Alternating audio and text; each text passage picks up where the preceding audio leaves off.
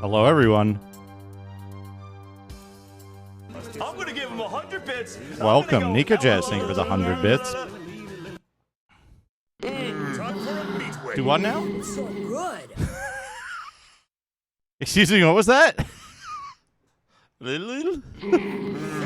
Stop eating.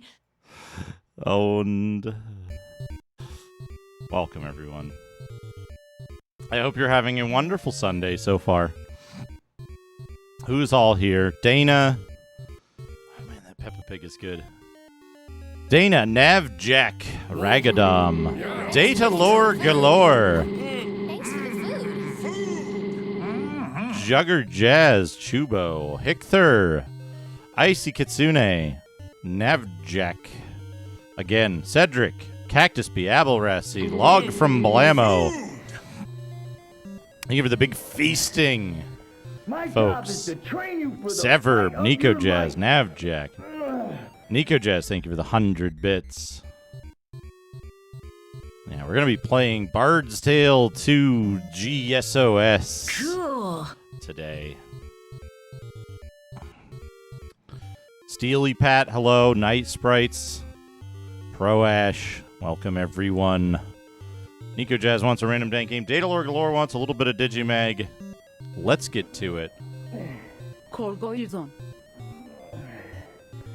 My job is to train you for the fight of your life. Feliz doesn't like emotes, apparently. I thought I got all the ones that don't do emotes out of the list.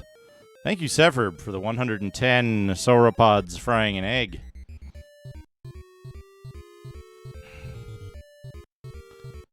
Welcome. April Fools.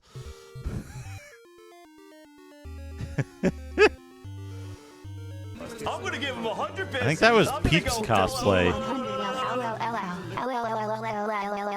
Nico Jazz, thank you for the 100 bits. Welcome, everyone. I forgot to run the webcam blaster. Hold on.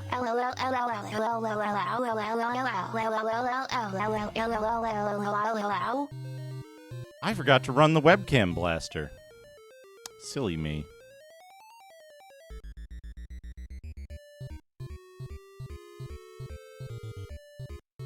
Now it's running. All right. Things to do. We gotta move this to the back. No, let's move this. Where else? I'm gonna give him 100 bits. I'm gonna go. Corvo 100, Sauropod, frying an egg, T-Rex, frying an egg, Severed, Sauropod, thank you for the 100 frying bits. an egg, T-Rex, frying an egg, Sauropod, frying an egg, T-Rex, frying an egg, Sauropod, frying an egg, T-Rex. Oh, good luck, frying Cedric. An egg, Sauropod, frying an egg, T-Rex, Oh. frying an egg, Oh, good. Sauropod, frying an Chubo, egg, let's hear it. T-Rex, frying an egg, Sauropod. Let's hear it. Chubo frying has an been egg, doing some T-Rex, frying excellent- an egg, Sauropod, frying an egg, some T-Rex, excellent. frying an Hello, egg. Kriegeth. Chubo has been doing some excellent TTS neural network TTS research. Oh, he's in the special guest star episode. Oh, let's do it. Hello, dudes. Welcome to Bifo's Retro Reviews, the show where we take a look at some of the most obscure and bizarre games from the past. Huh? What? Oh, this one? Oh, okay.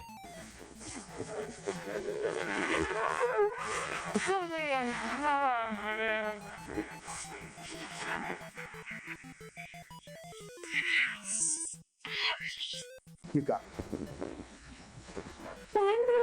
I've stood around. I've listened to everything you had to say. I did everything necessary. Now, then you turn around and you backstab me one way or another, and you treat.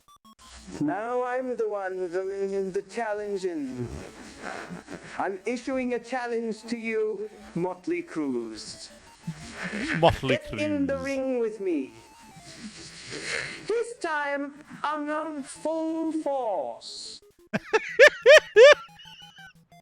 I have my own cursed TTS for folks to listen to. Hold on, where'd I put it? Here's one. hot summer streets, and the pavements are burning. I sit around, trying to smile, but the air is so heavy and dry, strange. Voices are saying, what did they say? Things I can't understand, it's too close for comfort. This heat has got right out of hand. It's a cruel, cruel, cruel summer leaving me here on my own. It's a cruel, cruel summer, now you're gone. The city is crowded. My friends are away, and I'm on my own. It's too hot to Gotta get up and go. It's a cruel, cruel, cruel summer leaving me here on my own. It's a cruel, cruel, cruel summer, now you're gone. Gonna feel only it was.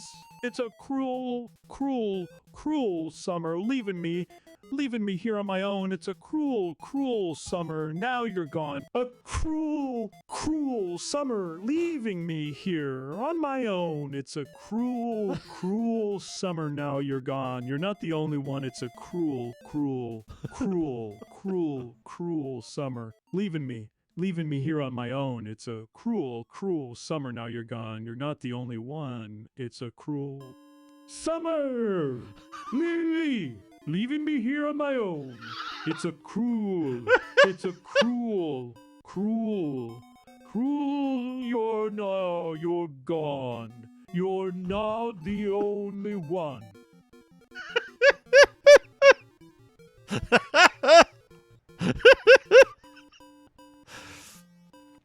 So the voice is AI generated, is neural network generated from text. Chubos, I believe, are the text itself is also generated by neural network based on a prompt. Let's hear the special guest host. Hello, dudes. Welcome to Bifo's Retro Reviews, the show where we take a look at some of the most obscure and bizarre games from the past. I'm Sonic the Hedgehog, and I'm filling in for Biffo today. He's gone fishing, the lazy sod. He left me a bunch of fishing games to review, but who cares about those? They're boring and slow, just like Biffo. He's probably sitting on a pier right now, eating fish and chips and talking to his imaginary friends. What a loser! Anyway, let's get on with the show. The first game we have here is Bassmaster's Classic for the Sega Genesis. Sega Genesis. Tears Classic, am I right? This game is so slow and dull, it makes me want to fall asleep. The graphics are bland, the music is annoying, and the gameplay is repetitive. You just cast your line, reel it in, and hope for a bite. Sometimes you catch a fish, sometimes you don't. Who cares? It's not like you can eat them or anything. They're just pixels on a screen. And what's with the announcer? He sounds like he's having a stroke. You've got a bite. Oh, no. You've hooked a lunker. You've lost it. Yeah, I've lost it all right. I've lost it all right. I've lost my patience with this rubbish game. It's a game where you catch bass. That's it. You just cast your line, reel it in, and hope for a bite. There's no skill involved, no challenge, no fun.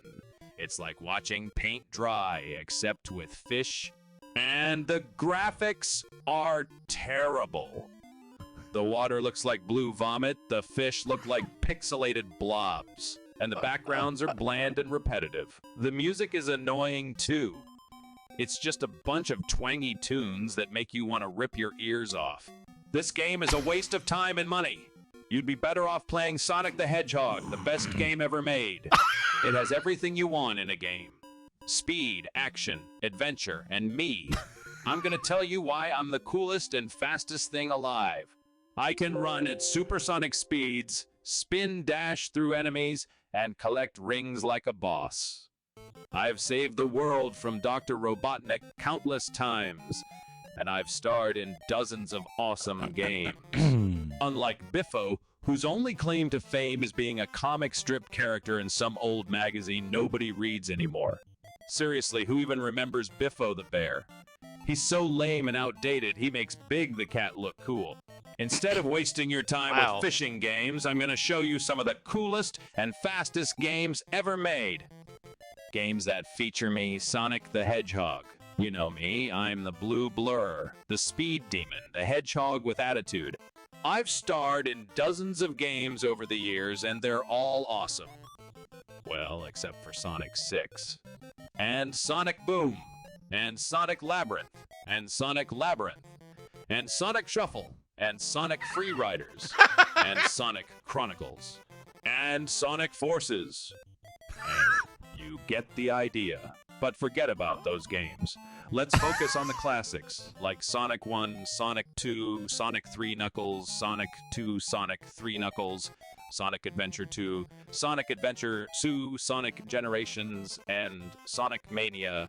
These are the games that made me a legend, and they're still fun to play today. Unlike fishing games, which are dull and tedious. Seriously, who wants to sit around and wait for a fish to bite? That's not fun. That's torture. Fishing games are for old people and losers. Wow. Like Spot on for British Sonic. Thank you, Chubo.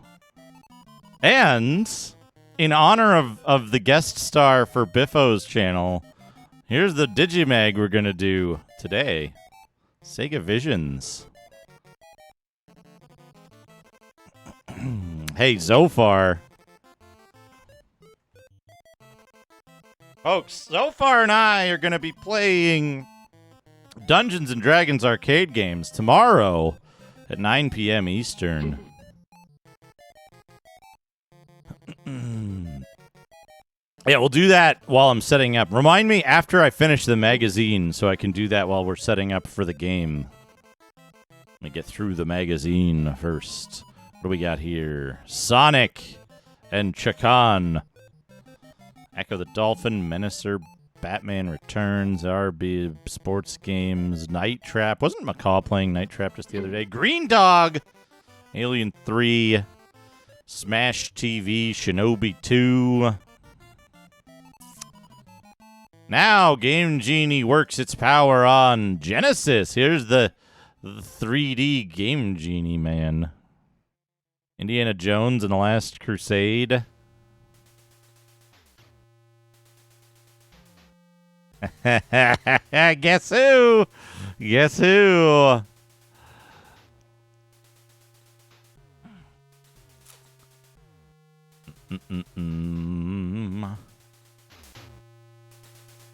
Oh, Taz?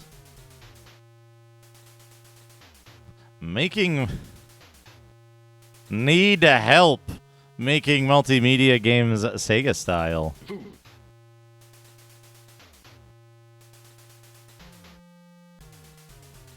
Have you considered, Zofar, have you considered seeing if the Twitch name The Zofar is available? Because that would be extremely funny to me. Thanks for the food. Sneaker Nuts, hello, thank you for the food. See, I think that would be good, right? I think that would be good. Because then it's literally The Zofar.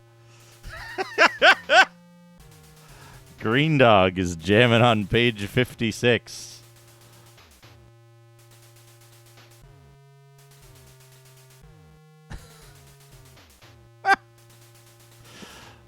Safety advisory. Avoid page 56.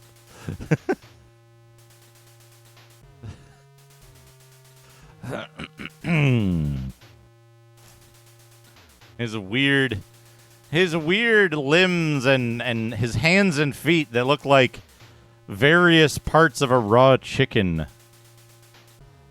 Sears has decided to quarantine an area for Sega addicts because of their toxic behavior, perhaps.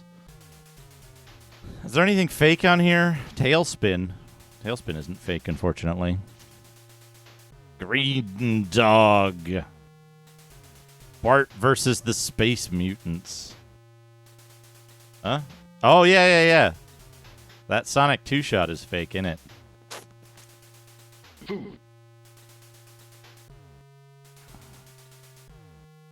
Say what? Overheard at Sega. Weird candy. Warheads. Ouch. Sonic Tuesday. Freddy versus Jason. Sonic meets Archie. Sonic meets Archie. Sonic the Comic at your local newsstand. I hate ads like this. I hate advertisements that use this, like, that look like the bag because of the variable text size. And shit like this.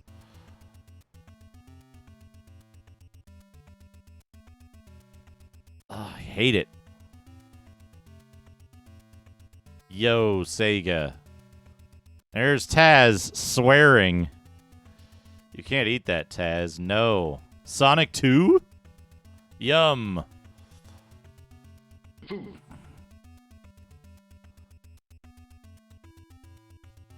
Kids love Taz. Unreal.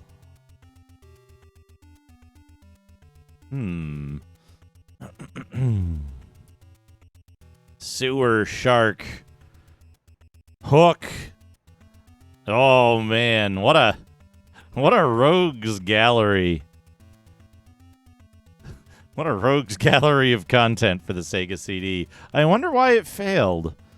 I wonder why the Sega CD failed. A murderer's row. Oh, Jotek Folium. Welcome. Sonic Spin Attack. Helicoptering.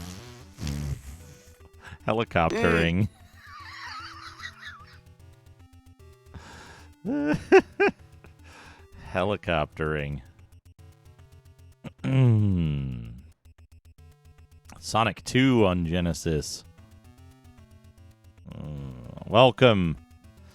Welco. Metot. Hinex. To level. So far with a stack of Make My Video. With a stack of Make My Video copies. Wait, how many Make My Videos did they do? Were there like 4 of them? 3? There was a 4th that got canceled, maybe? Maybe. At least 3. Oh. Green Hill Zone. Okay, I want to point something out. This is Sega's own magazine, right? Sega owns and operates this magazine. Sega Visions is the official Sega magazine. Oh, In Excess. Yeah, there you go.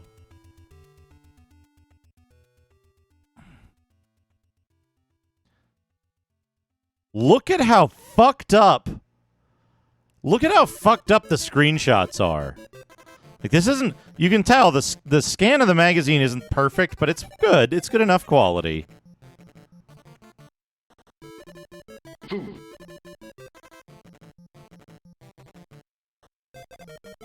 But look at the, like, RF artifacts and the, like, NTSC garbage, right? Every single screenshot in Sega Visions looks like trash because they just took photographs of an NTSC TV hooked up by RF. Look at this shit.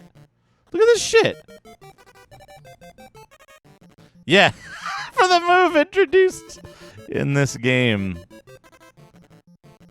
Right? This looks like such garbage.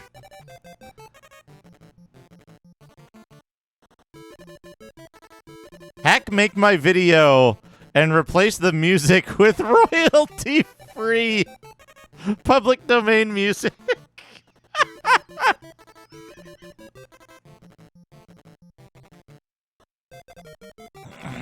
Yeah, it looks better than the Lynx pictures. Voices by AI Biffo. But yeah, again, right? Look at this background. The way it's meant to look. Composite is the way it's meant to look. Clearly. Mick and Mac, the Global Gladiators.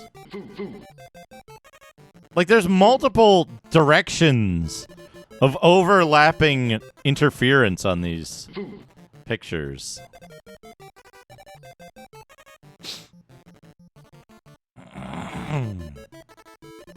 Composite is horrible on everything. There's nothing that looks good in composite if you have the option not to use it.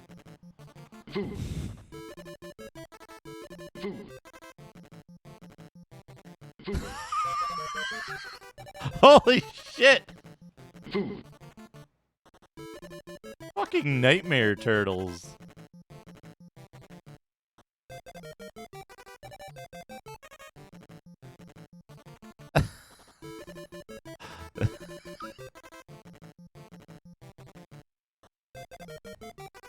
Now you can hook the turtles up to your Sega Genesis.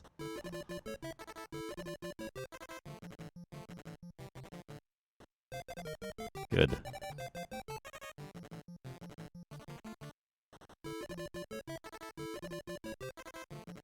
Leonardo has hurt his knee.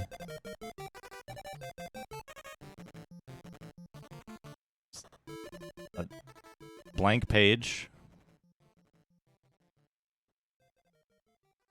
NHL stuff. Football. Night Trap.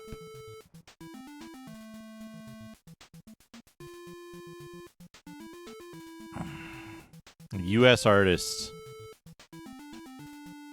Yeah, well, there's some interesting stuff, Rachel. There's some interesting stuff outside of Konami as well.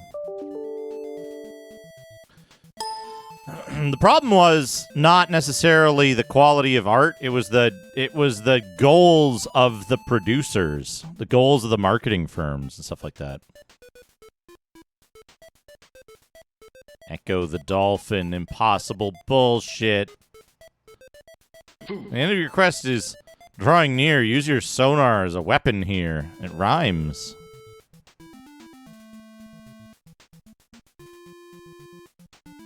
The Menacer.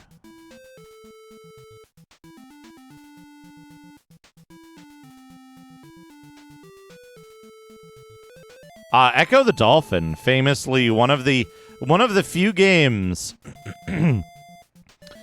Echo the Dolphin, one of the few games famously difficulty adjusted specifically for the concept of rentals.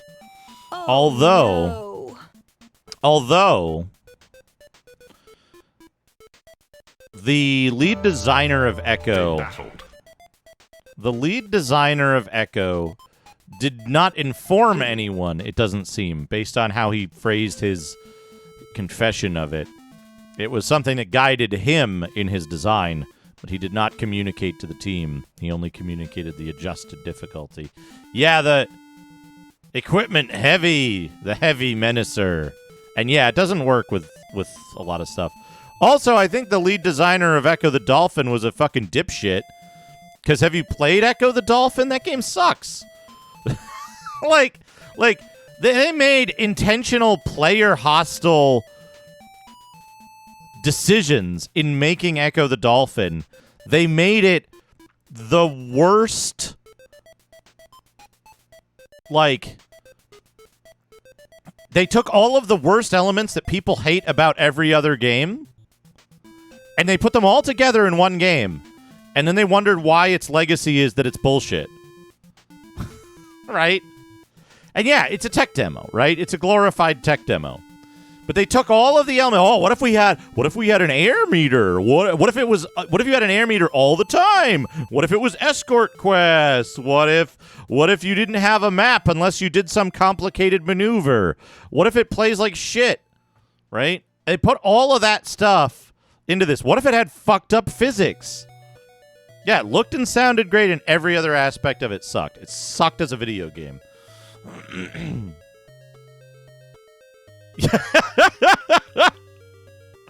that's the problem, right? Is that it's a waste of potential. They could have used the art for something. They could have made it a good game, honestly. And yeah, the Menacer stuff is interesting.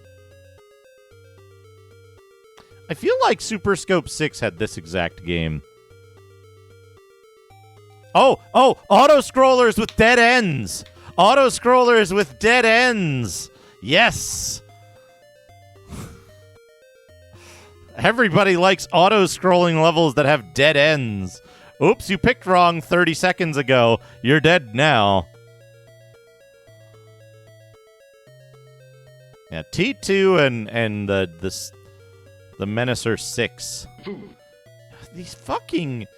Look at these. Look at the quality of these screenshots. They're so bad. You can't even read the text. Ay. Hey, Vet now. How's it going? What do we have here? Yeah, the dolphin could see ahead of him, but you can't. Bangles played it. Bangles played it. Prince of Persia on the Game Gear. Horrid little man, Paperboy. With his claw out there. Oh, yeah. Fixed an issue where gnomes were not breathing properly. Fixed a bug where setting a custom date in the game menu would crash the game. Fixed the icon of golden items being incorrect when resized in the tile set. Sapphire furniture and gem rings now work properly in dwarven workshops. Giants will no longer pick up furniture when their owner is away. Fixed an issue where pressing the comma key would sometimes cause dwarves to get stuck while waiting for commands to be finished. Hesh, thank you for the 101 bits. Is that from the thing I sent you? Or is that from the earlier one?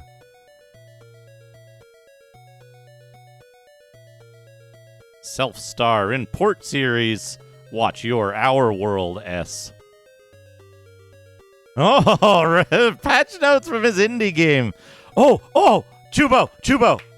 Have Biffo tell you a story about his game of Dwarf Fortress. Have him describe playing Dwarf Fortress and everything that happened in his Dwarf Fortress.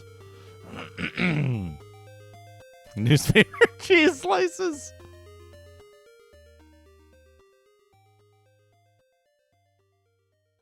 So I think part of it, right? Sometimes we see acceptable quality, but I have a feeling that Sega of America was literally so underfunded and so incompetent that they literally just had like RF TVs and hooked them up like that because nobody knew any better. And they didn't know to ask, right? Nobody looked at this and said, this looks like shit. Can't we get it to look better?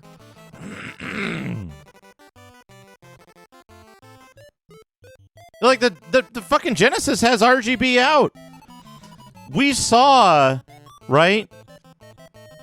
We saw in EGM months before this, we saw EGM advertising custom RGB cables so that you could hook your Sega up to an RGB monitor, right? That literally, that was an advertisement, a place in Washington, right? That folded in like 2015 or something. So there was a place doing cables to do this stuff, right?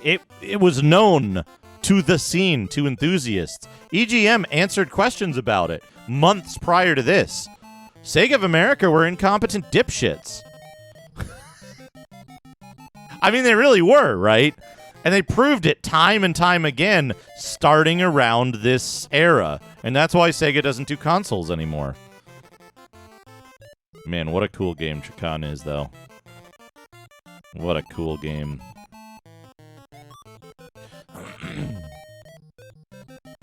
This game is also very interesting. I wish it was good. I wish it was good. I mean, like, what happened, right?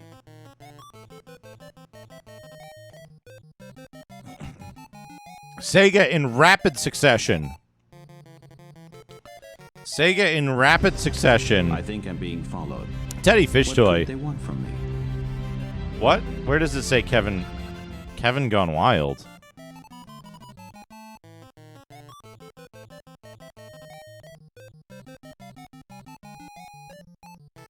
Where did it say that? Oh, no.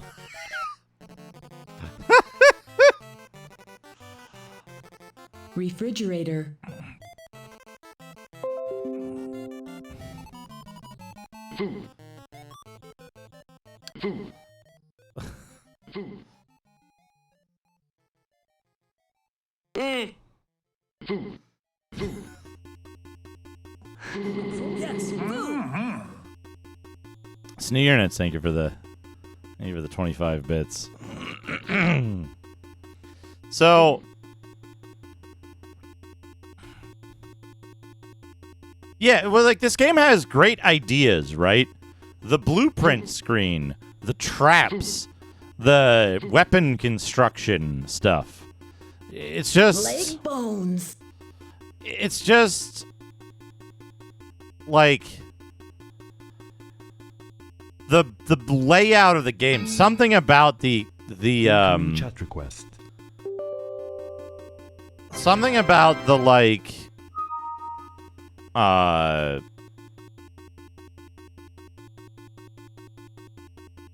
something about the, like, balance of the game is... Something about the balance of the game is just messed up. Green Dog. Hands up in the chat. Who quit on this level? Who quit Green Dog on this level?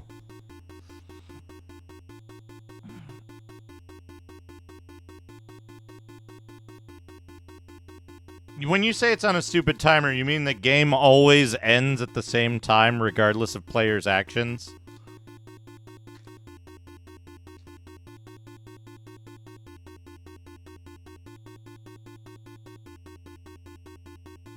Go away and leave me alone!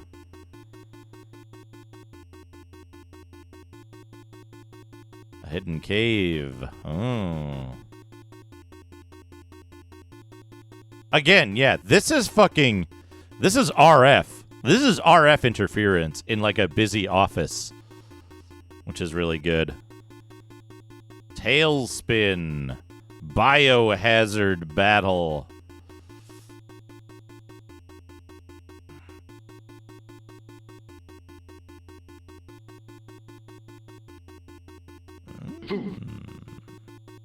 Warriors of the Eternal Sun is a really good, like, Warriors of the Eternal Sun is probably one of the best Western developed games on the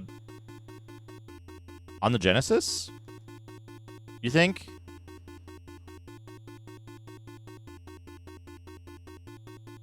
I reckon it is. Biffo Hazard battle. Hesh, by the way, I'm glad that worked. I think I wanna try to switch over the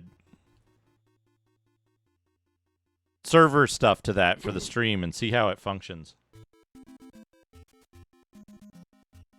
Because it seems to be a lower memory footprint and faster and less. It only engages like 40% GPU, so. Oh. Let's take a knockoff game. Well, let's take a knockoff franchise.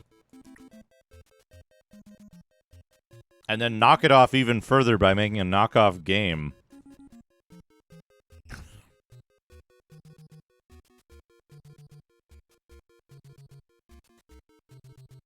I know Macaw loves this game. There's a good skull.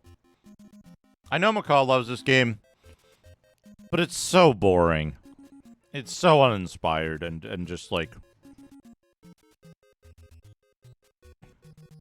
representative of bad Western Genesis platformer.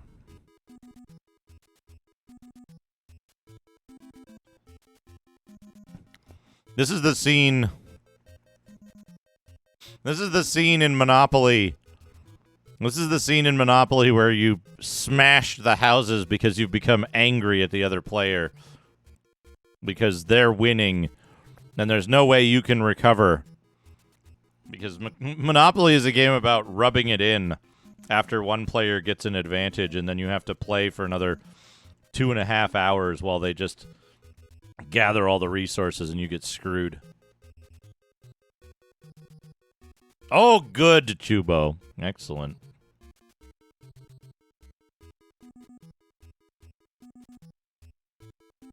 Yeah.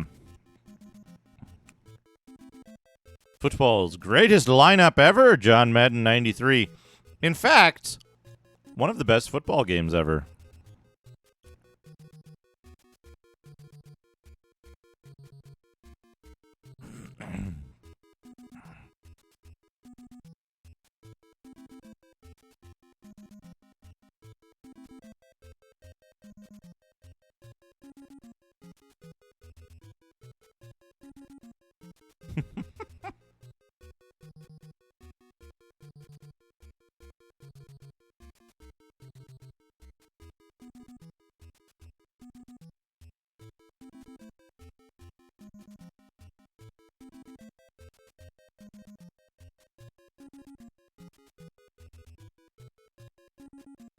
The Majors Pro Baseball.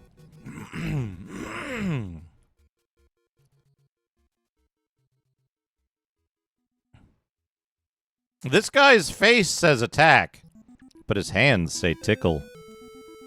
And this guy's into it. Also, what is with this? Look at this footwear legging choice.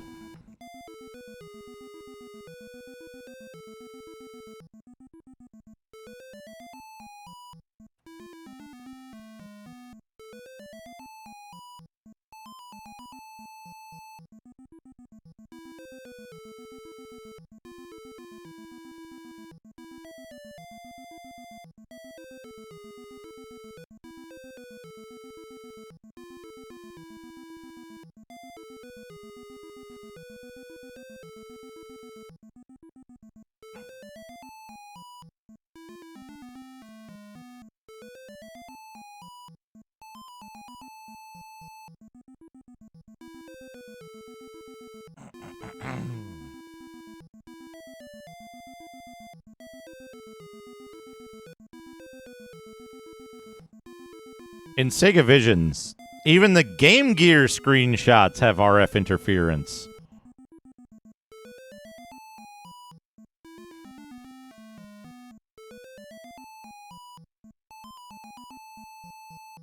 The Lamp of Gem Seed.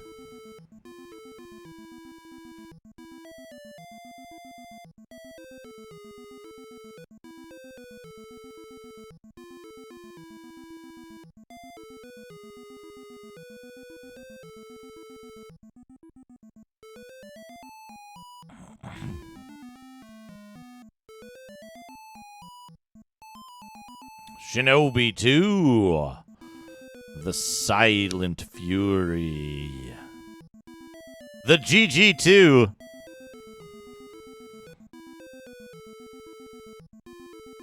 Is this thing farting missiles? What's going on? Where are those missiles coming from?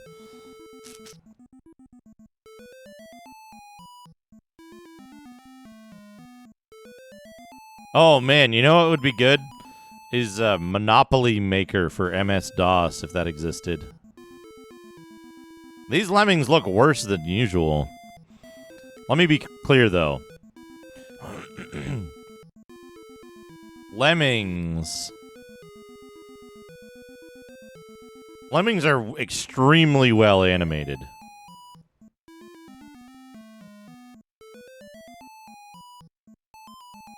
Cheeky-o, old chap.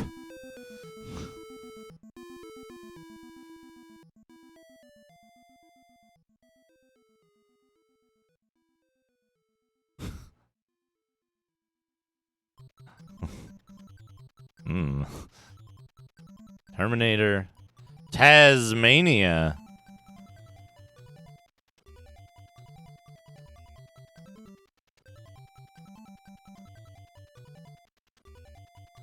Prince of Persia. There's so many versions of Prince of Persia. Cheeky-o. Super high impact. Sunset Riders. Yeah, and then you'd get these super colorful screenshots in the ads because they weren't made by Sega. Oh, there he is.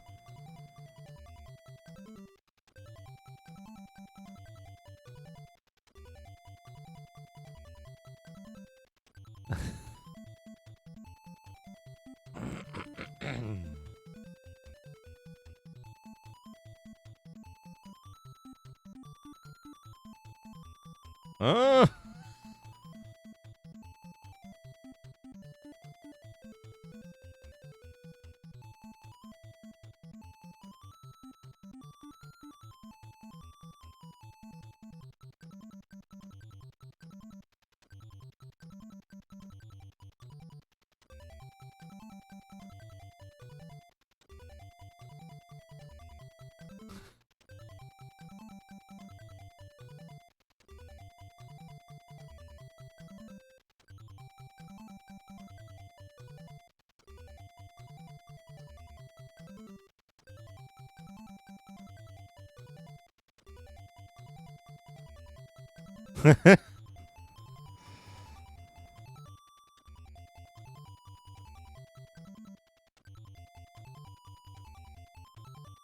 Oh, Sega Sound guys. Ah.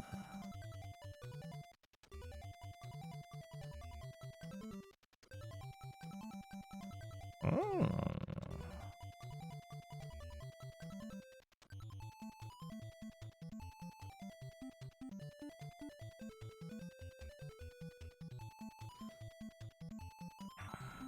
The ultimate airstrike LHX attack chopper runs at half a frame per second. 2 seconds per frame. World Trophy Soccer Gods Super High Impact. Look at these wild fucking all over the place ratings for Sega games. Gadget Twins 63, Tennis 80, Basketball 68, Death Duel 73, Football 68, Gods 63. That one I agree with. Soccer 63, Predator 2 60. They rated their own games poorly. They rated their own games like all poorly. There hasn't been a Tennis is the only game that got an 80. And King Salmon gets an 83.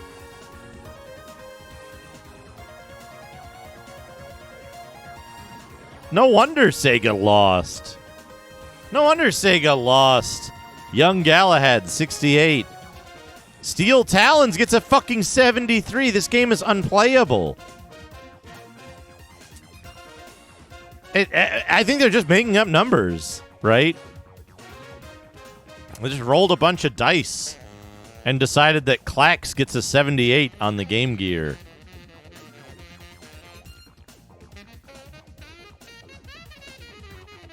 And like Wheel of Fortune 65, RC Grand Prix 63. A lot of 63s in here.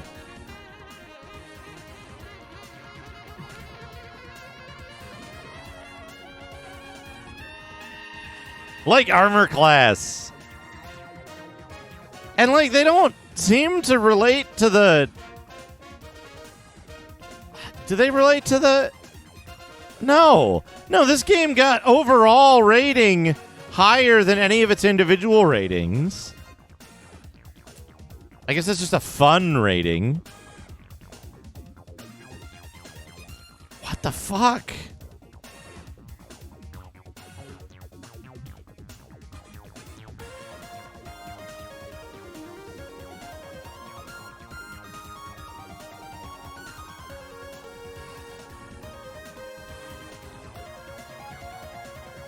Oh, win an Ultimate Gaming Retro Island Gaming. $18,000 in prizes. Look at all these things you could win and... what the fuck is this? What the shit is this thing? What is this?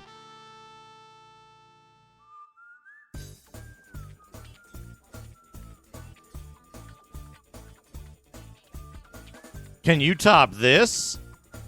4 to beam up. Moscow. This kind of looks fake.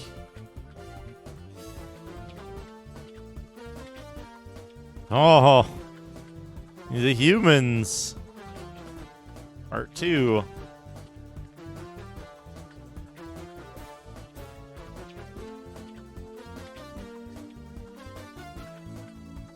Oh, except for politicians.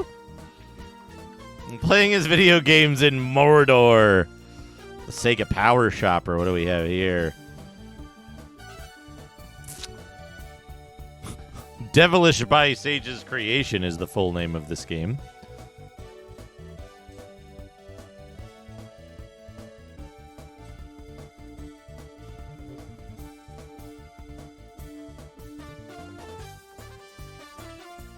Oh, you mean over here?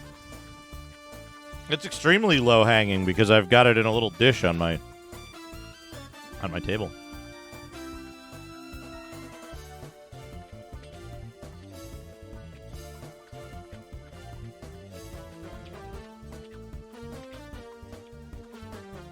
Art alive.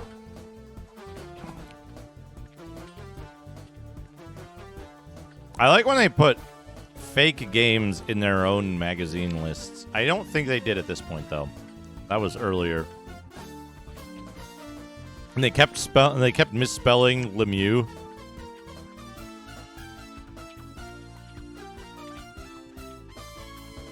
Sonic the Hedgehog.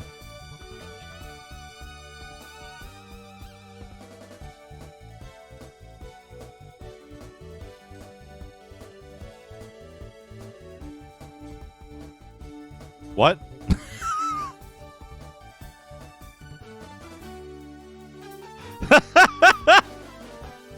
Excuse me?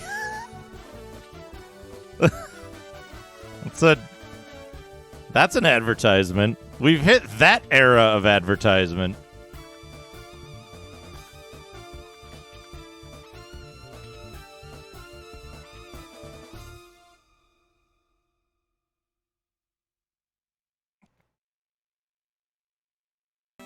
Yeah, hold on. I gotta clean this one up to remove the now defunct phone numbers.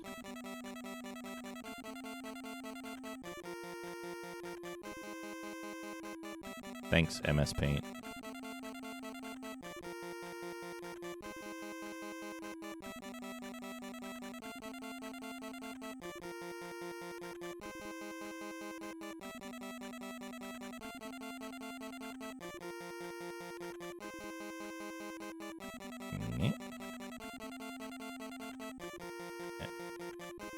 No.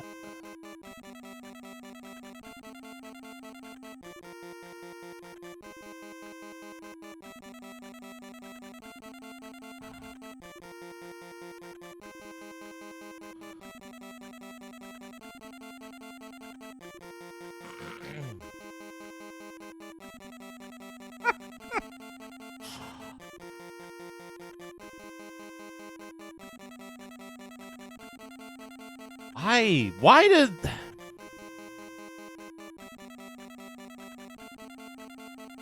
Oh. I see. I see. The overflow of American grot. The overflow of American grot into advertising. Grab the clutch. Flying elbow drop. Gorilla slam. Leg drop. Right off. Neo Antoine. Thank you for the raid. What are you up to today, Antoine? Gam.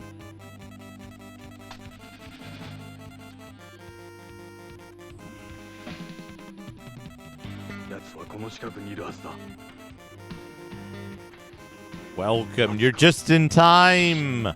Antoine and Raiders, welcome. You're just in time for this snick ad. You're just in time for this snick ad. Kirby Dream Land 2, Color Hack, and random X68K stuff. Good. Have you ever looked at any of the Western...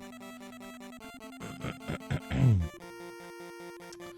you ever looked at any of the Western ports to the X68K, like Castles, Draken, Dragon Wars, or Battletech?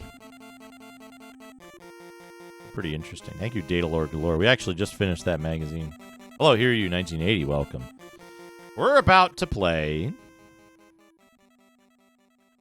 If I can remember where I put the scene. Being followed. What could they want? Thank you for the follow. We are about to play Tales of the Unknown Volume 1, The Bard's Tale, on the Apple II GS. Oh, that sucks. Yeah, that game wasn't well received. That game wasn't very well received back in the day. Oh, you know what I need to do? Add video capture device. No, wait. We need to go copy it because you can't add something with its crops. So, copy. Paste reference. There we are. We want to put that below the overlay. Below the divider.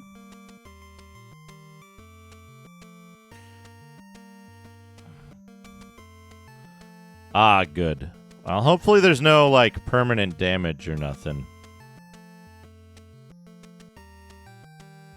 Can I adjust the focus?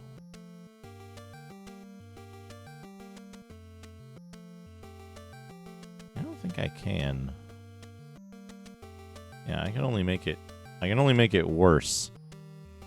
Oh, that's not supposed to be on, though. Oh, I must have rebooted my computer since the last time. Hold on a second. I have something to fix. Does anyone know... Is anyone familiar with, like, putting a webcam on a gooseneck and converting it from, like...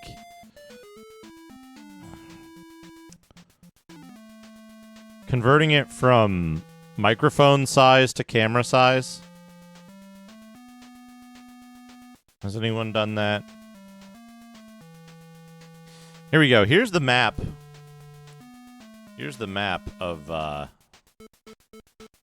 Skara Brae as it is right now. I'll be working on the map while we play, because our big goal is to fill out the map of Skara Brae. For the first couple of streams, anyway. I'd like to get a close-in camera that I can. If I can. The problem is all the stuff I have, like all of these things and other things, are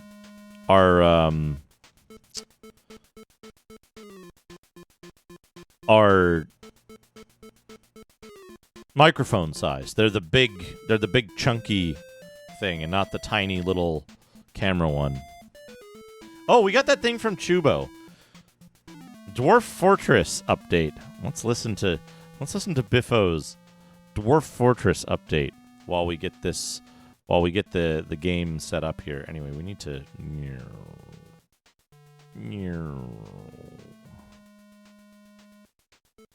there's the map. This should be set up. Turn this on.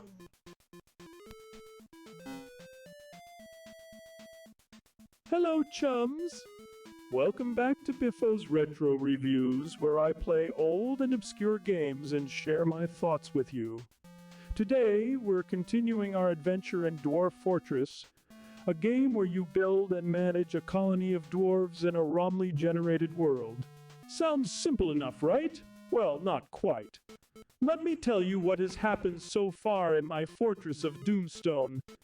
First of all, I had to deal with a llama attack that infected half of my population. Luckily, I managed to lock them up in a separate area before they could spread the curse to the rest of the dwarves. Unfortunately, that also meant that I had to sacrifice some of my best workers and soldiers to the furry menace. But hey, at least they're happy in their own little llama paradise. Then I had to deal with a siege of goblins that came out of nowhere and started to slaughter my animals and set fire to my crops. I tried to fight them off with my remaining militia, but they were outnumbered and outmatched by the green invaders. I had no choice but to retreat to the safety of my underground tunnels and hope that they would leave me alone. But no, they decided to camp outside my entrance and wait for me to starve. And then, as if things couldn't get any worse, I had to deal with a dragon that decided to pay me a visit. A dragon! A bloody dragon! How am I supposed to deal with a dragon? I don't have any weapons or armor that can pierce its scales. I don't have any traps or mechanisms that can stop its breath. I don't have any magic or miracles that can save me from its wrath. All I have are some rocks and some booze and some hope.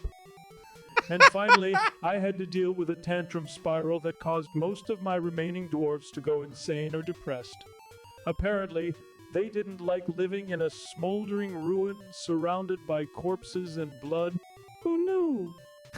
Some of them started fighting each other. Some of them started destroying things. And some of them just curled up in a corner and cried. I tried to cheer them up with some booze, but it didn't seem to help much. But hey, at least they still have each other, right? So that's where we are now. A few dozen dwarves left in a crumbling fortress under constant threat from the outside world. But I'm not giving up yet. I still have hope that we can turn this around and make this place a paradise for our bearded brethren. After all, losing is fun in Dwarf Fortress, right? Right? Stay tuned for the next episode of Biffo's Retro Reviews, where we'll see what new challenges await us in Dwarf Fortress. Until then, stay retro, keep gaming, and keep smiling. Keep smiling. Hello, Ian Oblivion. Welcome. So, Hesh, that the GPT-2 is working for you. Is that faster than your existing one was? I'm gonna give him 100 bits. I'm gonna go. ヒーリズニーザーゴールドノインハワイ What is this mapping デビルリーマップレイアウトオブジュリー Dシェア100 Treforan, thank you for the 100 bits. Oh, the new Dr. Robotnik one. Let's see. Hello, everyone. Welcome to Biffo's Retro Reviews, the show where we take a look at some of the classic games from the past. I'm your host for today, Dr. Robotnik. Yes, that's right. The evil genius who is always trying to conquer the world and defeat that pesky hedgehog. Biffo is on holiday, so he asked me to fill in for him. He said I should review some up games, but I have no idea what those are. So I just picked some random cartridges from his collection and plugged them into this old console. Let's see what we have here. The first game is called R-Type. It looks like a spaceship flying through some kind of alien infestation. How boring. Where are the explosions? Where are the robots? Where are the death traps? This is not my kind of game at all. All you do is shoot lasers at some weird creatures and dodge their attacks. And what is this thing that follows you around? Is it a friend or a foe? It looks like a metal slug with eyes. I don't like it. It reminds me of that annoying fox who always helps Sonic. The second game is called Gradius. It's another spaceship game, but this time you can collect power-ups and upgrade your weapons. That sounds more interesting, but it's still too easy. Look at how many enemies there are on the screen. They're just waiting to be destroyed by my superior intellect and firepower. I don't even need to use the power-ups. I can beat this game with one hand tied behind my back. And what is this thing that flies out of your ship when you press the button? Is it a missile or a boomerang? Is it a missile or a boomerang? It looks like a banana peel. I don't like it. It reminds me of that stupid Echidna who always guards the Chaos Emeralds. The third game is called Contra. It's not a spaceship game, but a soldier game. You run and go Soldier through game. various stages and fight against an army of aliens and robots. Now this is more like it. This is a game for real men, not for weaklings who hide behind spaceships. You can even play with a friend and cooperate or compete with each other. That sounds fun, but I have no friends, except for my loyal minions, but they're too busy working on my latest invention. The Death Egg Mark it's a giant space station that can fire a laser beam capable of destroying an entire planet. With this weapon, I will finally defeat Sonic and his friends and rule the world with an iron fist, but enough about me. Let's get back to the game. Contra is very challenging and requires quick reflexes and precise timing. You have to avoid bullets, bombs, lasers, spikes, pits, and other hazards that can kill you in one hit. You also have to fight against bosses that are bigger than the screen and have multiple weak points. This is not a game for the faint of heart, but it's no match for me. I can beat this game without dying once. And what is this thing that you can pick up and use as a weapon? Is it a flamethrower or a firework? It looks like a sparkler. I don't like it. It reminds me of that irritating rabbit who always cheers for Sonic. Well, that's all for today's episode of Biffo's Retro Reviews. I hope you enjoyed watching me play these shoot-up games, even though they're not very good. They're too simple, too easy, and too boring for someone like me who has a brilliant mind and a wicked sense of humor. If you want to see some real games, you should check out my own creations. Sonic Spinball, Dr. Robotnik's Mean Bean Machine, and Sonic 3 Blast. They're much more fun and challenging than these old relics from the past. Thank you for watching, and don't forget to subscribe to Biffo's channel for more retro reviews. And remember, I am Dr. Robotnik, the greatest genius in the world, and soon I will be the ruler of the world as well. Laugh! Dino, Lord Dino. Oh, it's Chubo has generated some AI nonsense, some neural nonsense, and he's using a neural network text to speech to play it. You know what's not? You know what's not neural network generated, but it kind of sounds like it is? Is the manual to Destination Earthstar. Let's have Biffo read that. The time has come to return home. You've never actually been there. It's been eons since anyone from your long lineage of humans has actually been there. But the image of Earth has been kept alive by the elders. You've heard stories about it, and your race still performs the music from it.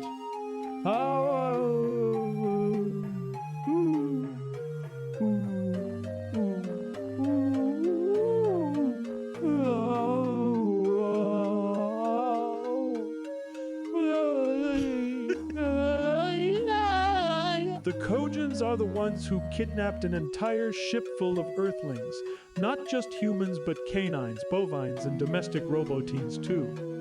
That was centuries ago, when the Kojan Empire was younger, wilder, less civilized. It was part of their attempt to collect the highest species from all 8 of the megastar systems. Anyway, it goes on for many minutes after that.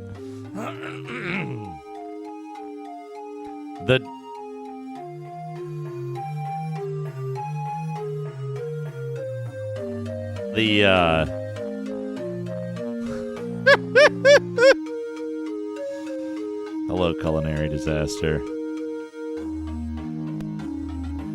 Okay, we got our save game restored. What time is it? It's early morning. We're ready to go. We've got an instant wolf in the party. Phenomenon. Thank you for the 25 bits. Nope, Conjurers. How you doing, Finn? Oh, I was going to check that thing for you. Hold on, I can do that right now. Wait. I need to pause the game. I was going to check that thing. Hold on.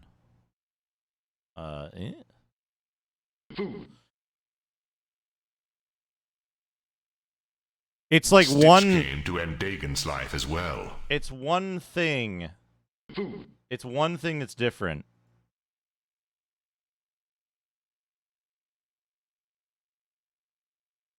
This? Yes. Next.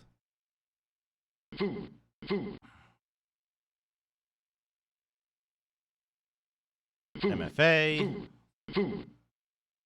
I am glad I enabled this, but man, I wish more things used proactive MFA. Anyway, Thanks for the food. it's here. It's user management. Where are you? Users. Your service. I am. Yes.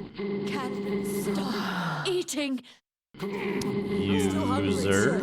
So good. Cat, stop eating. Add users. Unchecked. Test user.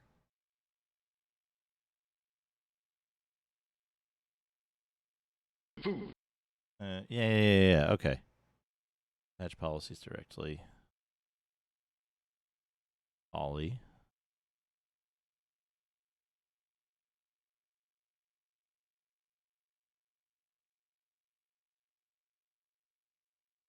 Yeah, okay.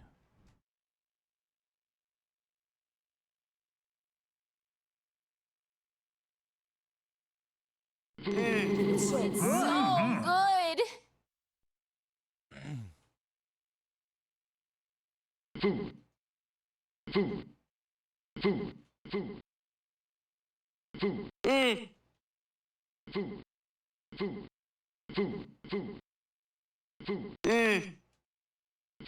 There we go. Time for a meat wave. Cancel. Cancel. Close. Resume the game. There we go. Nico Jazz, thank you for the feast. Phenomenon, thank you for the 25 more food. Where am I? Facing south. I need to go up here. I sent you the outline. That creates a user the same way as the thing. They renamed the options in AWS console. I think we want to explore the northern edge of the city first. Where did I put this?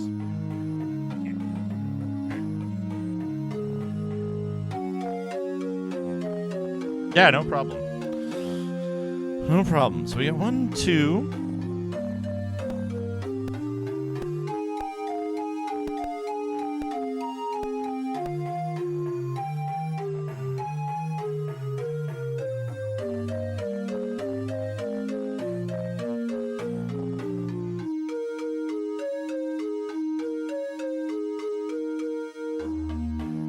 Thank you, Icy Kitsune.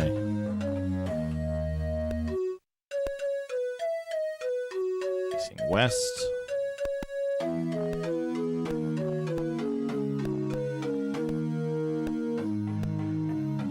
Two by two.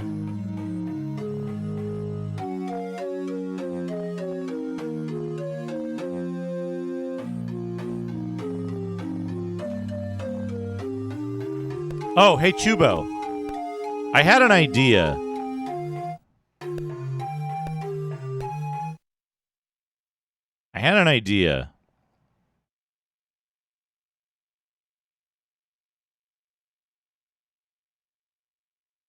Wait, I guess to spell STFL.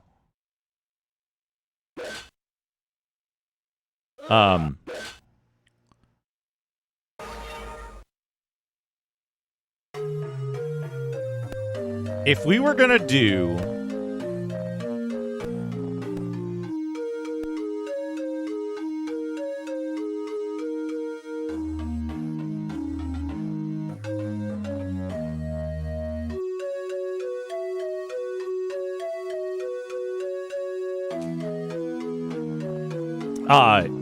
we were gonna do a custom Bard's Tale construction set or Forgotten Realms Unlimited Adventures module, would you be interested in doing weird karate art and animation for it? As like a like combined retro community thing?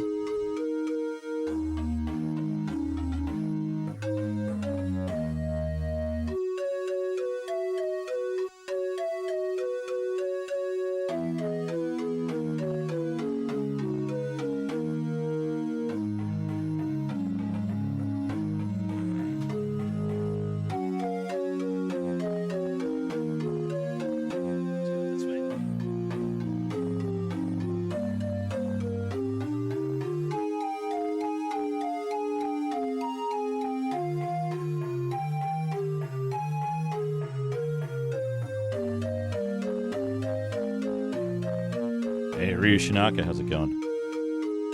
So, consider, sales, consider that, many of the games that were released in this era of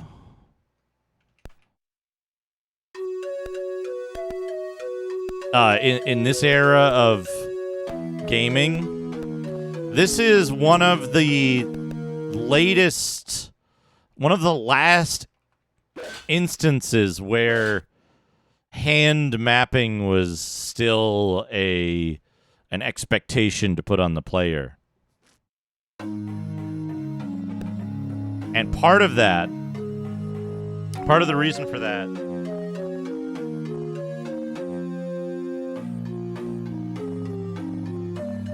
is that they literally couldn't do it. There wasn't enough memory or disk space or savable state information to keep an auto map going. And calculating it and tracking it alongside the actual exploration and gameplay itself was too resource intensive. They simply couldn't do it.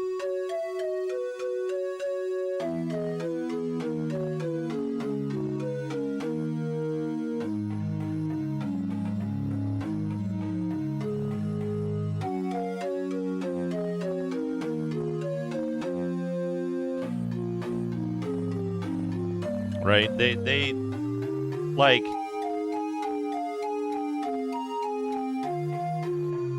I think Might and Magic 1? Maybe 2? By like Might and Magic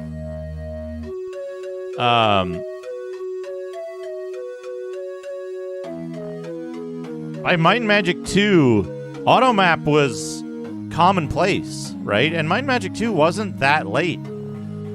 Now, again, I think it is weird for somebody to make a game now that doesn't have those features.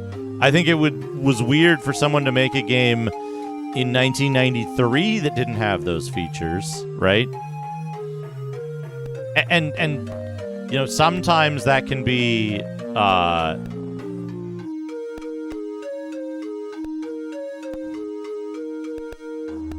sometimes that can be explained as a you know, a lack of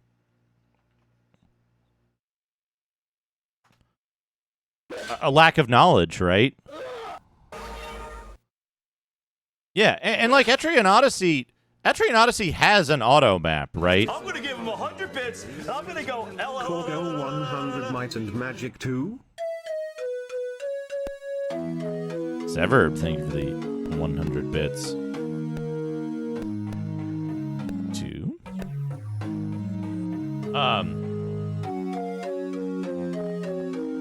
Like Etrian Odyssey has an auto map. It tracks where you've stood.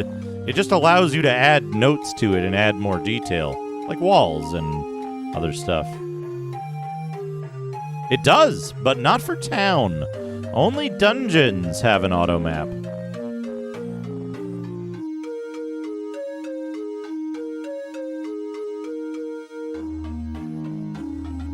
So, but not the regular version of the Tooges one either. Yeah, yeah. They're just making it realistic.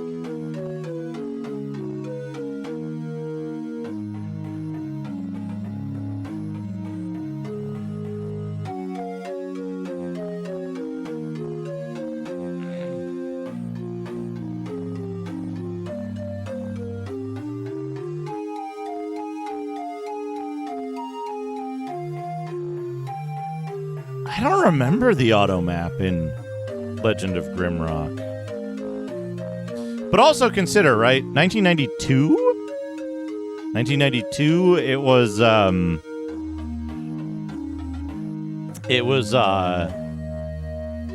Ultima Underworld had just an incredible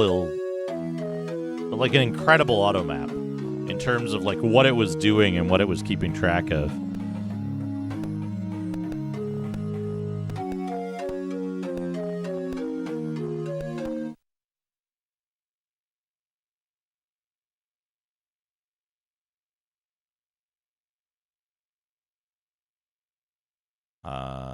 I don't remember what the spells are. Boop, boop, boop, boop, boop, boop, boop, boop.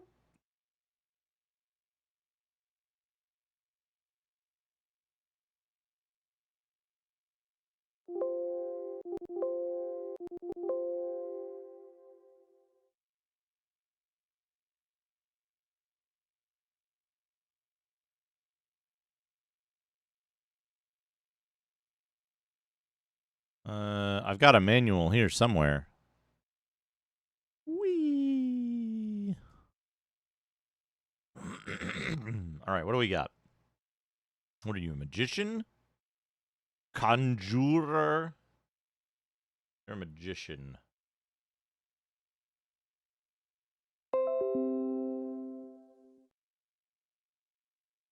No. You're the conjurer. No, you're not. Who's who? Wait, if you don't know Maffle, then you're... Yeah. Okay.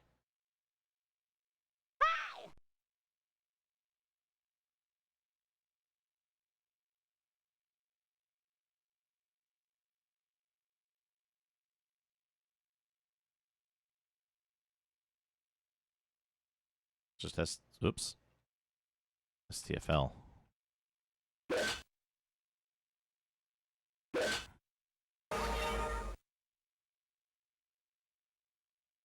I should put this like right somewhere. There's nowhere that I can put this. Right here. Right here.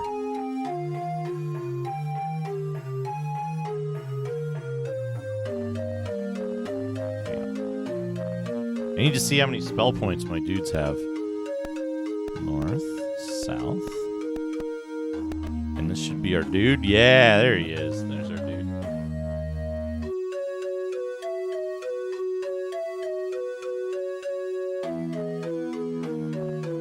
I'm gonna give him 100 bits. Franz will thank you for the 100 bits. Cheer 100, I'm gonna give him 100 bits and I'm gonna go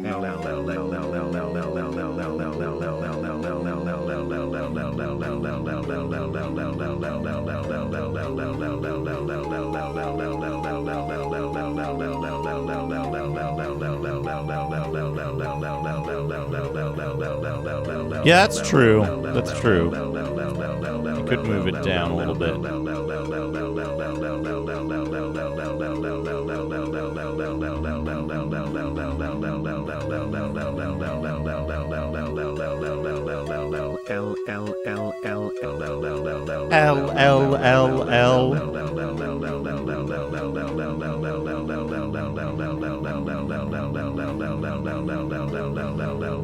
we go.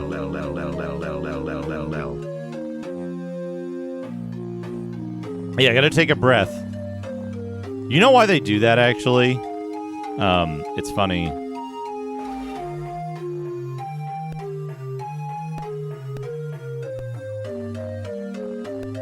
They do that so that the voice sounds more natural. 2. And then on the 3rd, it turns south.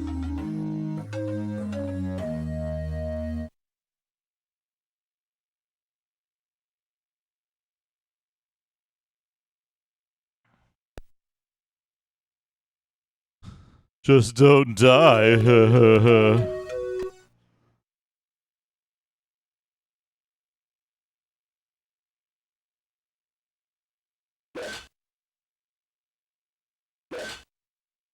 it getting to be nighttime? I don't know if there is. It's noon.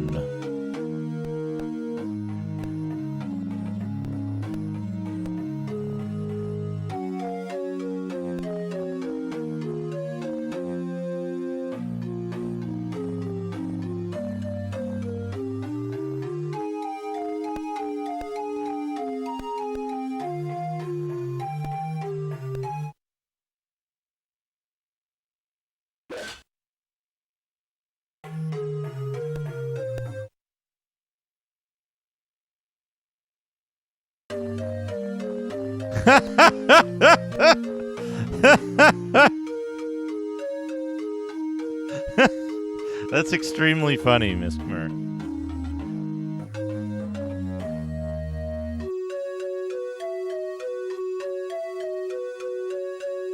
Mine too.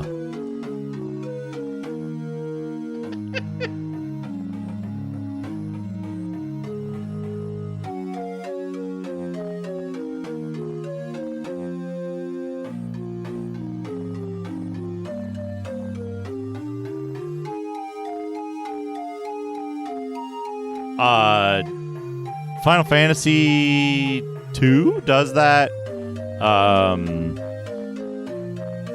Final Fantasy 2 End Up does that.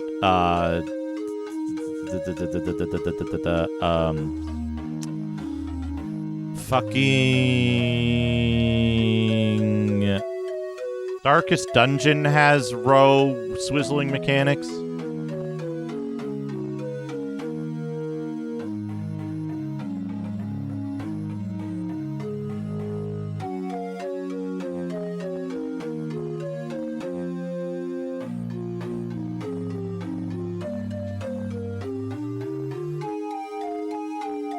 Breasts.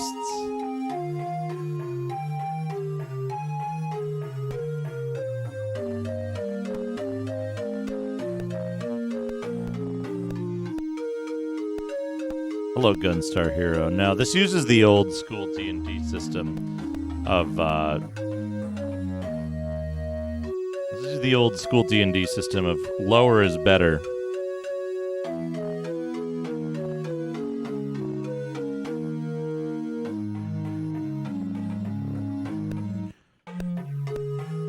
Just like review scores. Okay, what am I looking at here?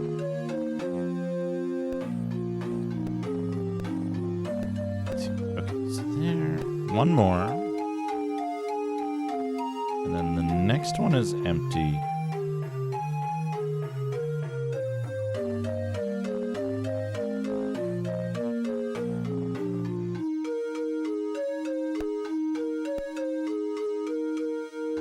Yeah, the little dude with the little dude and the guy with the naked man in the tank, yeah.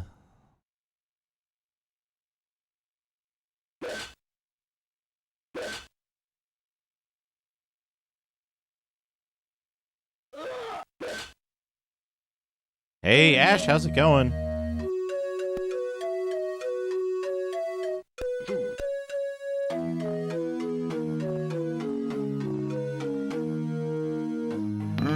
Yum.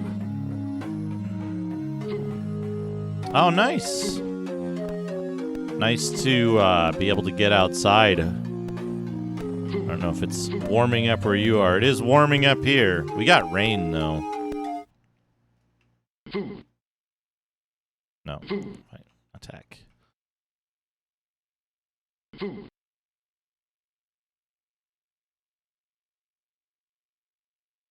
did I get?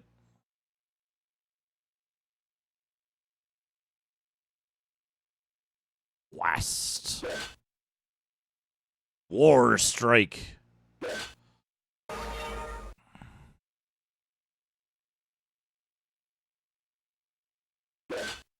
Oh, nice. Nice. Renaissance Festival. That was a lot of fun.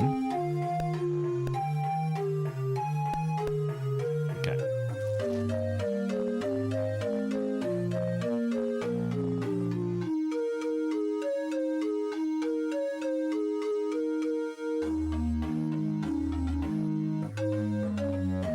Hey, Rat Clown Car, how's it going?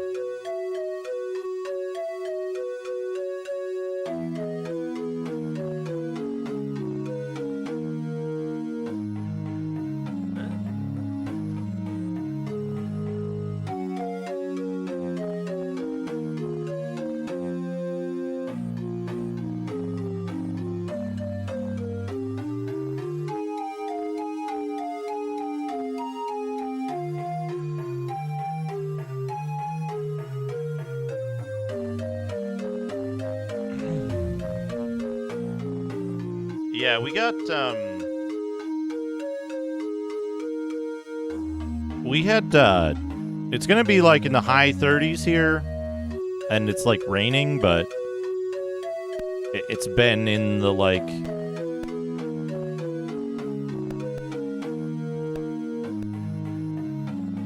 oh, there's a guardian statue, a stone golem. We don't want to attack that yet. One above. Yeah.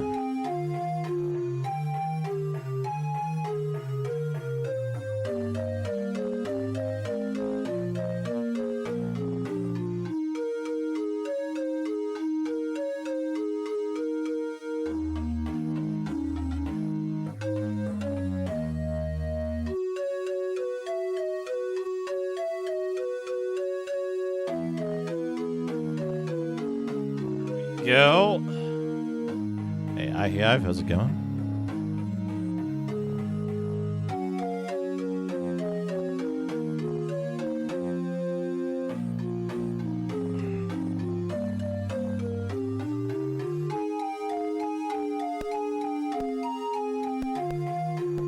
We can go west. So this is West 1.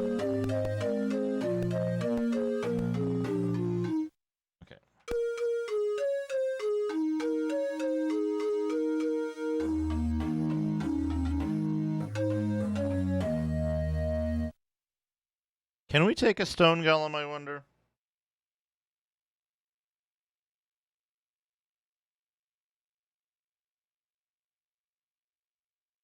And importantly, do we want to?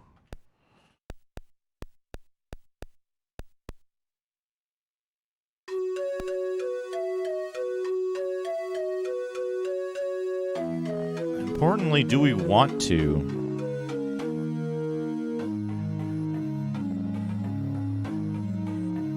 Attack it! One stone golem, Bard Song, Falcontine's Fury, cast.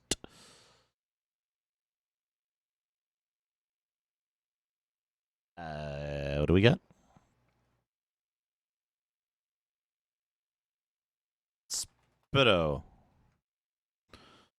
Cast.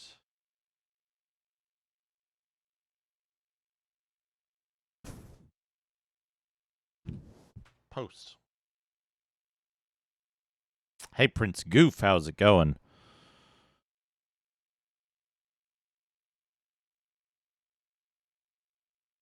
No, I didn't say, it's been, like, warm during the day and in the 30s at night.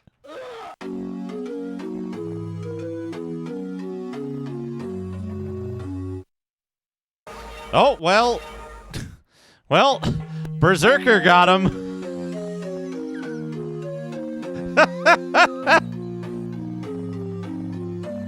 Well.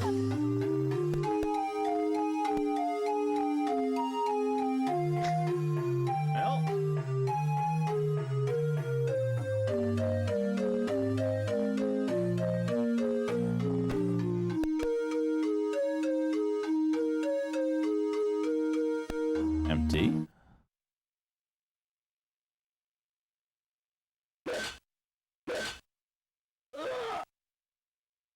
Berserker just one-shotting a stone golem by punching it.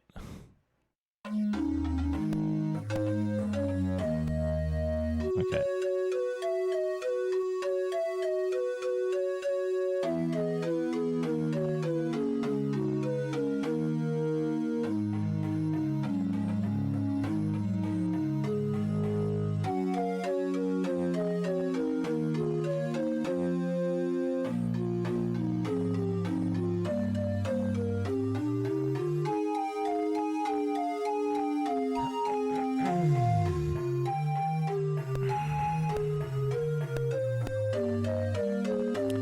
A statue of a gray dragon? My God, that's fantastic. Cantane, thank you for the raid. To get you a shout out. I hope you're doing well.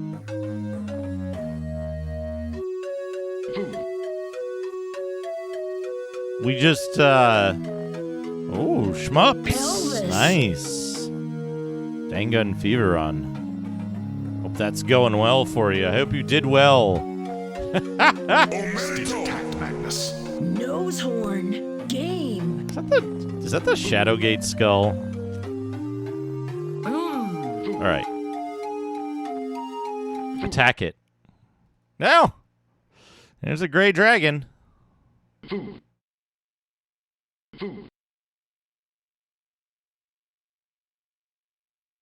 What are you?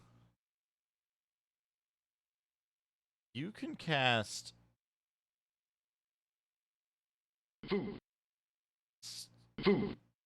Staffle.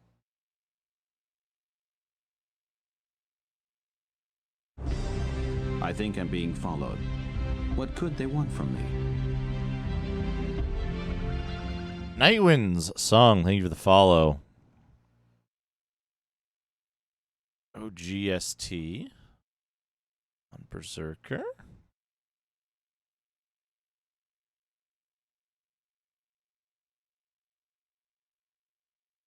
Cast.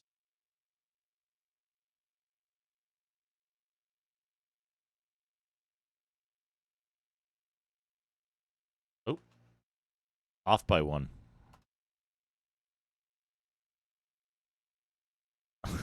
Well.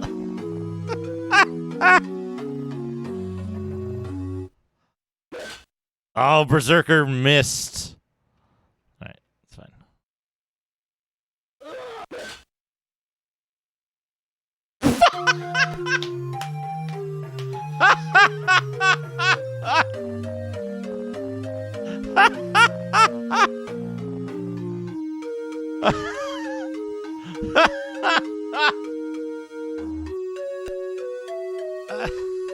All right, let's try this again. Attack it. Fight.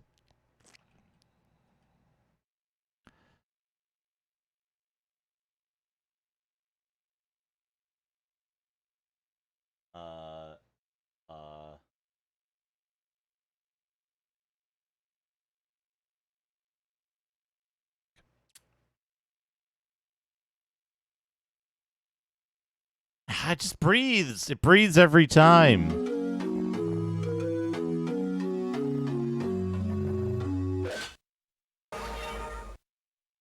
Yeah.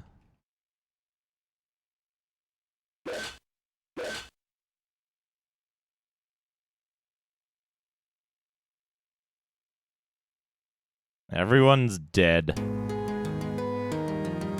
What do we have to do now? We have to... Yeah, this is the part that sucks, because you can't load from here, so you have to reboot.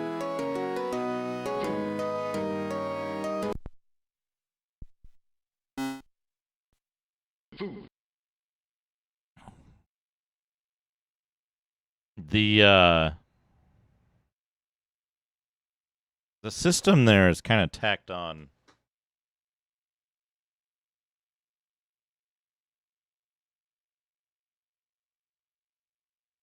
The save system. Oh, patch notes. Biffo's patch notes. Hello, Jones. Welcome. Welcome back to Biffo's Retro Reviews. Well, I need to hear that again. Hello, Jones. Welcome. Welcome back to Biffo's Retro Reviews, where I play and review old games that nobody remembers. But today, I have a special treat for you. I'm going to read the latest patch notes for my indie game, Super Mega Ultra Turbo Hyperblast Zone 3000. Yes, that's right. I made a game, and it's brilliant. 3000. Well, Yes! almost brilliant. It still has a few bugs and glitches that need fixing. So let's see what I've done in the latest update, shall we? All right, let's see what's new in version 1.2. Here we go. Fixed a bug where the final boss would sometimes explode before you even reached it.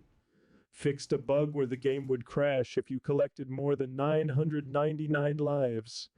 Fixed a bug where the sound effects would randomly change to animal noises. Fixed a bug where the background would scroll in the opposite direction of the player. Fixed a bug where the power-ups would sometimes turn into enemies. Fixed a bug where the game would occasionally delete your save file and replace it with a picture of a duck. Fixed a bug where the game would display the wrong title screen and say welcome to Super Mega Ultra Turbo Hyper Blast Zone 3000. The movie, the game. Fixed a bug where the game would sometimes play an ad for Bifo's retro reviews instead of the actual game. Fixed a bug where the game would crash if you collected more than 100 coins in one run. Fixed a bug where the game would sometimes switch to a different language mid-game. This was caused by me accidentally copying some code from Google Translate. Fixed a bug where the game would randomly play Rick Astley's Never Gotta Give You Up instead of the original soundtrack. This was not an intentional Easter egg, I swear. Fixed a bug where the game would sometimes spawn 2 birds instead of 1. This was actually a feature I was working on, but it was not ready yet. Sorry for the confusion. Fixed a bug where the game would delete your Merendovsky, thank you save for the file Prime if you sub. paused for more than 10 seconds. Fixed a bug where the game would send an angry email to your mom if you died more than 5 times. Fixed a bug where the player character would randomly explode when jumping. Fixed a bug where the final boss would turn into a giant duck and fly away. Fixed a bug where the game would display the message you are a loser and you smell on the screen if you beat the game. And that's it for this patch. I hope you enjoy playing Super Mega Ultra Turbo Hyper Blast Zone 3000 as much as I enjoyed making it. Well, maybe not as much as I enjoyed making it. Well, maybe not as much because making it was a nightmare. Trust me. Anyway, thanks for watching Biffo's Retro Reviews. Don't forget to like, comment, and subscribe. And remember, chums, keep it retro and buy my game. Keep it retro and buy my game.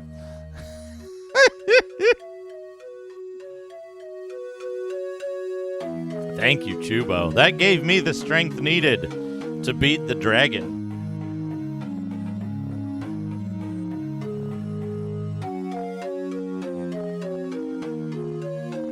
I'm gonna give him 100 bits. I'm gonna go. Duke cheer 100 now through me do you see?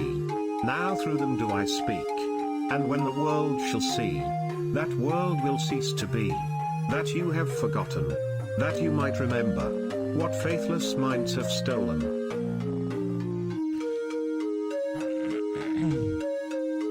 Entry to chamber to Harkin's castle. It's not guarded, but a sign threatens trespassers with death. You can take the stairs. I feel like I wasn't supposed to beat that dragon just yet.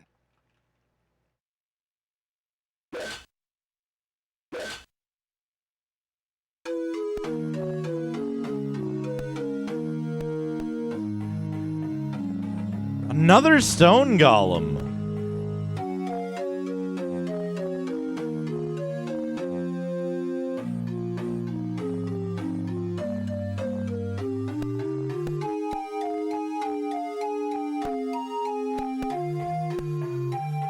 Oh. 100 blessings.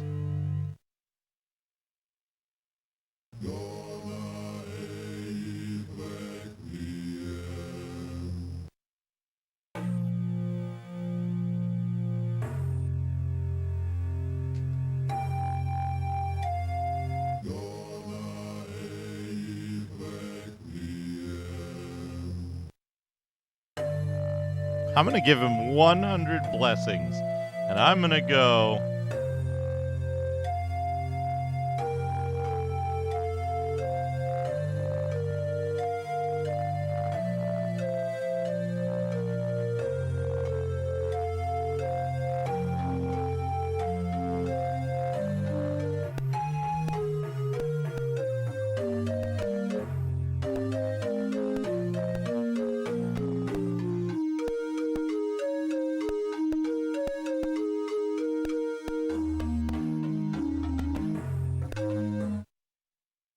For Jade Ma. Uh-oh, it might be nighttime.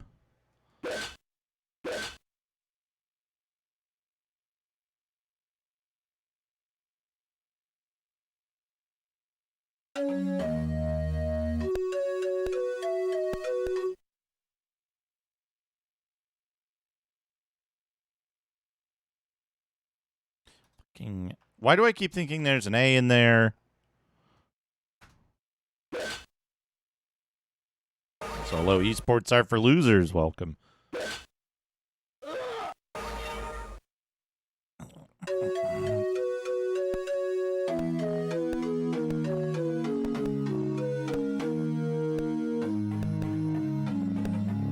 Okay. That makes this easy.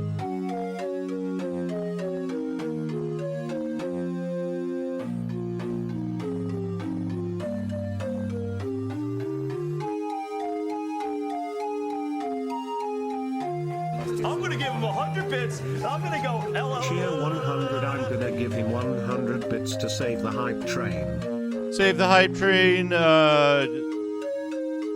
Thank you, Shadrock. Kill the hype train. Hello? Hype train music. Hello.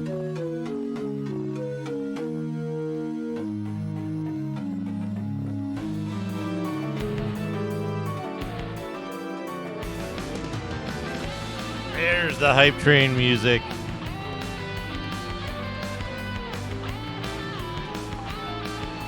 Hello, Mollis.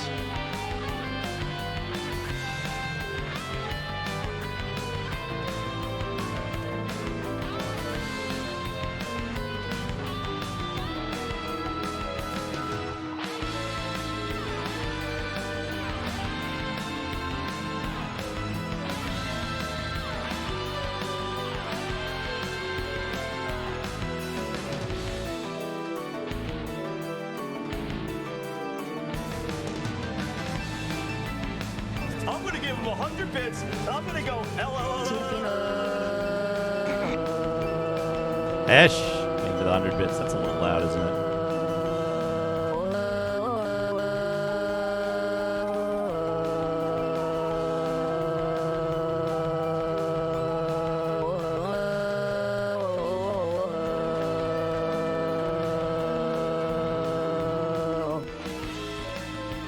Oh, wait.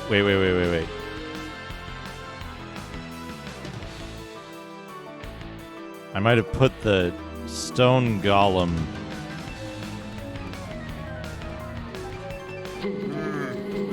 What the shit? Oh, it's so good. Thanks for the food. It's so good. Finn, thank you for the huge feast. Giant feast. That was very confusing. There's no statue there.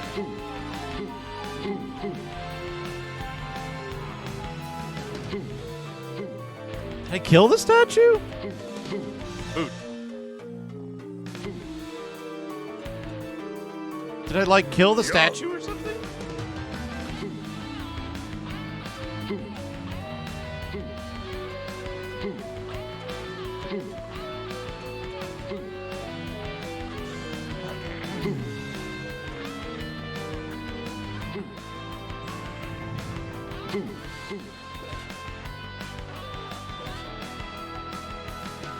I'm gonna give him 100 bits. Shadrock. Thank you for the 100 bits. She's streaming on Twitch.television when Ash arrives with some Simpsons trivia. The first question Ash asks is, who was the first to write an indictment on Congress for their wrongdoing? Homer Simpson throws out the first answer, President Nixon, and much like Nixon, Duke Donuts is also up on this one. The trivia portion of the show allows people to play along via a keyboard or video game controller. Maybe?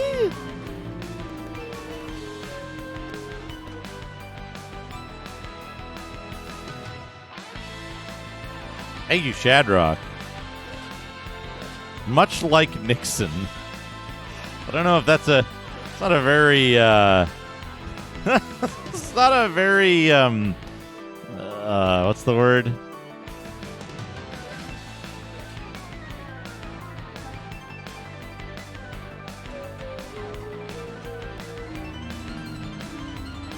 Flattering. Not a very flattering comparison.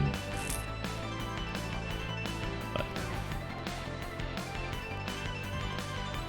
Oh, yeah, no.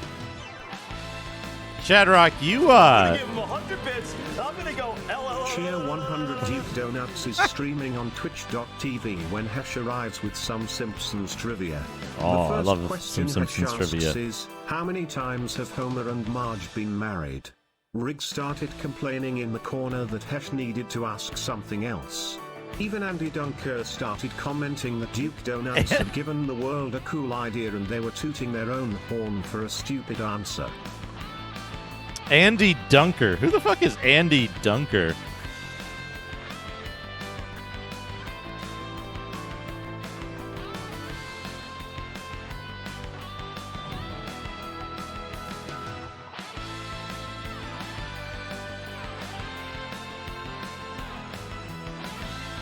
It was already Night Sky. Interesting. Yeah, weird. 4005. 3005. Okay.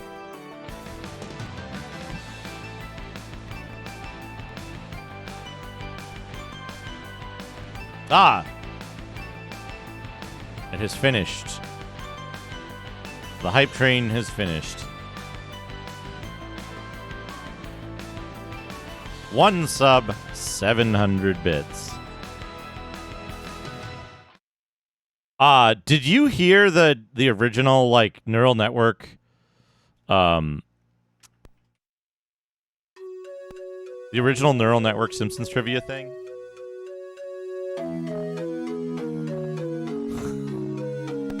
Did you see that?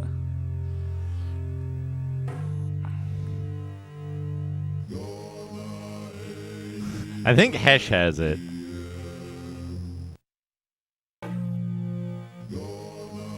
I think Hesh has it.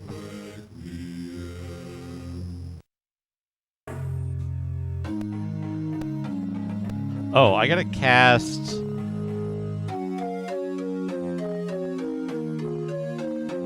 you cast Inwo? No. Cast...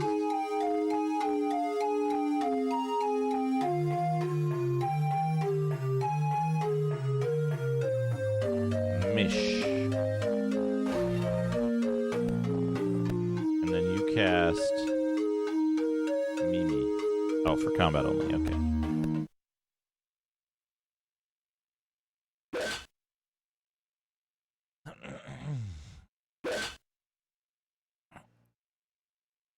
I'm gonna give him 100 bits. I'm gonna go LLO. Cheer 100 Simpsons trivia cards. Q. What is Patty and Selma's lamp shaped like a pyramid? Q. Where was Bart while the episode Cape Fear aired? A. On the roof. Q. Where was Bart when Homer trashed his home? A. An amusement park in Florida. Q. What does Bart say when Bart's mom sticks the power drill into his ass?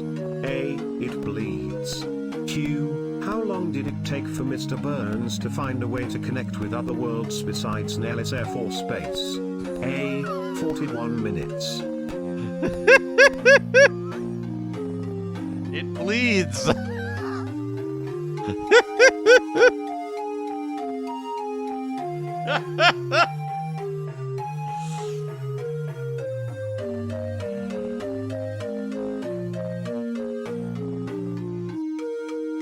Bart's famous catchphrase.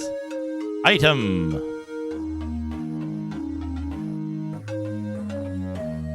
Lamp, mithril sword, tower shield. We don't need that. A Mac Apple, how's it going?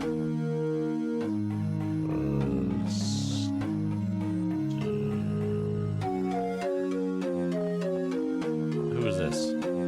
Beef, cell, staff, and leather glove.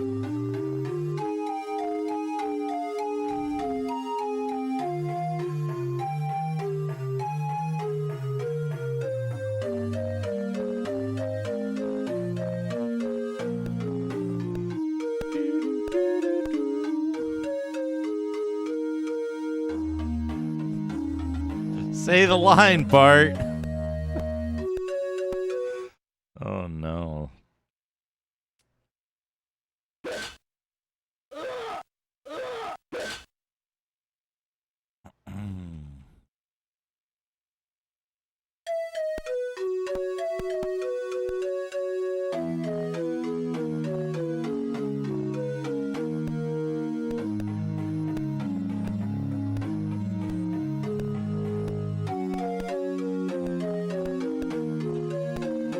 Is Dana here somewhere? I'm gonna give him 100 bits. Shadrock, thank you for the 100 bits. Simpsons trivia cards. Q. What is Homer's catchphrase? A. Something something whole. Q. What is the name of Homer's car? A. The yellow wagon. Q. What's the name of Miss Springfield's chair? A. The Love Q. Lady. What song is Dan Castellaneta singing on the opening credits? A. Steamed lobster. You could be on this part of the floor. Marge goes home. Q. Where does Lisa live? A. Tomatillo Town. Q. What is Donnie's middle name? A. Burton. Wait, why did he say Tomatillo? Dana, I stepped on a square and there was a statue of a stone golem. And then I stepped on that square again and there wasn't a statue of a stone golem there later.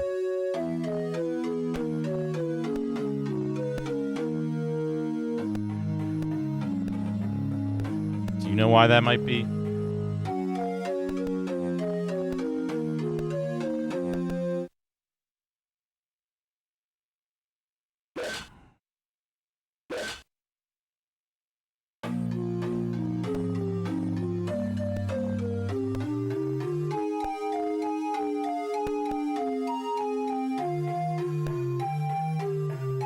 No, the opposite of respawning. Despawning.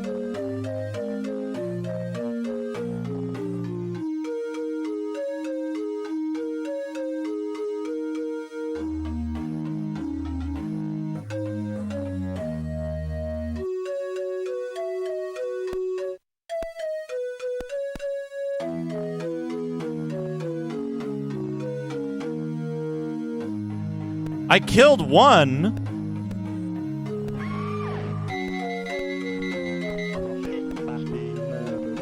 I killed one.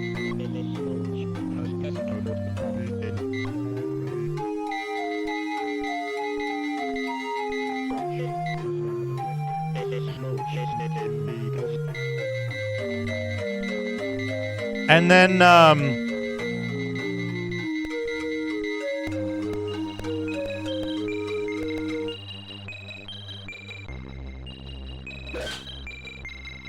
I killed one. Hold on, let me show you the map.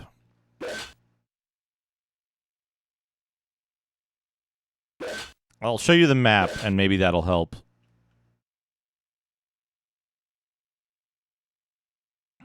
Answer the question. I'm gonna give him 100 bits. I'm gonna go. Cheer 100 Simpsons trivia cards. Q. What is Homer's catchphrase? Shadrock, thank you for the 100 I bits. am not a sexist. Q. Who is Marge Simpson's husband? A. Alfred. Chicken, Q. Which I Simpsons presume. character is the smartest? A. Shadrock, thank you for the 100 bits. Name 5 characters from the show with no preschool education. A. Mr. Burns, Smithers, Mayor Quimby, Principal Skinner, Ned Flanders. Q. Who voiced Moe? A. Hank Azaria. Q. What is Mr. Burns' job in the town? A. A prison guard. Q. What's the name of the town? A. Springfield.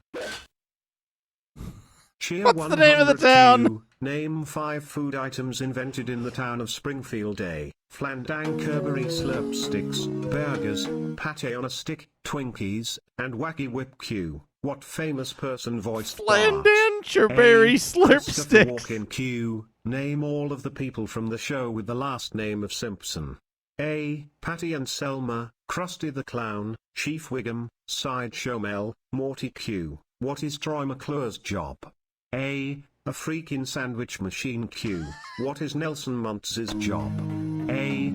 To keep it real all the time. All the time. Yeah, here, let me show you Let me show you the map, Dana. Let me show you the map. So, see the 3 S's over here? The bottom S is the stone golem I defeated. Middle S is the gray dragon I defeated. And then the third S at the top was a stone golem, and I was like, don't attack it. And I walked away, and I walked around and went to the temple and, like, scouted out this area. And after that, I went back, and the stone golem wasn't there. Flandenture slurp sticks. Continue light. Continue light.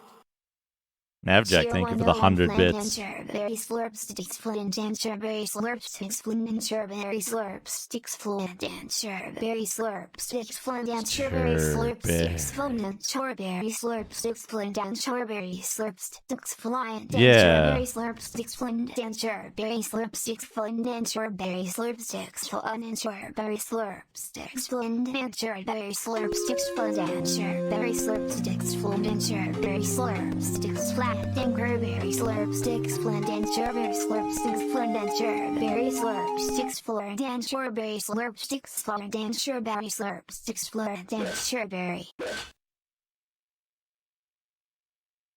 Yeah, I wouldn't expect it to, right? I didn't know if there was supposed to be one there.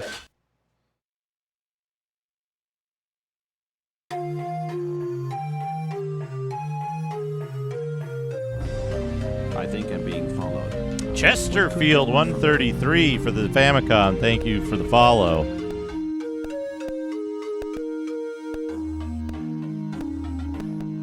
I see Chubo has sent me Biffo explaining reviewing his game rating system. Hello, chums. Welcome to another episode of Biffo's Retro Reviews, where I review the best and worst games from the past. Today I'm going to explain my game rating system, which is very simple and easy to understand. Trust me, you'll love it. My game rating system has 5 categories: graphics, sound, gameplay, smell, and cheese. Each category has a score from 1 to 10, where 1 is bad and 10 is good. But there's a twist. The scores are not numbers, they are words. For example, a score of 1 in graphics means rubbish. A score of 5 means meh. And a score of 10 means wow. A score of 1 in sound means quiet. A score of 5 means loud. And a score of 10 means deafening. A score of 1 in gameplay means boring. A score of 5 means fun. And a score of 10 means addictive. A score of 1 in smell means stinky. A score of 5 means fresh. And a score of 10 means delicious. And finally, a score of 1 in cheese means moldy.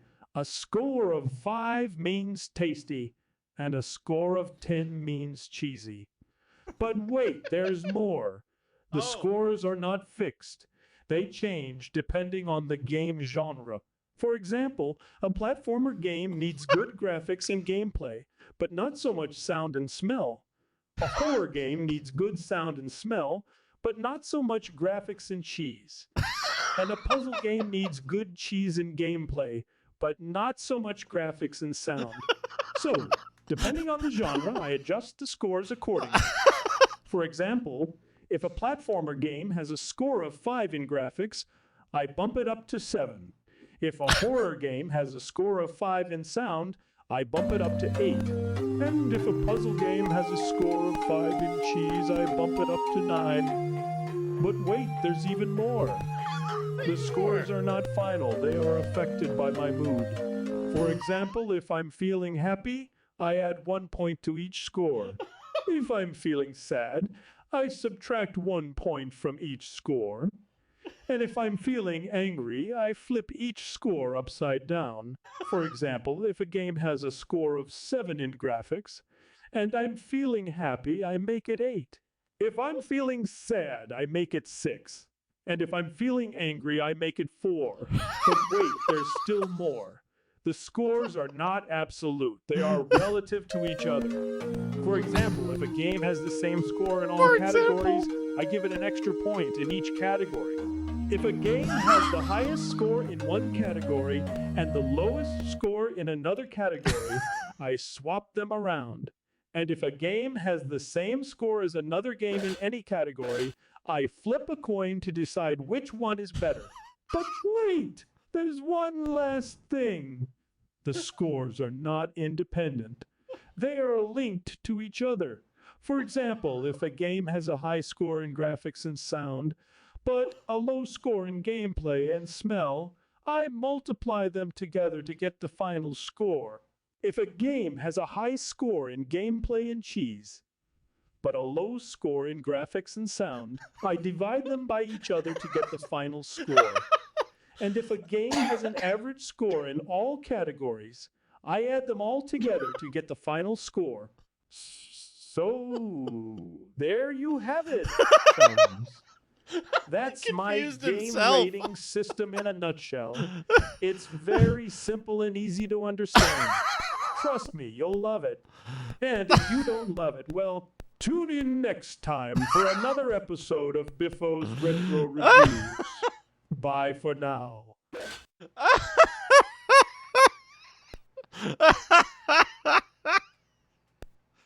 Oh, that's so good. That's possibly the best thing it's ever done, yeah.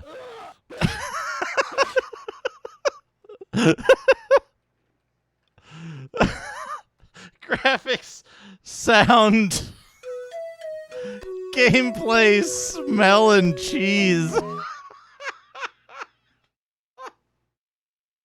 Holy shit.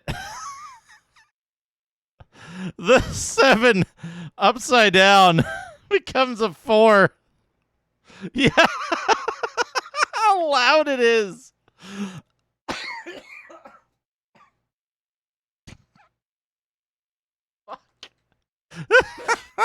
That's so good. Oh man.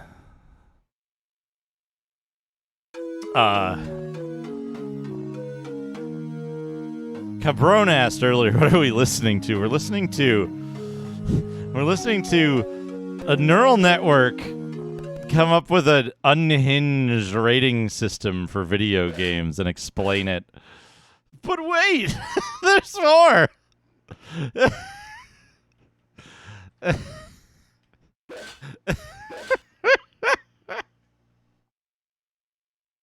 Oh, that's incredible.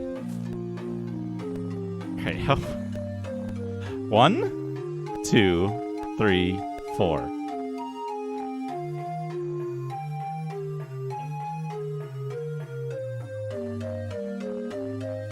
I was laughing too hard to pay attention to the map.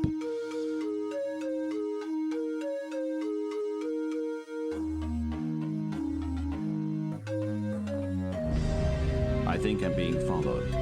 What could Snowdrow, thank you for the follow.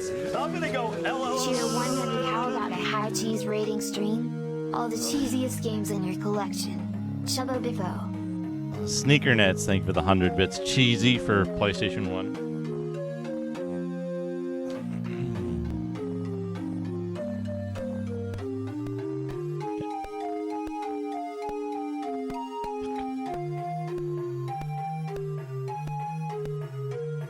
One, 2, 3, 4, 5,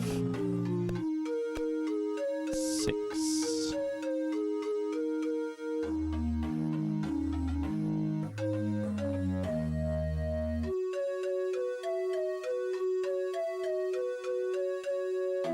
Wait.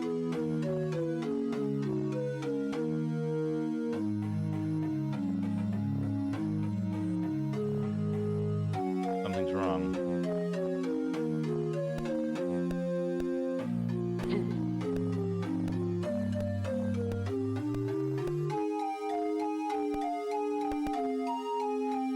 Oh, for fuck.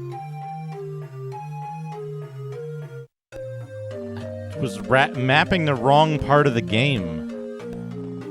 Even. 1, 2. Shit, half-orcs? Is it nighttime? It's dusk.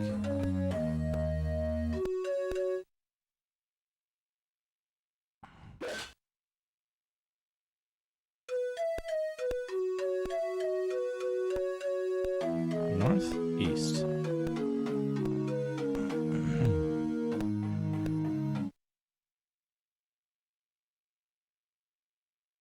Yeah, I ended up like 10 spaces to the east. 1? No. 2?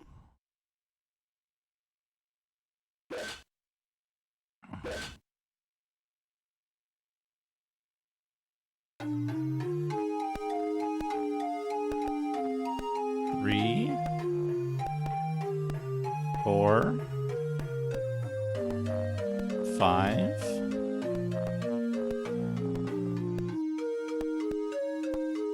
Okay. 1, 2, 3, 4, 5, 6, 7.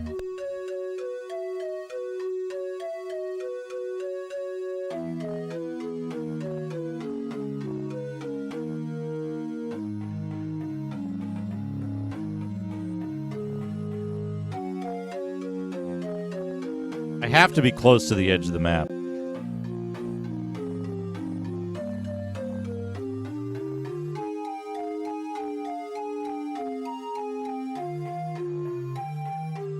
I sure hope I'm close to the edge of the map, because I'm running out of space.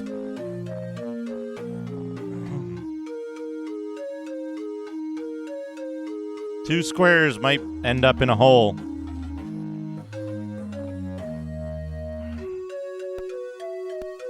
Long-handled sword.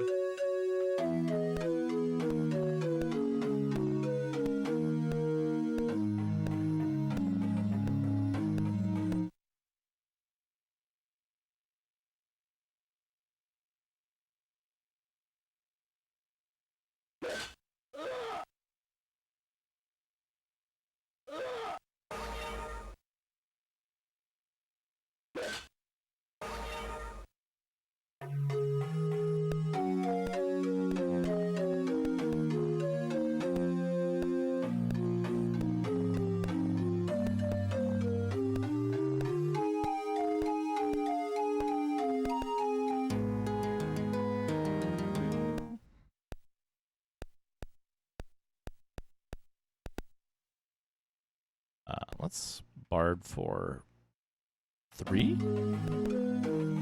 Shopping music. Sell an item. Robes. Looking for a weapon?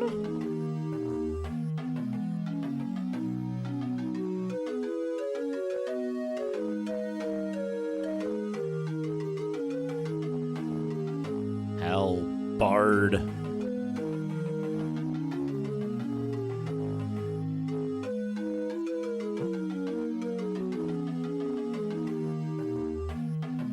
Mace, halberd, scale armor.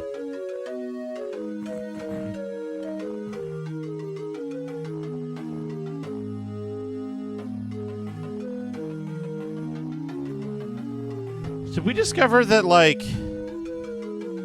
somebody couldn't use the mithril sword?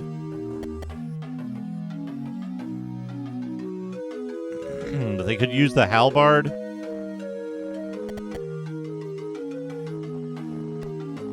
Wait, why? Damn it.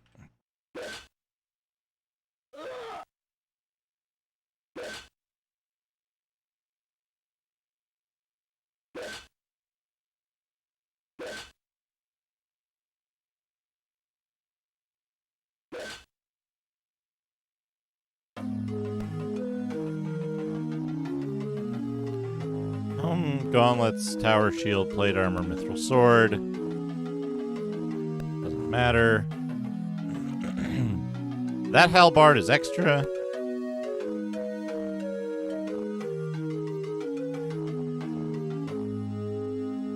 The bard can use a mithril sword. We should swap that around next time.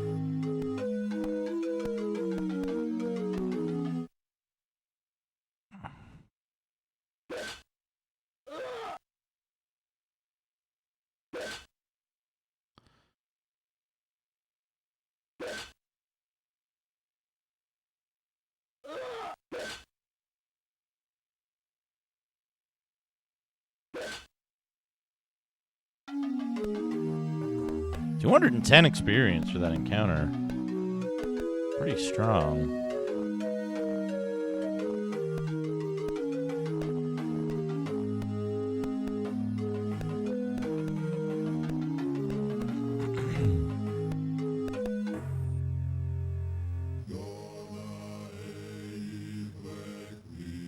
It might be time to save scum levels, too.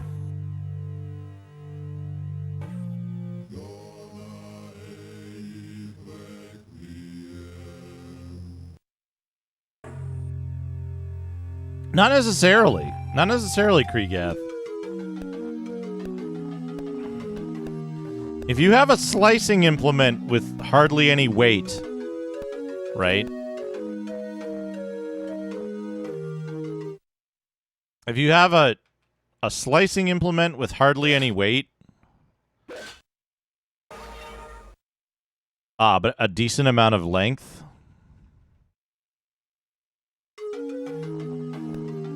Oops.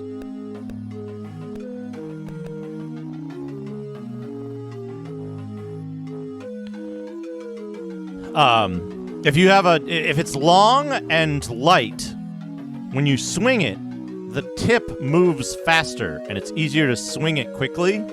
But if it's also very strong and hard to break, when you swing it very fast, you get this whip-like,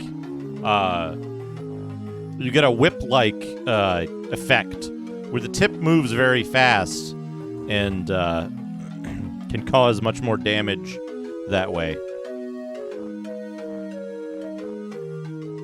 You'd have to adjust to it, of course, but the only time you'd want like a heavy sword is if you were using it in such a way as to like overpower people against someone who was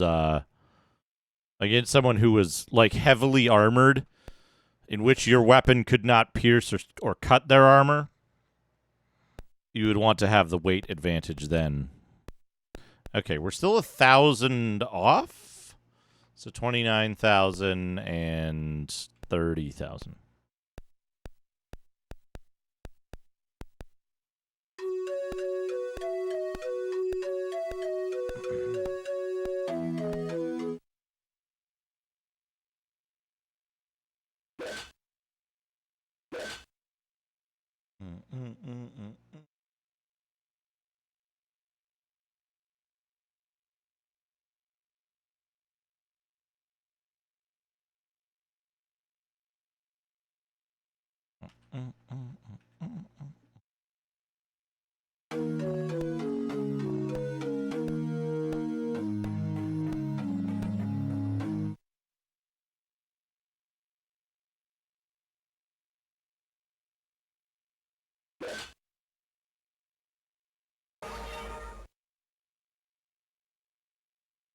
Got him.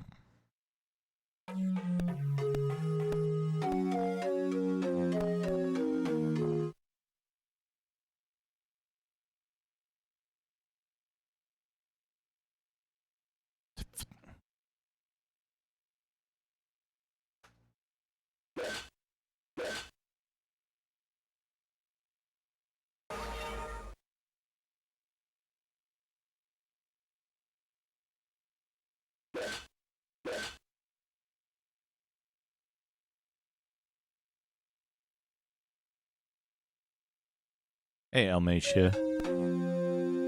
How's it going? What makes this version weird?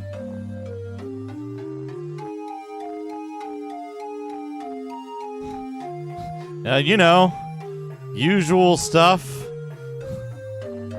The usual stuff.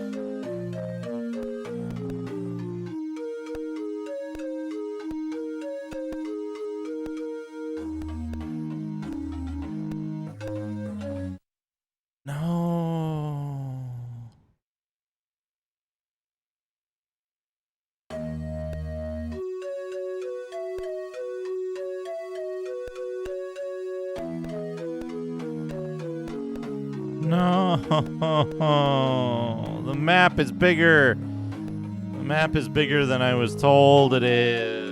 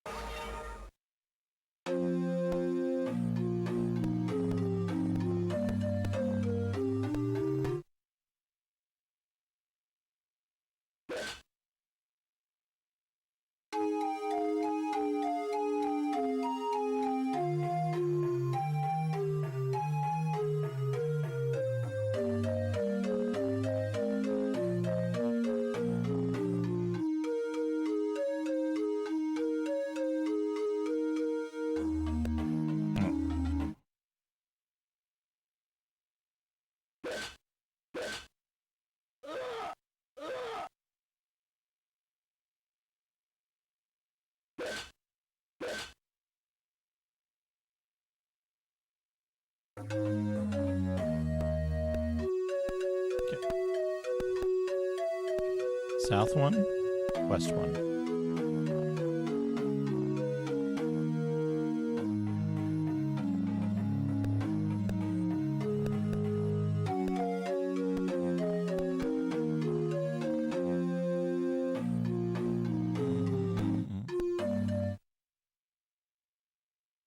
And they didn't put anything on the west side of the map.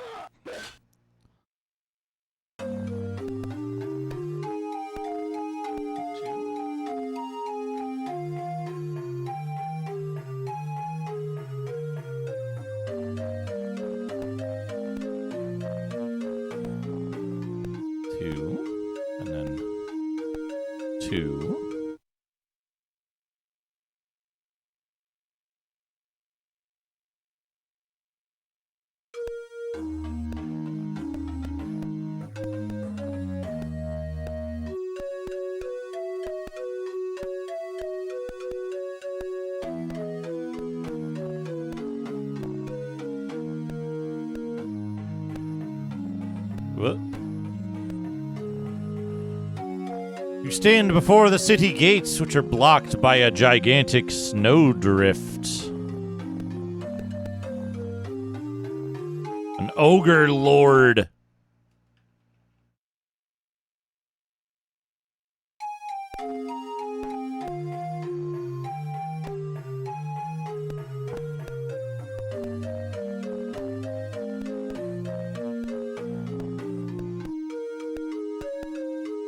Okay, that's fine, right? Let's see. There's 1, 2. 1, 2. 1, 2, 1.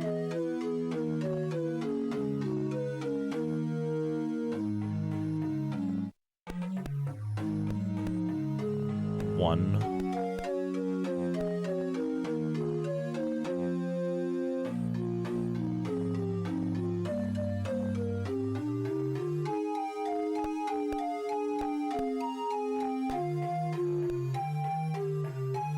2.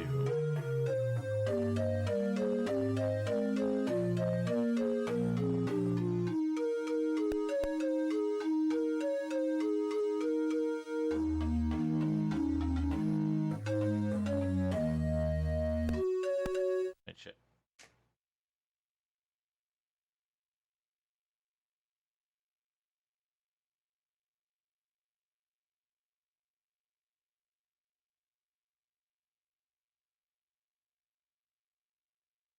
Guess I need bigger graph paper.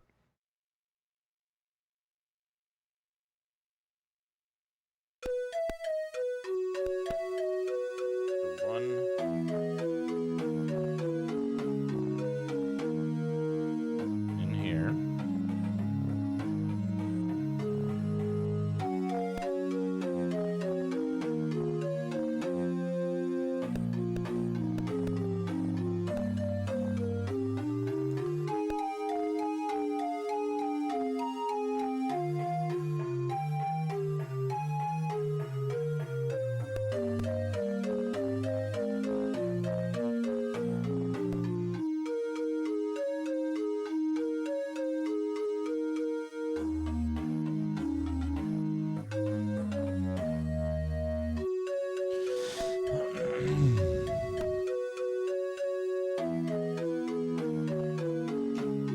the gate. I assume this goes over here, down.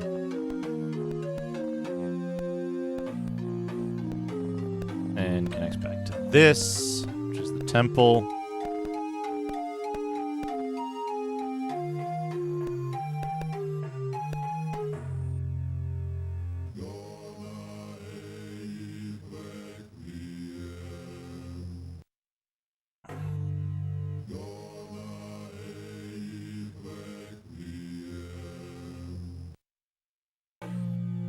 Yeah.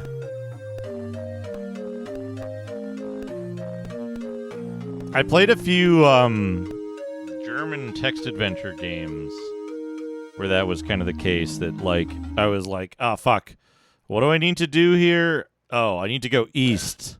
Press O.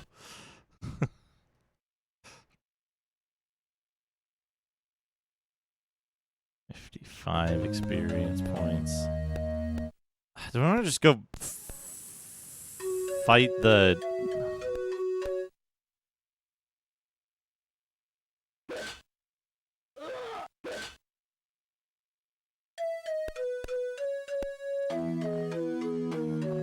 Do I want to just fight the fucking Ogre Lord?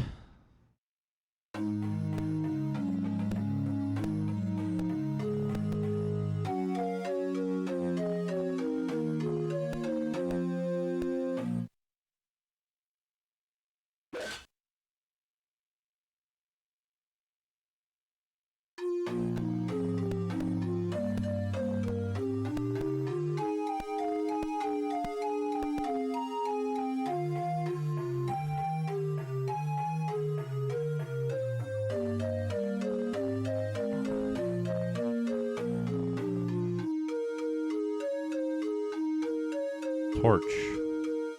Borax. Halberd.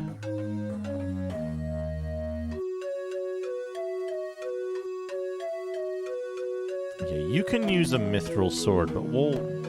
Whoops. Wait on that until we get one.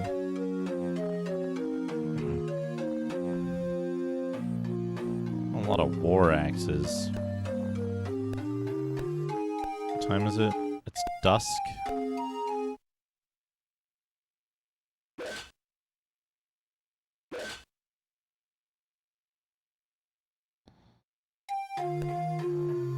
Oh, Dad found a plate armor, huh? Sell that.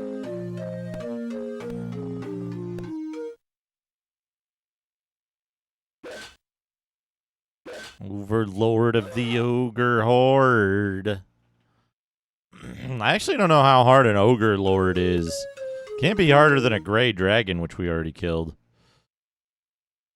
The Jade Tickler Monks.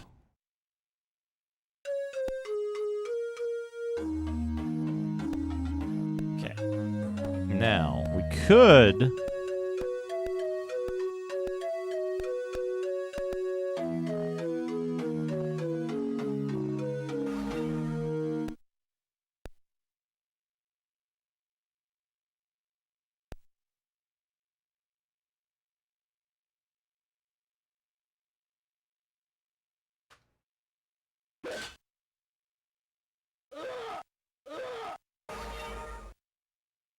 Can't be harder than a Grey Dragon, right? But what we can do...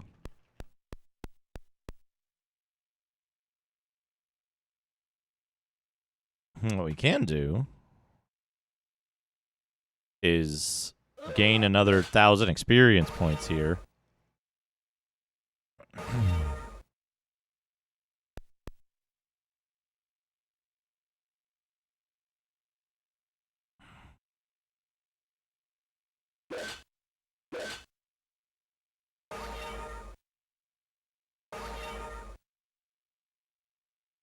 And once we get another 1,000 experience points,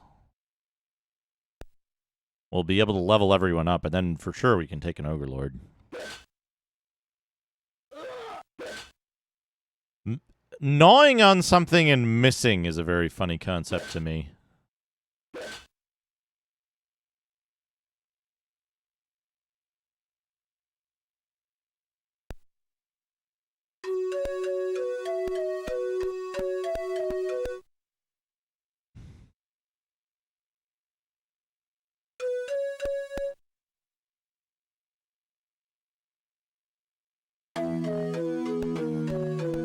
Yeah.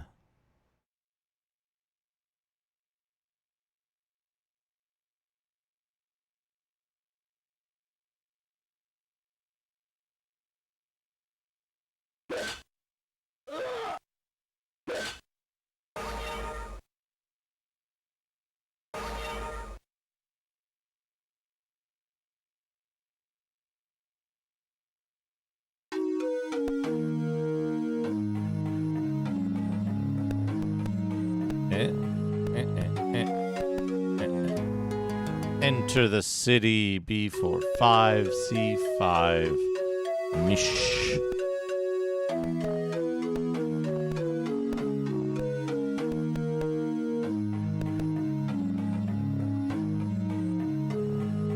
Plate armor.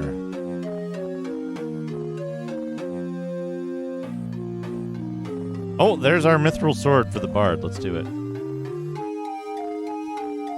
4? No. 5. Fuck. 4.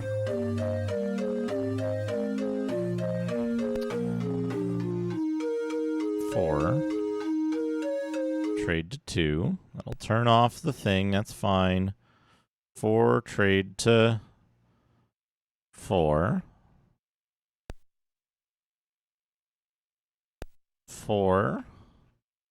8. Equip. 6. Trade to 2. 2. 4. Trade to 4. B4, 5.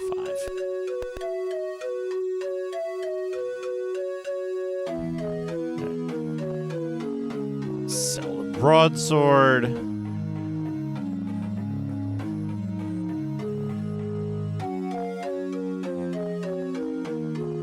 You don't have anything to sell. Nothing to sell.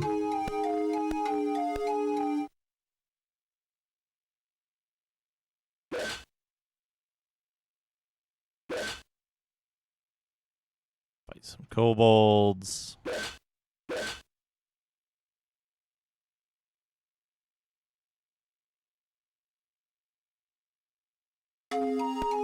Dad found a weapon. Looking for a weapon. Oops.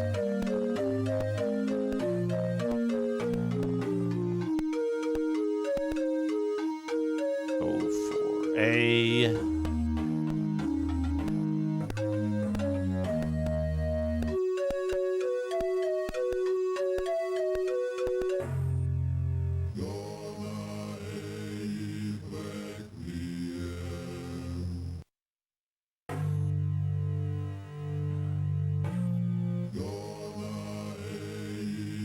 Berserker isn't getting hit by any of the enemy physical attacks at present.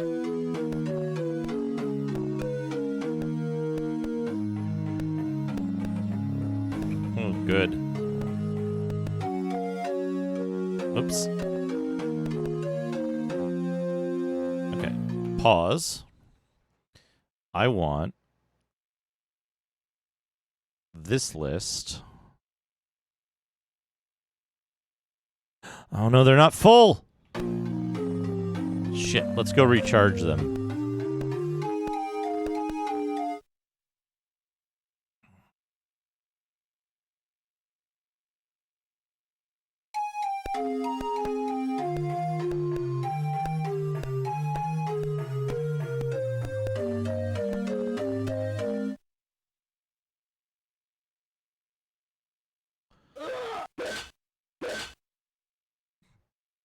Oh.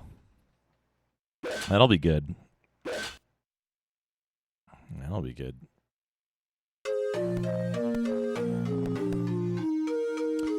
Restore spell points. Yes. There we go.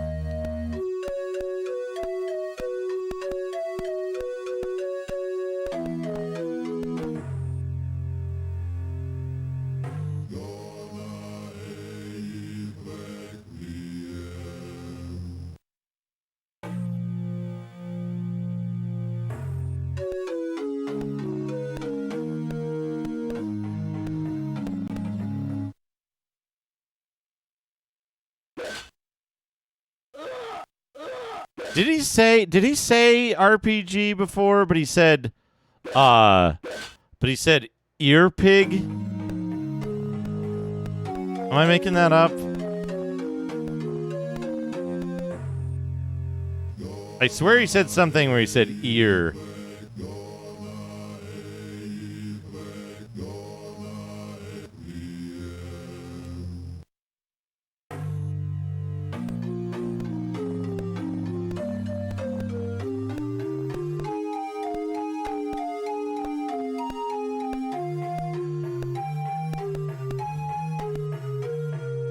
Hello, way out west. Yes, there's plenty of stuff that's weird about this. The music is totally different. The sounds are different. There's an auto map. You can save and load at will. What level are my mages?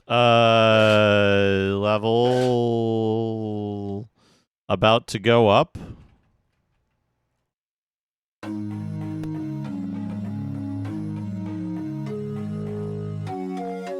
Level 7 going on level 8.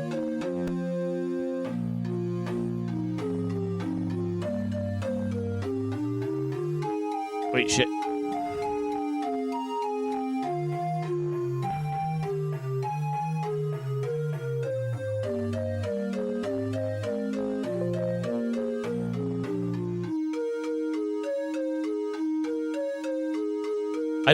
They don't get a new spell level until 9, right?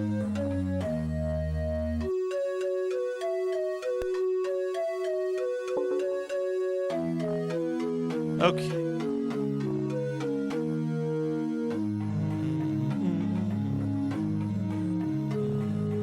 We don't need the map for now. Okay,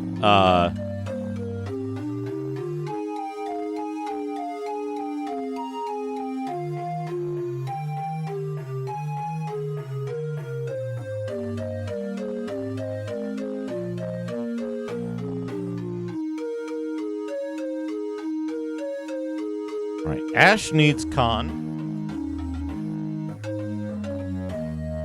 I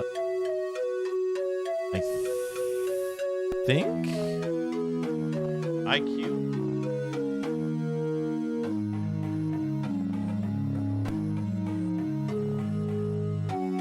Luck.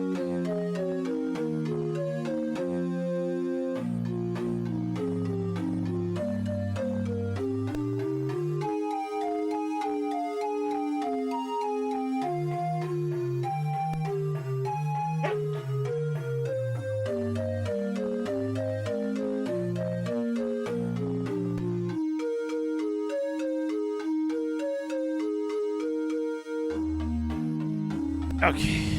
Right. Right. Right. Damn it.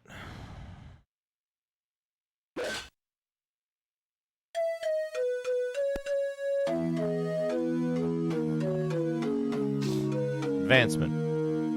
Dad. +1 to dexterity. 20 hit points? That seems pretty good. Right?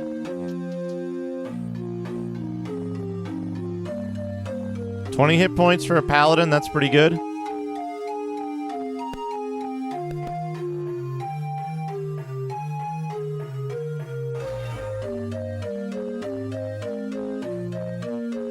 $9 hit points is not good for a monk.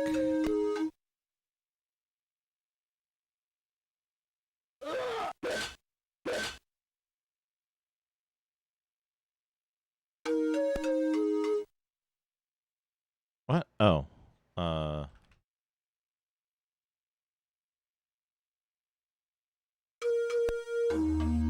Open. No. Restore. Good.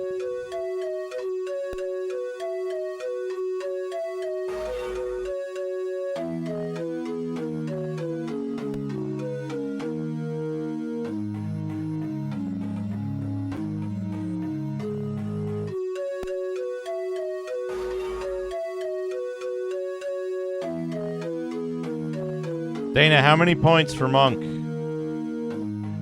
What's the target number here? I know it's not 9. I know it's also not 10.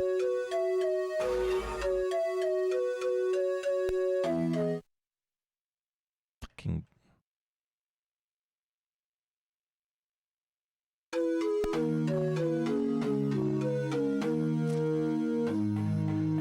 $12 is the max for a monk with 18 things?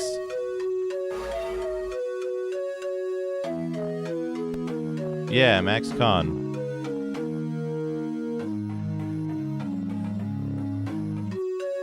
Right? Yeah, max con.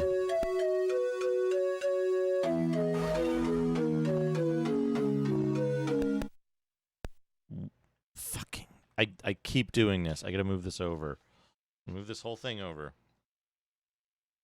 So that this finger rests here.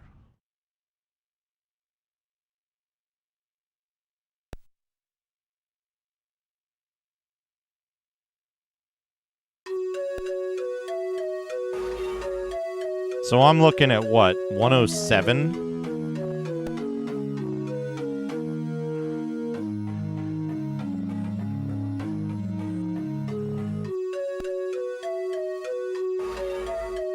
$106, but I got intelligence.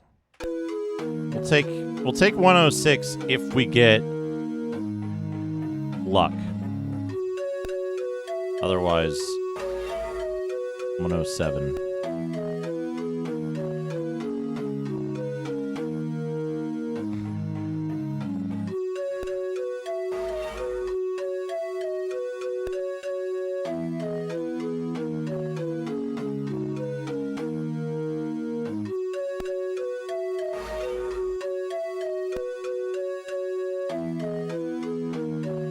Isn't it nice to be able to save scum this like this instead of having to go back to the guild every time?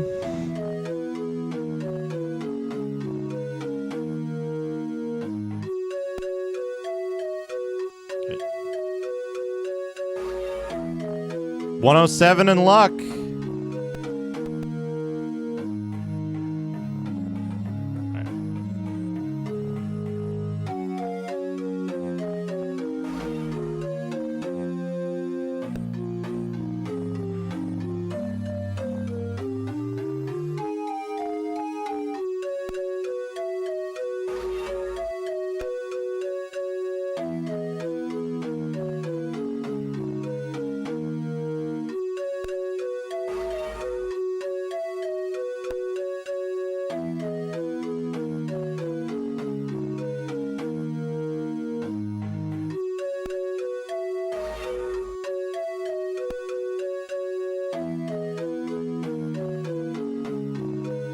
What are we looking at for Hunter?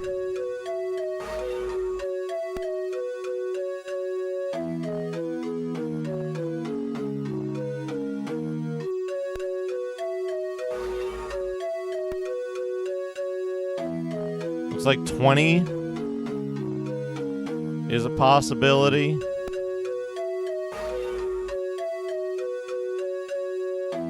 Ten is a really bad roll.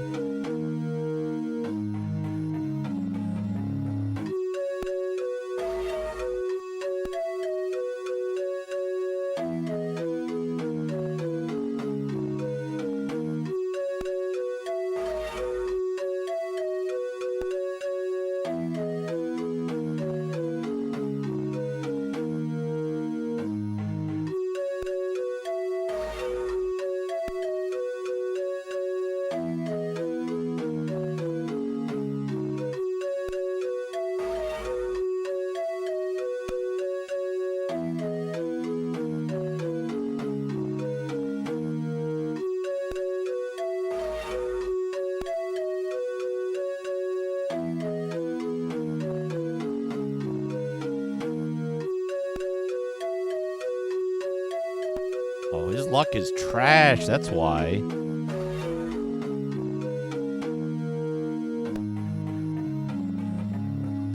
mean, his dex is trash. Not his luck.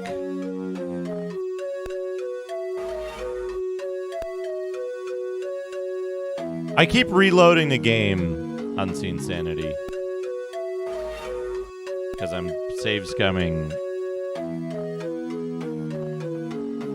Stat increases.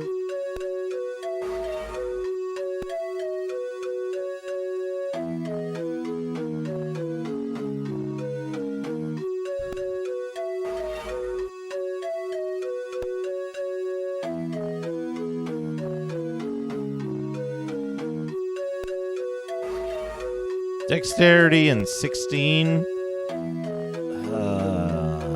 No.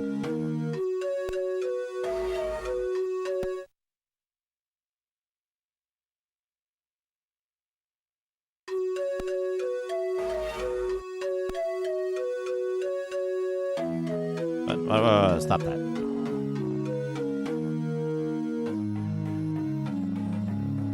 Cancel. You want to save the question first? No. Oh, for fuck's sake.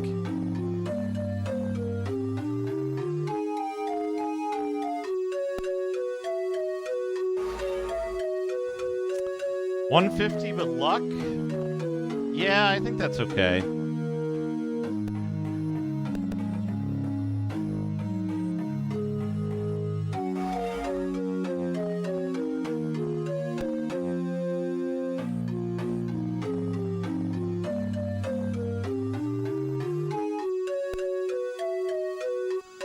Bard is the same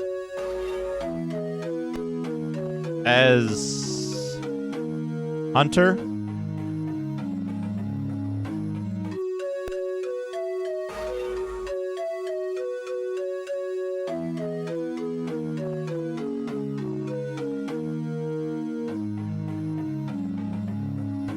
Yeah, I'll take 17.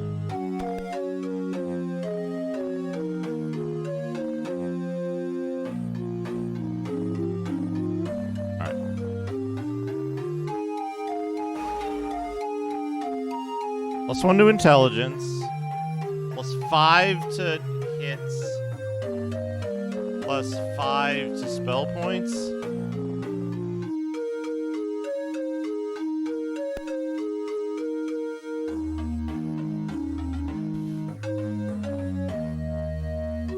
Is spell points also +4, so +8 is the best you can get?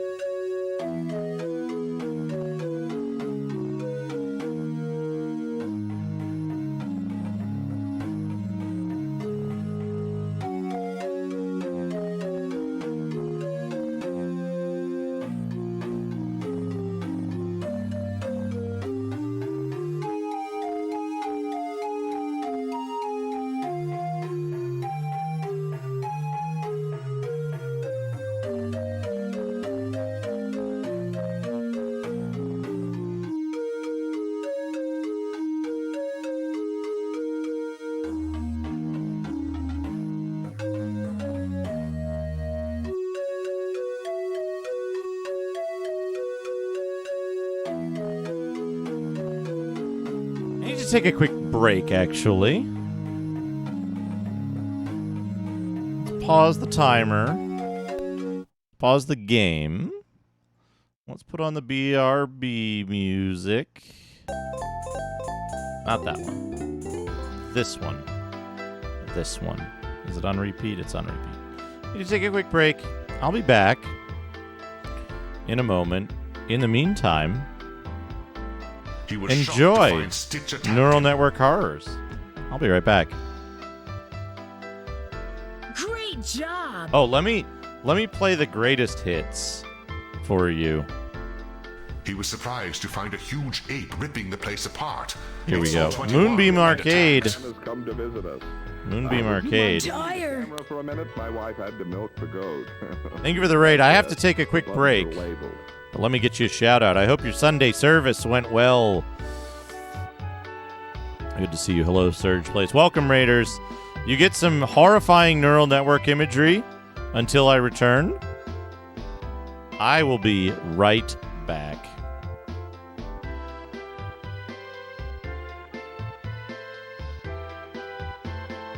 Hello, chums. Welcome to another episode of Biffo's Retro Reviews, where I review the best and worst games from the past. Today I'm going to explain my game rating system, which is very simple and easy to understand. Trust me, you'll love it. My game rating system has 5 categories: graphics, sound, gameplay, smell, and cheese. Each category has a score from 1 to 10, where 1 is bad and 10 is good. But there's a twist. The scores are not numbers, they are words. For example, a score of 1 in graphics means rubbish. A score of 5 means nay. And a score of 10 means wow. A score of 1 in sound means quiet. A score of 5 means loud. And a score of 10 means deafening. A score of 1 in gameplay means boring. A score of 5 means fun. And a score of 10 means addictive. A score of 1 in smell means stinky. A score of 5 means fresh. And a score of 10 means delicious. And finally, a score of 1 in cheese means moldy. A score of 5 means tasty. And a score of 10 means cheesy. But wait, there's more. The scores are not fixed. They change depending on the game genre. For example, a platformer game needs good graphics and gameplay, but not so much sound and smell. A horror game needs good sound and smell, but not so much graphics and cheese. And a puzzle game needs good cheese and gameplay, but not so much graphics and sound. So, depending on the genre, I adjust the scores accordingly. For example, if a platformer game has a score of 5 in graphics, I bump it up to 7. If a horror game has a score of 5 in sound, I bump it up to 8. And if a puzzle game has a score of 5 in cheese, I bump it up to 9. But wait, there's even more. The scores are not final, they are affected by my mood.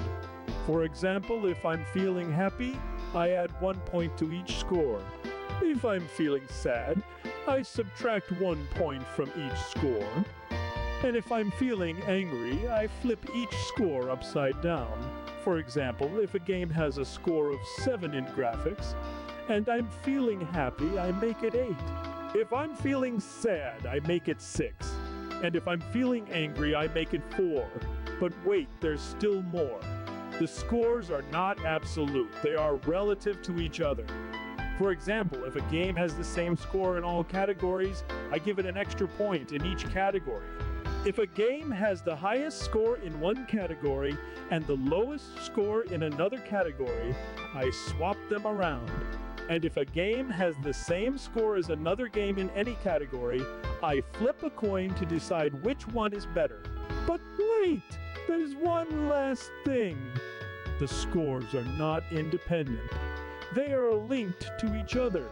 For example, if a game has a high score in graphics and sound, but a low score in gameplay and smell, I multiply them together to get the final score. If a game has a high score in gameplay and cheese, but a low score in graphics and sound, I divide them by each other to get the final score. And if a game has an back, average everyone. score in all categories, I add them all together to get the final score. So, there you have it. There you have it. That's my game rating system in a nutshell. It's very simple and easy to understand. Trust me, you'll love it. And if you don't love it, well, tune in next time for another episode of Biffo's Retro Reviews. Bye for now. Welcome back, everybody. Welcome back. Welcome back. I hope you enjoyed Biffo's Retro Reviews explanation of his rating system. Thank you to Chubo for providing that. I need to... do I have... Are these good numbers or are these not good numbers? I don't know. I'm save scumming my level ups so that I can have the best characters. I think I want 8 spell points, not 5. Now this version of the game is a special version.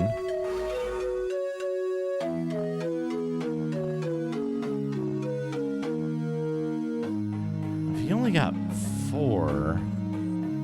Oh, he could get 4 in that case, yeah. This is a special version of the game that was only available on... I gotta start the timer back up. That was only available on Apple IIgs GSOS operating system. So the GSOS operating system was like kind of like Mac, but for the Apple IIgs. But it got kind of abandoned, and not very many games came out for it. This game got released for GSOS, and it's a very weird version of the original 16-bit port of Bard's Tale, in that it has a lot of features that other versions of the game do not have, like this saving and loading.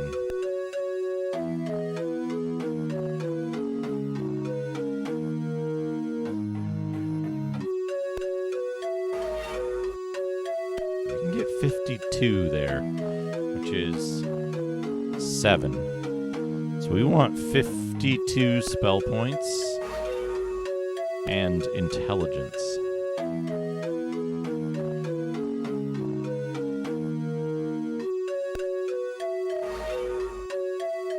I'll take 51. I'll take 51. And then...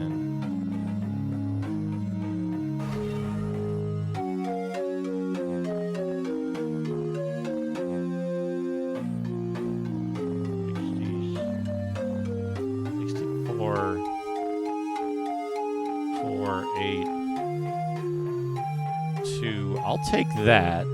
No, I got very low. Hold on a second. 4 plus 1 is 5. 4. I need to get...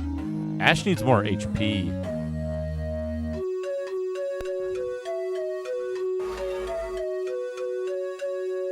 Ash needs more HP.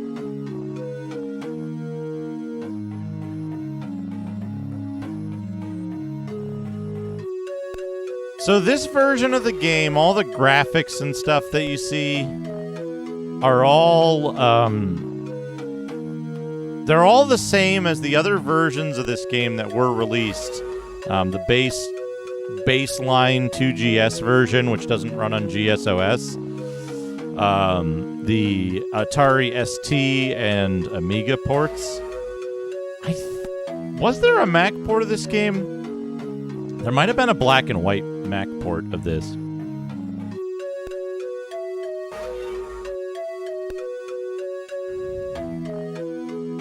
What am I looking for in hit points? 7?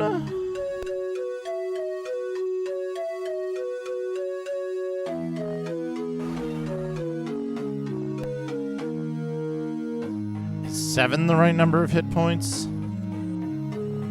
Yeah, because I just got 4. So that's 5, 7. Okay, so I'm looking for 62.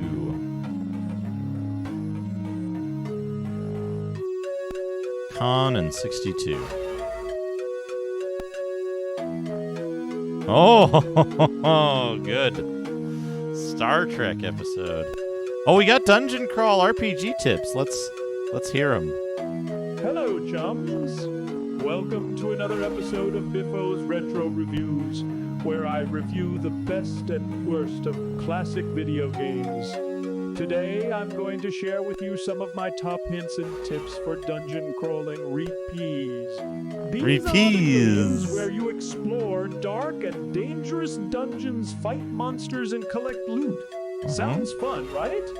Well, not if you don't follow my advice. Tip number 1, always save your game before entering a dungeon. You never know what might happen in there, so it's better to be safe than sorry.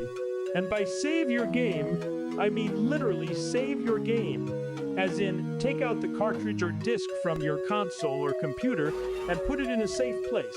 That way, if you die in the dungeon, you can just reload your game from the start and try again. Trust me, it works. Tip number 2, always bring plenty of potions with you. Potions are essential for healing your wounds, restoring your magic, and boosting your stats. But don't just use them on yourself. Use them on your enemies too. That's right, chums. You can throw potions at your foes and watch them suffer the effects. For example, if you throw a healing potion at a zombie, it will burn them like acid. If you throw a poison potion at a dragon, it will make them sick and weak. And if you throw a speed potion at a giant spider, it will make them run away in fear. It's hilarious. Tip number 3, always talk to the NPCs in the dungeons. Are non-player characters who can give you useful information, quests, and rewards. But don't just talk to them normally. Throw a poison potion at a dragon. It will make them sick and weak. And if you throw a speed potion at a giant spider, it will make them run away in fear. It's hilarious. Tip number 3, always talk to the NPCs in the dungeons. Are non-player characters who can give you useful information, quests, and rewards. But don't just talk to them normally. Talk to them in funny voices and accents. For example, if you meet a dwarf, talk to them like a pirate. If you meet an elf, talk to them like a Frenchman. And if you meet a wizard, talk to them like a robot. They will love it and give you extra goodies for making them laugh. Tip number 4, always explore every nook and cranny of the dungeons. You never know what secrets and treasures you might find hidden in the walls, floors, and ceilings. But don't just look with your eyes. Look with your hands too. That's right, chums. You can touch anything and everything in the dungeons and see what happens. For example, if you see a lever, pull it. If you see a button, push it. And if you see a trapdoor, open it. You might discover a secret passage, a hidden room, or a bonus level. Or you might trigger a trap, a monster, or an explosion. But hey, that's part of the fun. Tip number 5, always have fun. Dungeon crawling RPs are meant to be enjoyable and exciting, so don't take them too seriously. Don't take them too seriously. Don't worry about dying, losing, or failing. Just laugh it off and try again. And don't forget to share your experiences with your friends and family. They will love hearing about your adventures and misadventures in the dungeons. And if you're not enjoying yourself, just quit and play something else. There are plenty of other games out there to choose from. Or better yet, watch more of my videos. That's all for today, chums. I hope you enjoyed this episode of Biffo's Retro Reviews and learned something new about dungeon crawling repeat. If you did, please like this video, subscribe to my channel, and leave a comment below. And if you have any suggestions for what games I should review next, let me know as well. Until next time, this is Biffo the Bear saying, stay retro.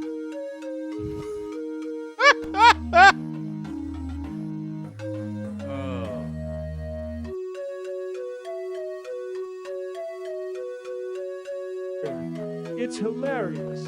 Tip number 3, always talk to the NPCs in the dungeons.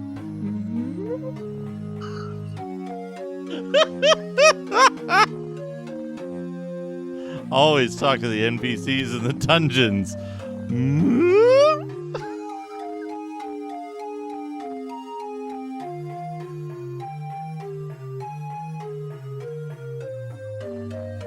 Oh. Krigat, thank you for the little bit of Digimag. Give me a second here.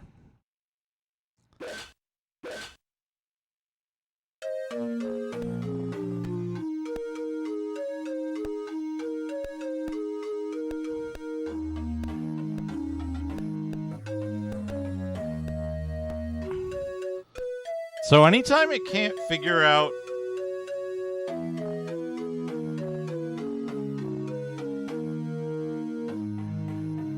I don't think I did this right.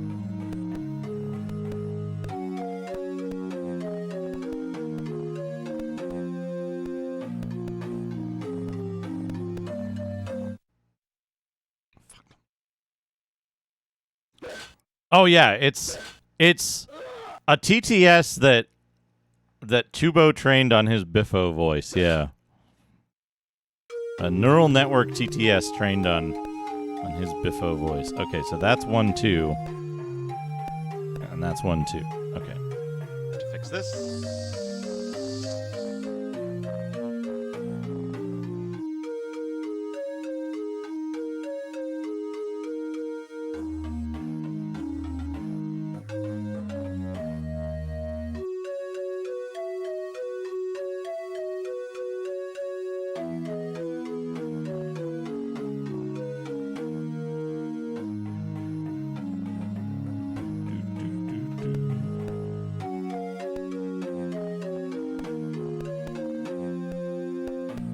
From here. 1, 2. 1, 2.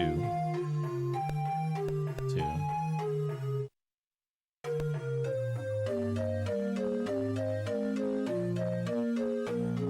Oh, no worries. I'm trying to reach a stopping point in the map that I'm looking at so that I don't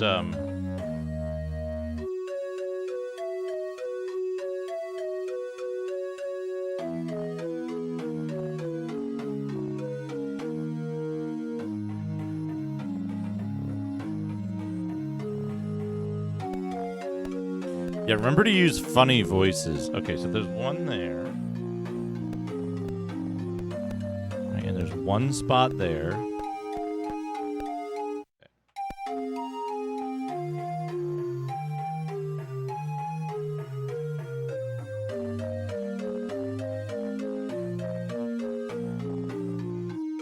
Yes, okay. Now let me just...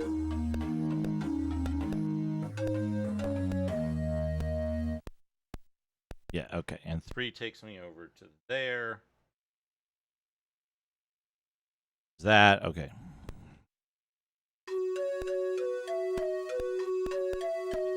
West there. This one. 8 barbarians.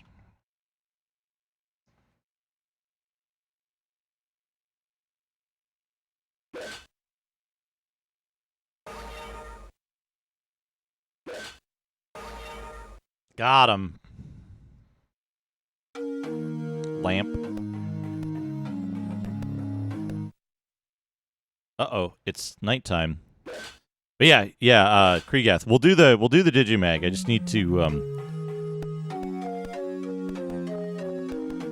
need to finish out this section of thing and get back to the guild, so I... Damn demon fox! It's not nighttime.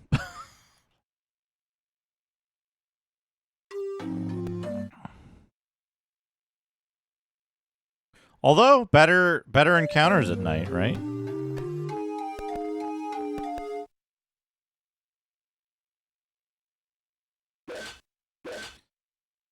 Man, Chuba, you know what I should do? I should, you know how you've played the Gold Box games. Surely you've played the Gold Box games. What I should do is I should I should. You know how there's like when you try to parlay with a monster party.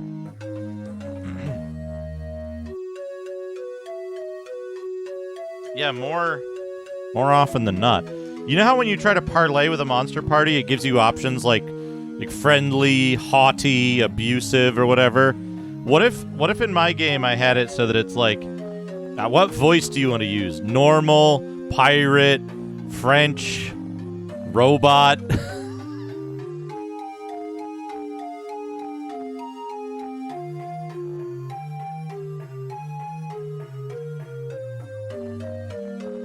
Oh.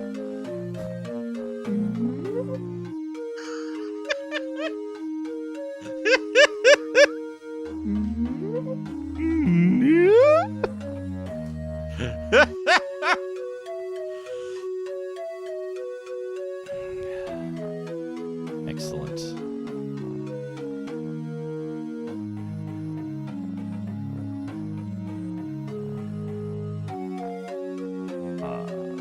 Voices. There it is. It's in there. Thank you.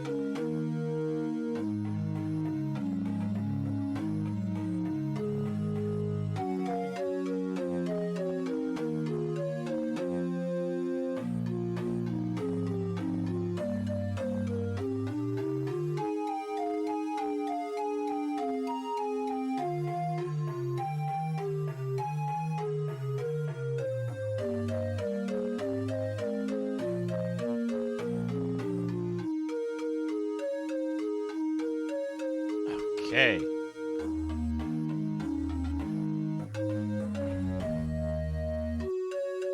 This is, what is the name of this song? Lachlan.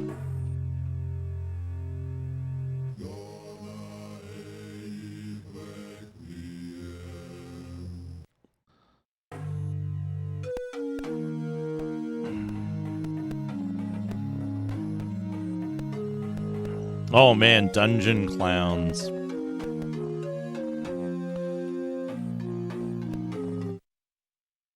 You should play Fountain of Dreams one of these days, Chubo. The unhinged post Wasteland game. That has clowns in it. Clownton of Dreams.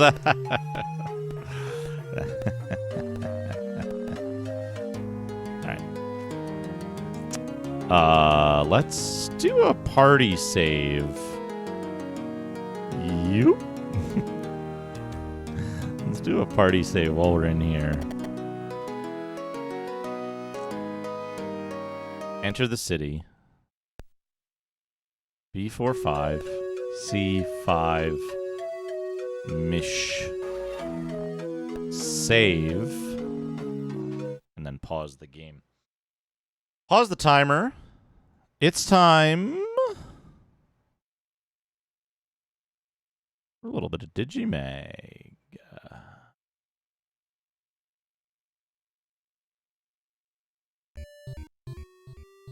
Let's see what mag we're up to. What mag do we want to do? We want to do Nintendo Power October 1991, issue 29.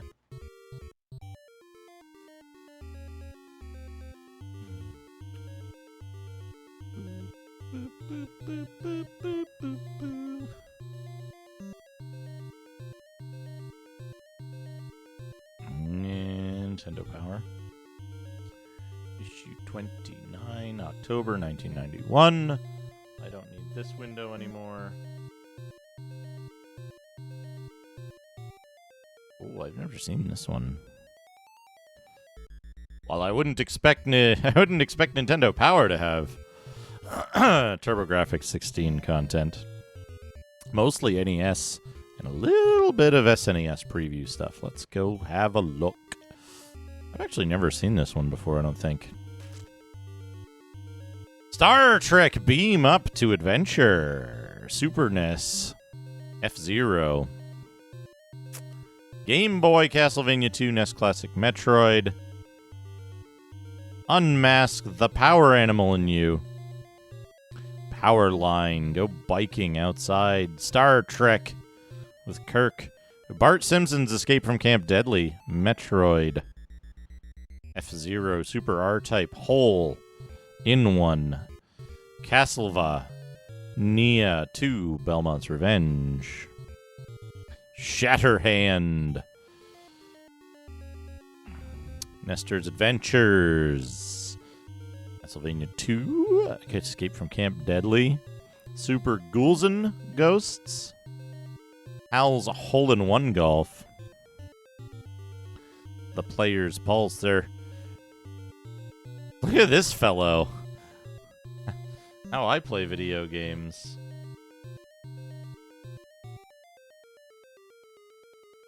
Abject Horror.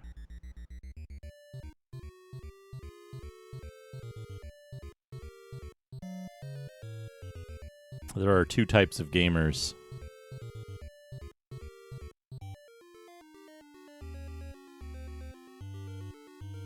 How long do I think Macaw can play Agony before he gives up or cheats or quits? Well, I can get to level 4. And he loves memorization shit, so he'll probably finish it. He'll probably finish it. If you just never die. Oh, no. I don't know. Nintendo Mom. I think I'm being Z-Banks 2020, thank you for the follow. So we're getting awful close to 5,000 followers.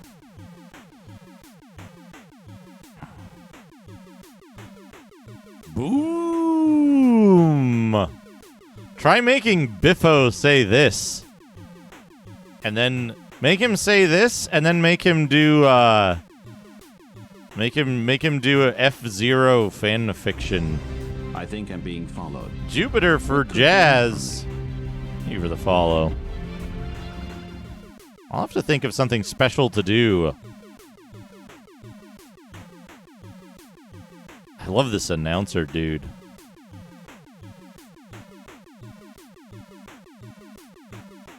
This dude's great.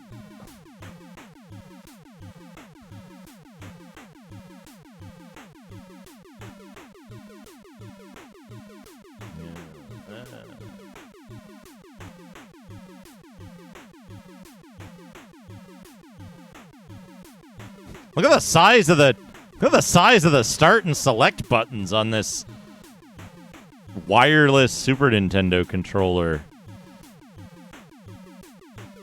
Choose your machine, Dr. Stewart. Long line of racing planet pilots. He somehow got his doctorate in there, too. Pico, the pilot of the Wild Goose. Master Thief has built the Fire Stingray from stolen parts.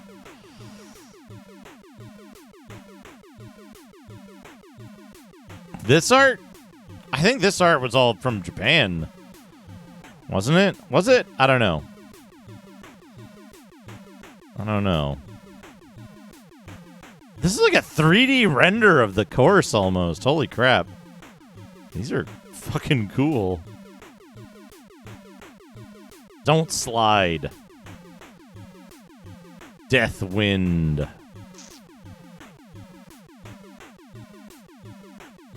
You know, it's funny, right?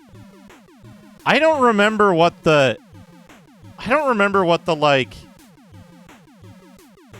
stats of the cars are, other than the fact that Fire Stingray had the highest top speed. So like it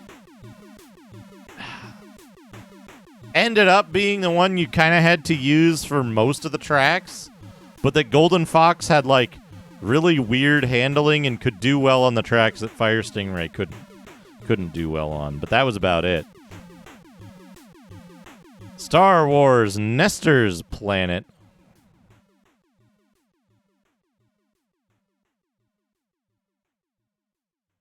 Oh.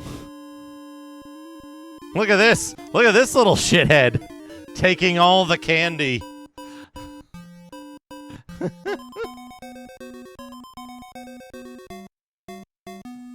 Free, take one. Oh, yeah, absolutely.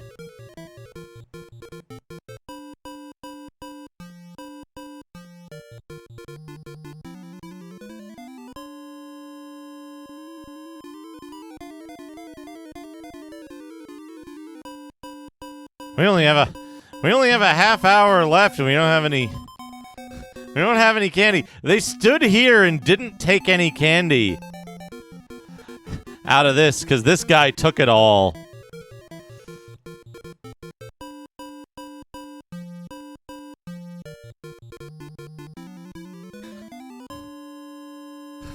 Hope you have a huge sack.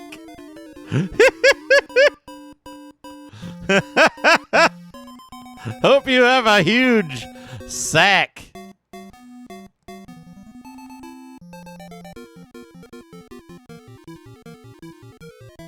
Oh. People are trying to abduct Nestor.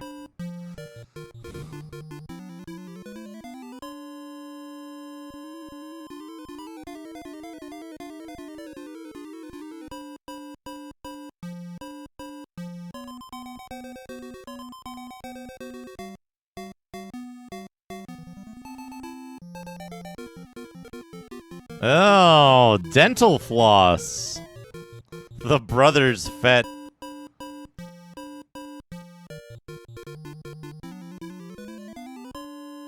This shit. This little shit.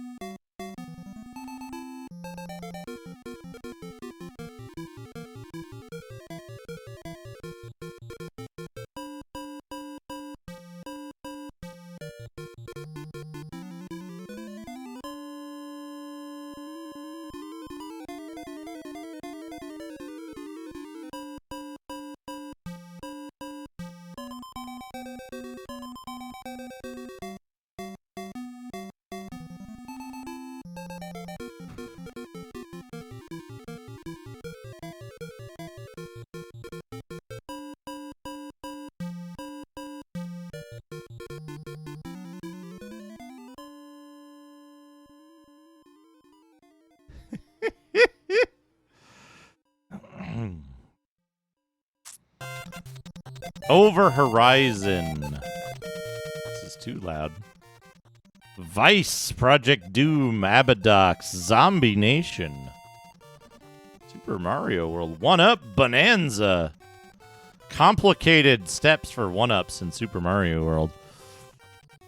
Instead of just get Yoshi and go to the secret room and get a 1-Up every time. Cape Maneuver. Quick Save.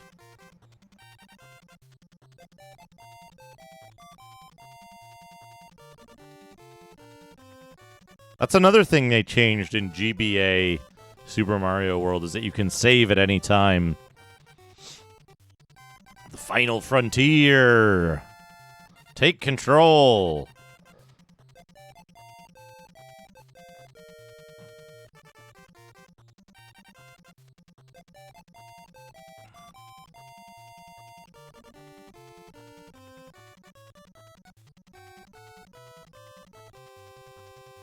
Spock is giving his IP address.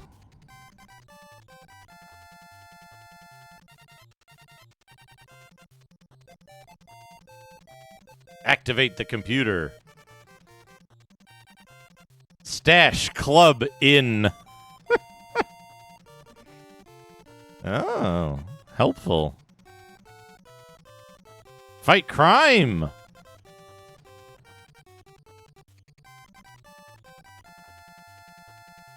What is this art? What card game are they playing? Roger Clemens MVP Baseball. How do I find Princess Leia? Why don't the Meteor Police show up after I call them?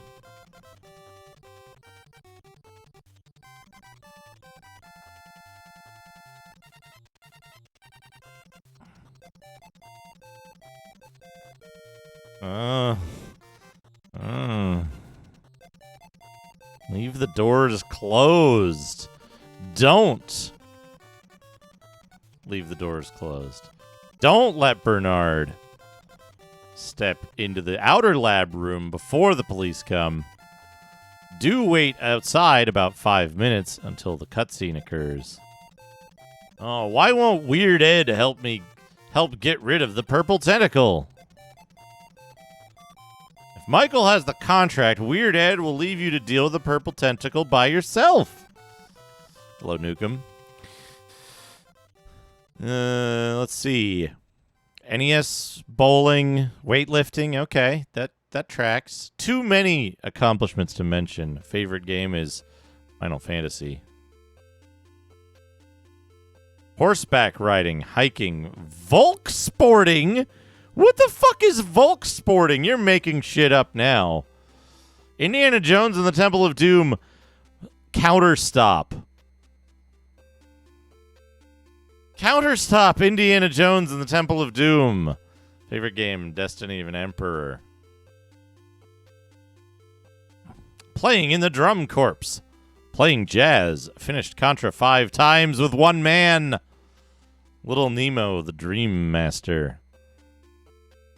Playing NES. You know what, dude? You know what, dude?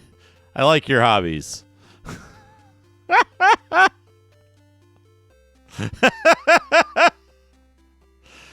High score on Tetris, and he likes Batman.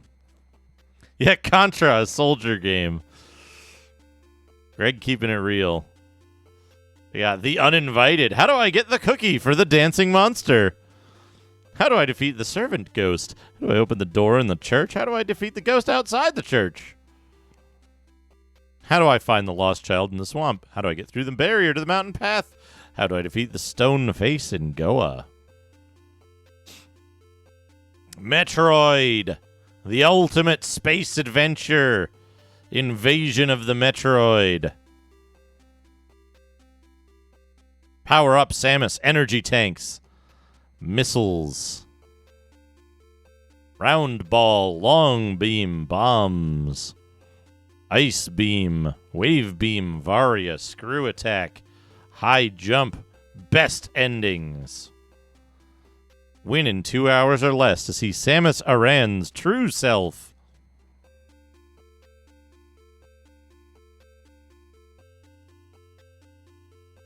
The Battle of Brinstar, the Fires of Norfair, Enemies of Brinstar and Norfair, Ripper Mark II, Multi-Viola, Squeeped. Impossible passages? Oh, use the bombs.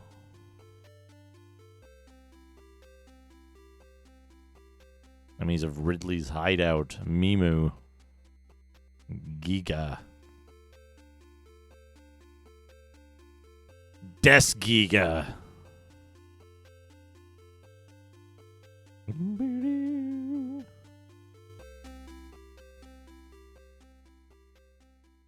Yo, look at this fucking mother brain art. Holy shit. It's like a mammoth.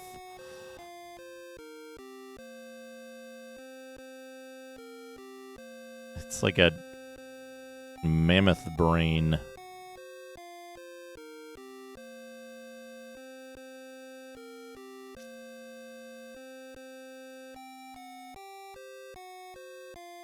Bombing up.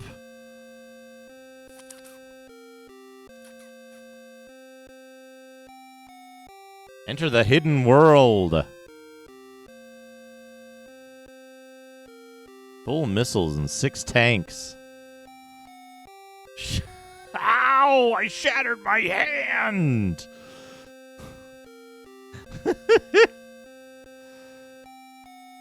Shattering hands. Super Fist.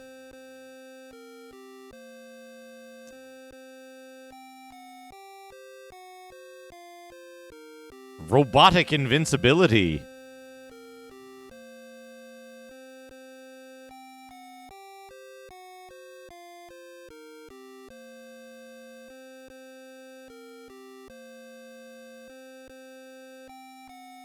Ballsire Factory Master. Ballsire. Pogo Borg's Refinery Supervisors. Infernon. Oh. This is a fold out thing, I guess. City Guardian, Cyborg Gate, Submarine Boss, Gravitas Anti-Gravity Research Center Boss. The Flintstones coming soon. That's a really low effort poster they've given. Special feature Game Boy.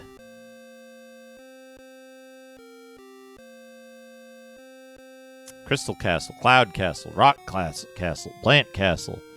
The weapons, Chain Whip, Fire Whip, Battle Axe, Holy Water, Leather Whip. Crystal Castles. Rock Castles. Look at this dude. Look at this fucking guy.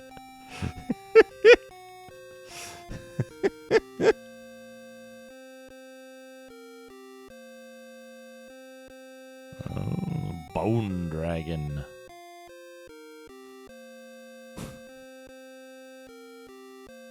Man, early Simpsons was kind of fucked up, huh?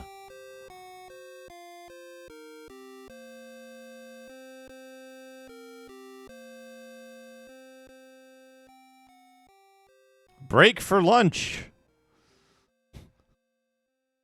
Broccoli, a cheese sandwich on a hamburger bun, and ball sacks. It's the dinner bell.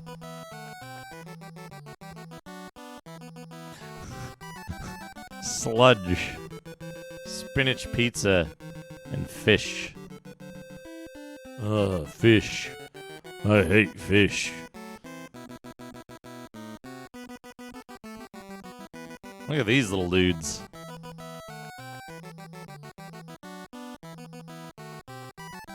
Here's your competition, Ricky the Barbarian. Irwin B. Cheaton. Jack Strop.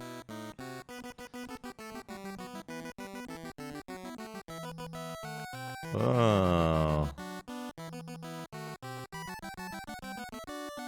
Monopoly reference chart.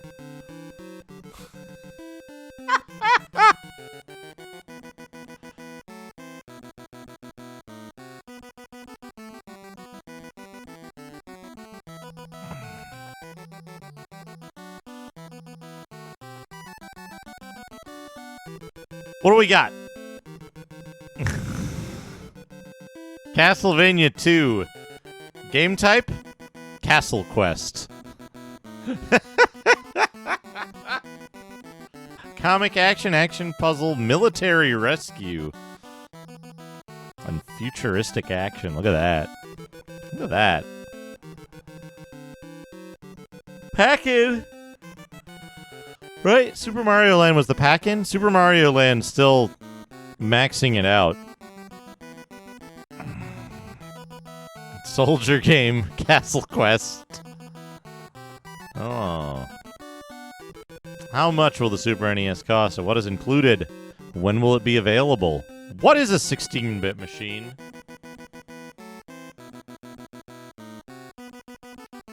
Twice as powerful as the 8-bit NES. Oh, yes, I see. Tetris is the pack-in. Will Nintendo still make NES games? You bet. You bet. You bet they'll make NES games like this. Can both systems be connected to one TV? How many games will be available? Will the same games be available for both systems? Identical games probably won't be made for both systems. Special versions of popular games, such as Paperboy, The Simpsons, and Castlevania. Why can't NES games be used on the Super NES? What accessories will be available? Super Ghouls and Ghosts. Lots of armor and weapons. Master the double jump. The graveyard. Zowie! It has a long neck. Swinging blades. This guy wants to get close to you. Real close. What? Your best position for the attack is right in the middle of the screen. It's absolutely huge. Your best bet is to aim for its heads. Hole in one. Golf. Super R-type.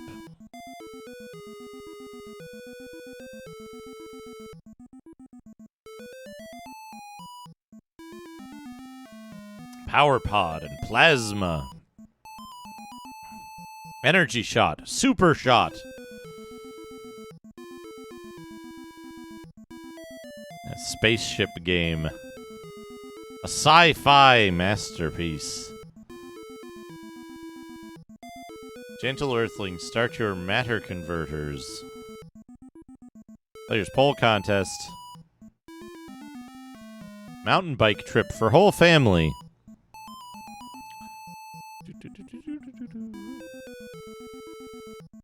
Captain America and the Avengers. Action.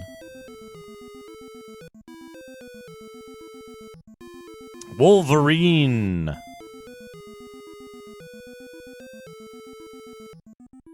Pirates. Booty, booty, and more booty. Pilot Wings. Join the club.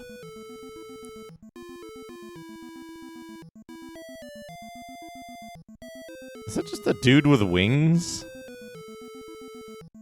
Super Bases Loaded. Oh, latest NES releases. What do we have here? Cowboy Kid from Romstar. They didn't like the cowboy action game. Godzilla 2, the role-playing game.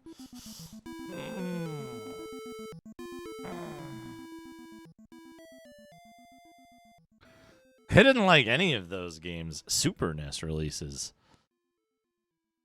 Sword-wielding adventure. Game type. Sword-wielding adventure. And ghost-fighting action. Castlevania 4 is a castle quest.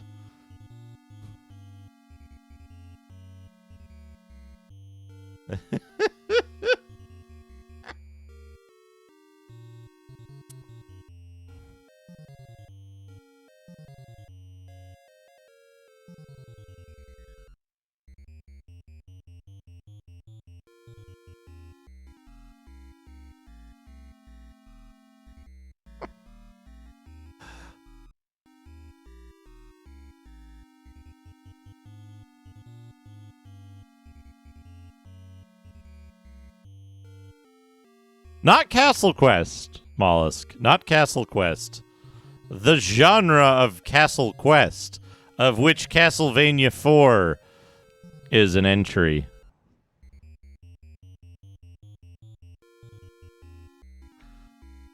Also, hold up. Hold up. They gave Super Mario World like 4.5 average? 4.6 average? Castlevania 2 Belmont's Revenge on Game Boy was also a Castle Quest. Like,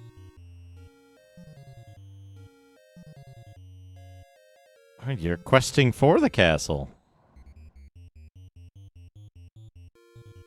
Let's see. Dr. Mario scores.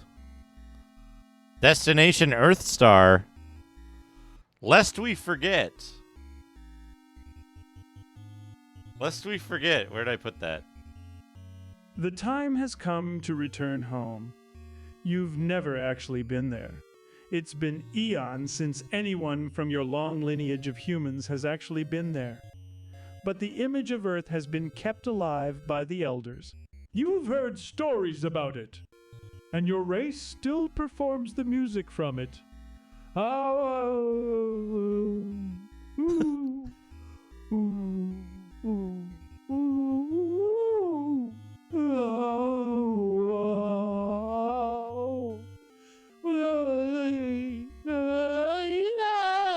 The Kojans are the ones who kidnapped an entire ship full of Earthlings. Biffo remembers Earth music.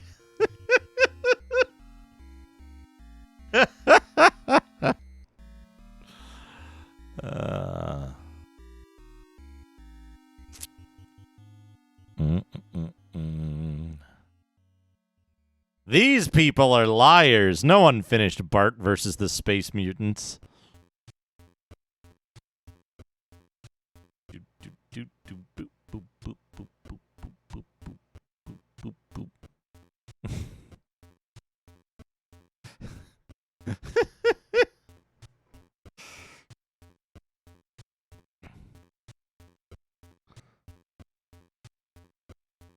Oh, what's this from Chubo? I think we have more Biffo retro reviews. Star Trek games. Hello, chums. Welcome to... Oh. Play that. Hello, chums. Welcome to another episode of Biffo's Retro Reviews.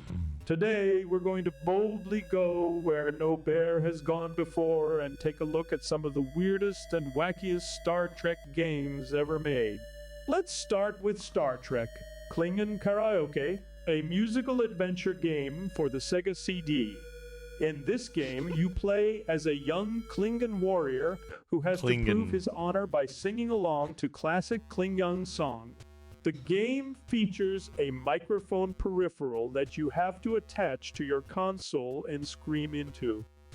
The songs are all in Klingon, of course, and the lyrics are displayed on the screen in Klingon script. The game is very hard because if you miss a note or pronounce a word wrong, the game will insult you and lower your score. The game also has a multiplayer mode where you can challenge your friends to a sing-off. The winner gets to keep his honor, and the loser has to perform the ritual suicide known as Hubat. I think I'm being followed. As Spock would say, may the force be with you. Next up, we have Star Trek Picard's puzzle. Pronounce a word wrong, the game will insult you and lower your score. The game also has a multiplayer mode where you can challenge your friends to a sing-off. The winner gets to keep his honor, and the loser has to perform the ritual suicide known as Hubat. As Spock would say, may the force be with you. Next up, we have Star Trek Picard's Puzzles, a puzzle game for the Nintendo D. In this game, you play Thank you for the follow, Synac. Luke Picard of the U.S. Enterprise.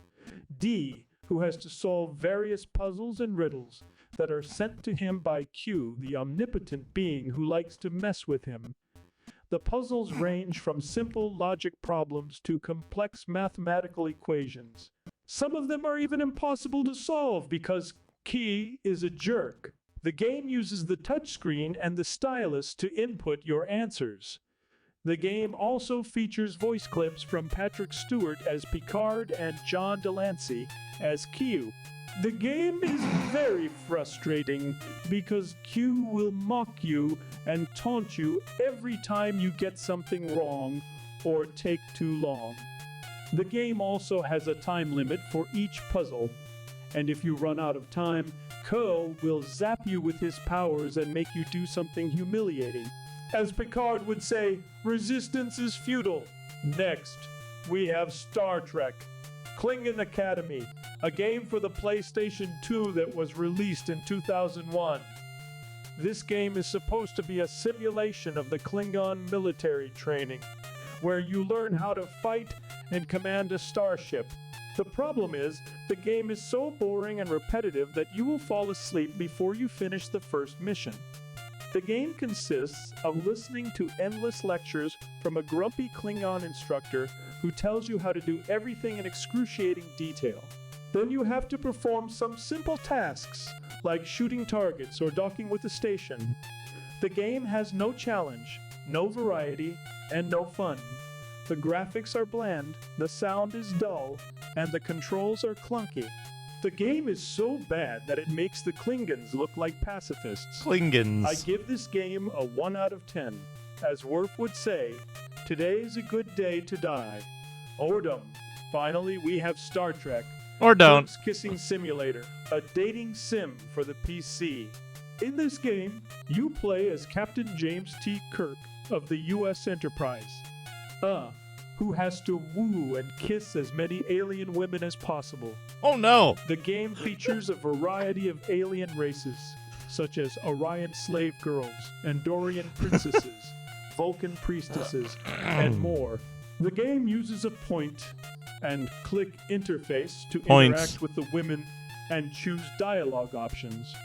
The game also features voice clips from William Shatner as Kirk and Liam Nimoy as Spock. The game is very easy because Kirk is irresistible and can charm any woman with his smooth talk and charisma. The game also has a kissing minigame where you have to move your mouse to match the movements of Kirk's lips. The game is very cheesy because Kirk will say some of the corniest lines ever heard in Star Trek history. As Kirk would say, live long and prosper. Well, chums, that's all for today's episode of Biffo's Retro Reviews. I hope you enjoyed watching me suffer through these Star Trek games. If you like this video, please give it a thumbs up and subscribe to my channel for more retro reviews. And remember, as Picard would say, do or do not. There is no try, and stay retro, number 1. Thank you, Chubo.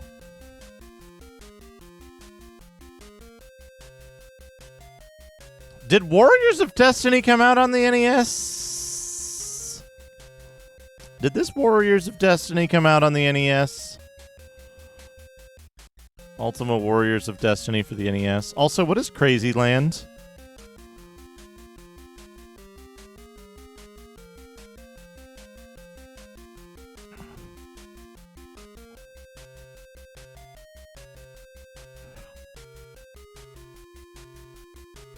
Ultima 5?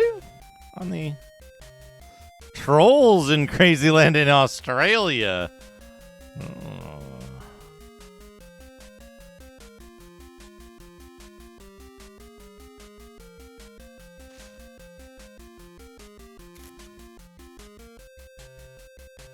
Ultima Warriors of Destiny.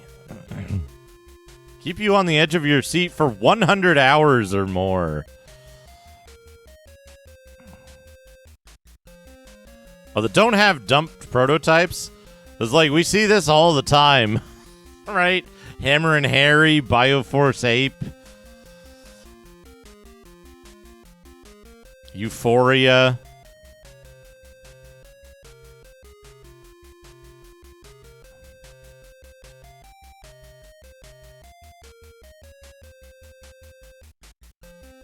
Not in the US. This is a US only mag.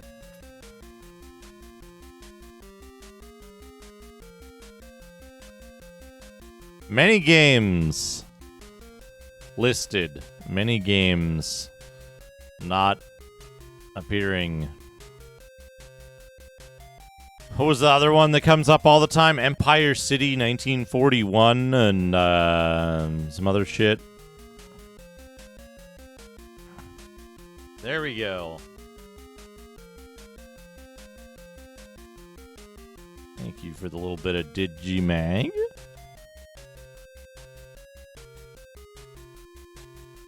Keep your game gear. Akabidi wants a random dang game. We can do that. Oh yeah, don't forget, folks, tomorrow, 9 p.m. Eastern Daylight Time.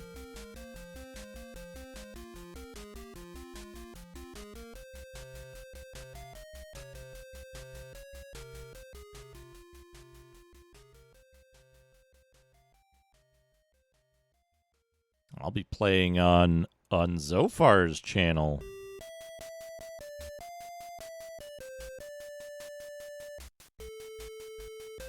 Here we go. Akabidi, your random dank game.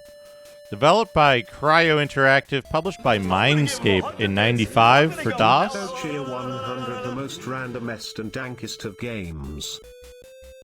Akabidi, thank you for the 100 bits.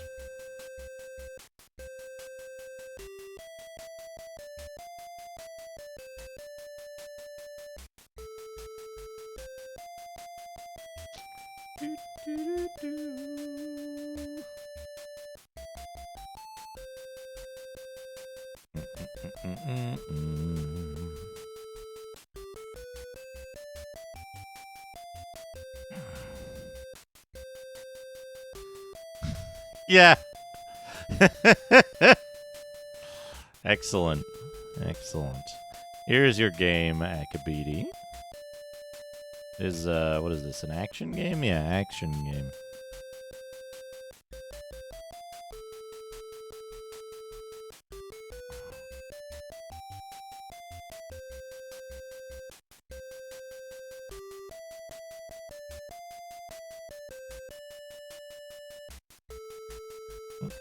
Where'd my... There it is.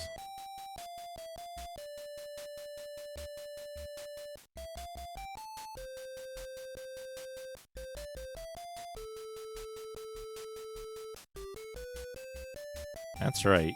Your random dank game is the Raven Project. Unhinged cryo game.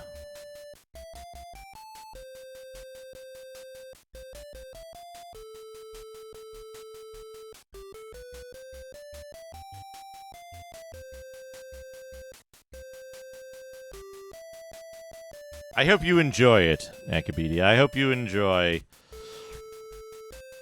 playing the Raven Project. I believe that was Macaw that played through that. Did he even play through it? I think he got mad and quit. He might have returned to it later. I know things went wrong in that stream. All right, back to the video game. Back to the video game. Start the timer back up.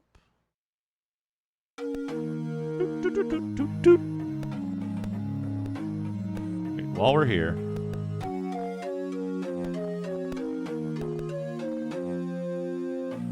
Sell off.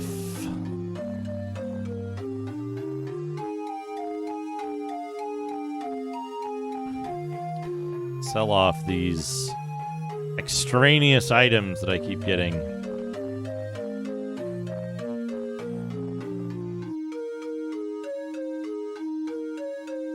It's going well. It's going well.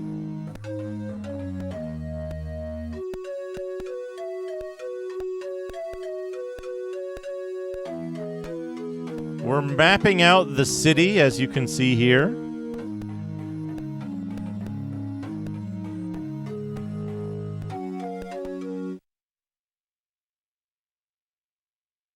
Oh man, imagine if a game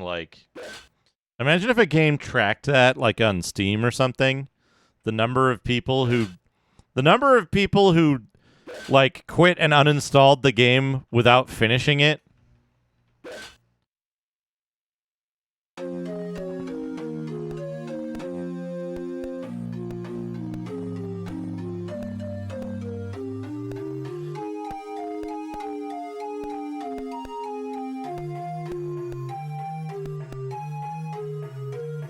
That's fine.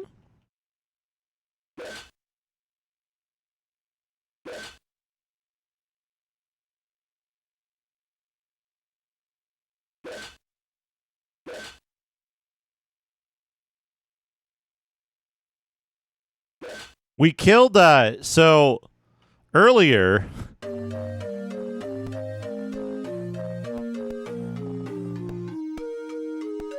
we killed a gray dragon statue who was guarding Harkin's castle.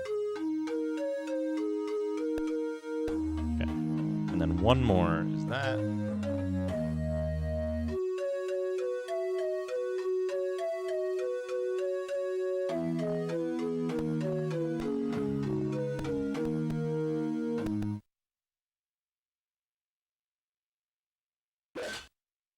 I don't know what's the deal with that stone golem. It's not supposed to...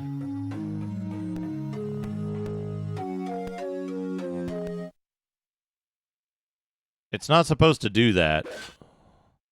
There is supposed to be a stone golem there. It's not supposed to disappear on its own.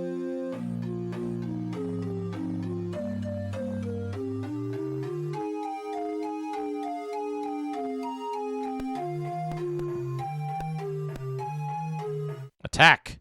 Oh! Look at that fellow! Look at this fellow.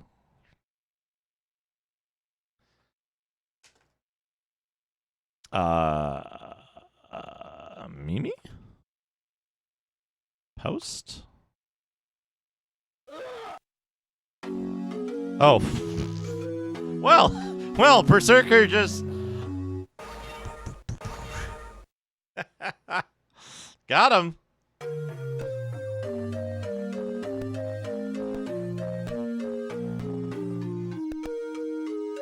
Oh, Jerome the Stable Master. Jerome the Stable Master.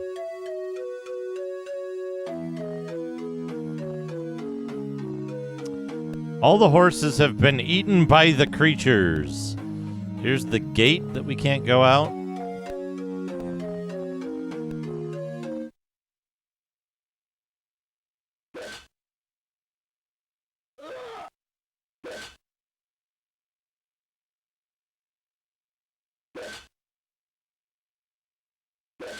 They might not have eaten them in one bite, right?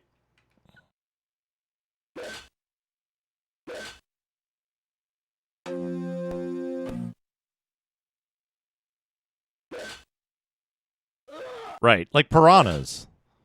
Oh man, imagine that's a good enemy for that's a good enemy for an RPG, land piranhas.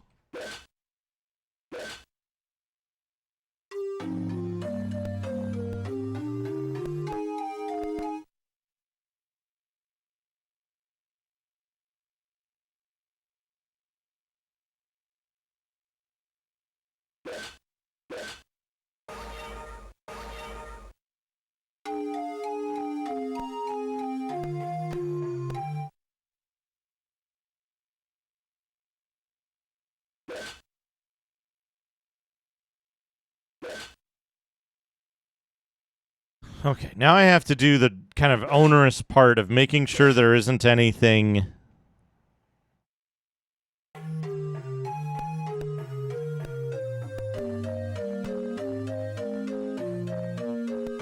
in any of these buildings.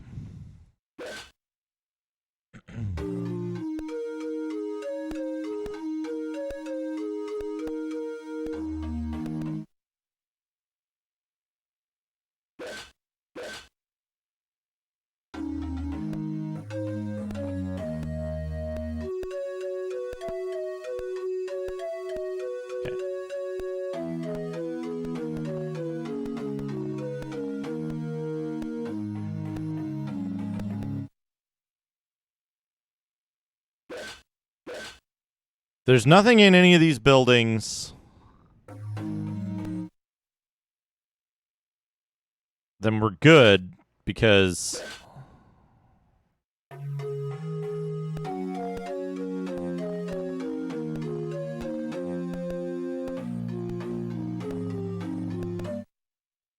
this part is off of the area that I can map.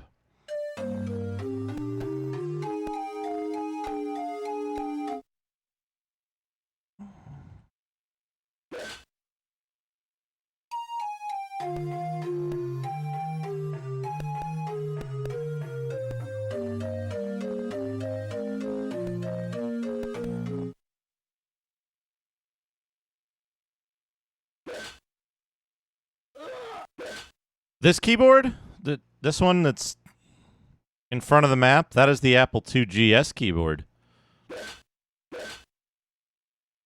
which I'm using. East, north.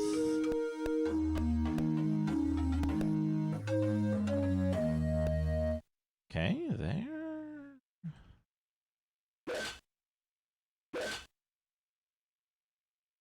Okay, there's nothing off the map here except the gate, which doesn't really matter because it's nothing.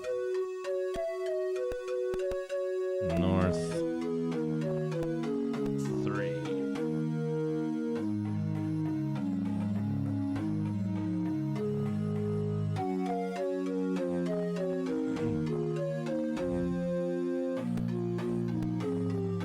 Ah, no, it's not clicky at all.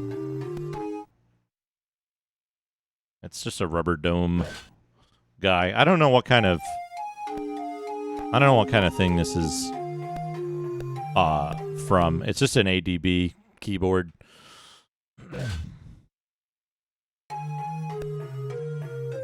It's nothing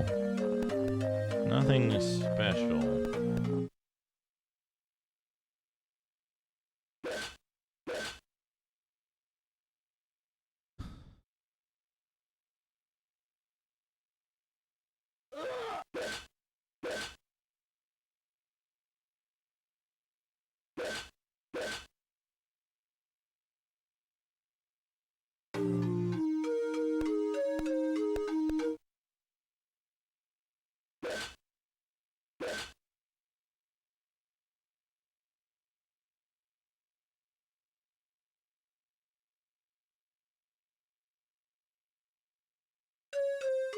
Man, Berserker is incredibly powered.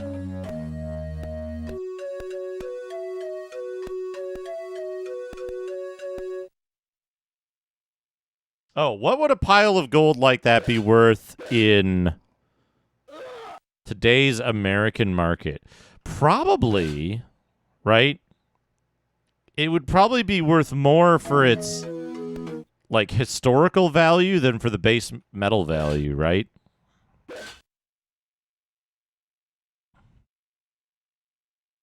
Like, what was the last time they minted pure gold coins?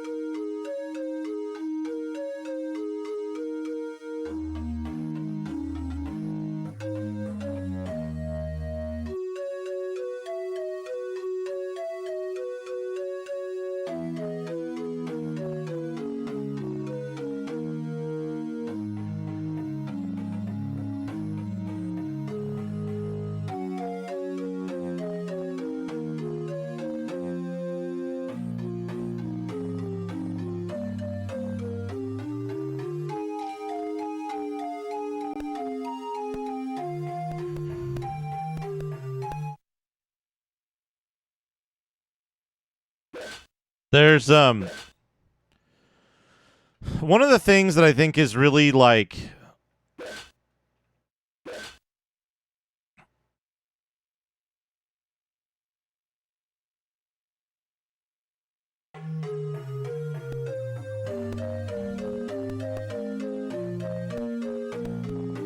how would I describe this?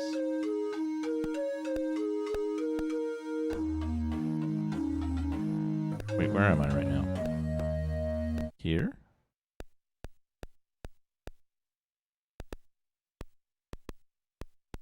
B5.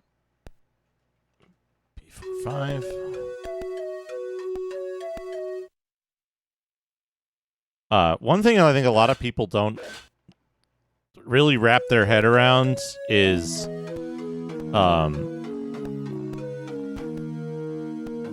the value of, what is it called? Provenance?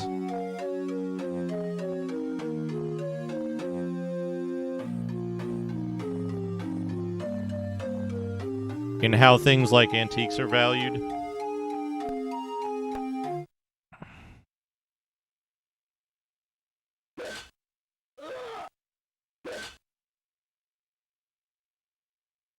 And like collectibles and shit like that? Oh no, gamer jokes. 1, 2, 3, 4.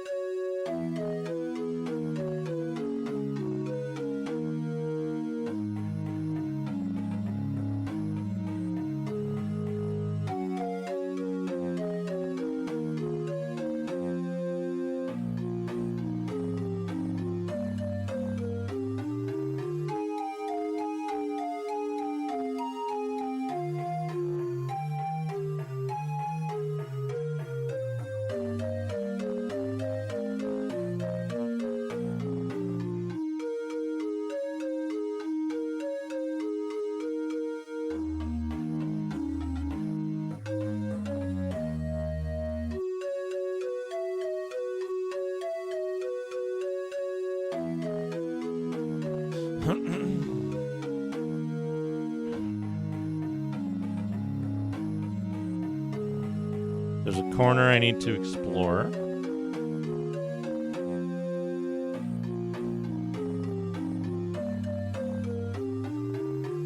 The whole quadrant of the city I haven't explored yet. All right, we're good on the west side now, though.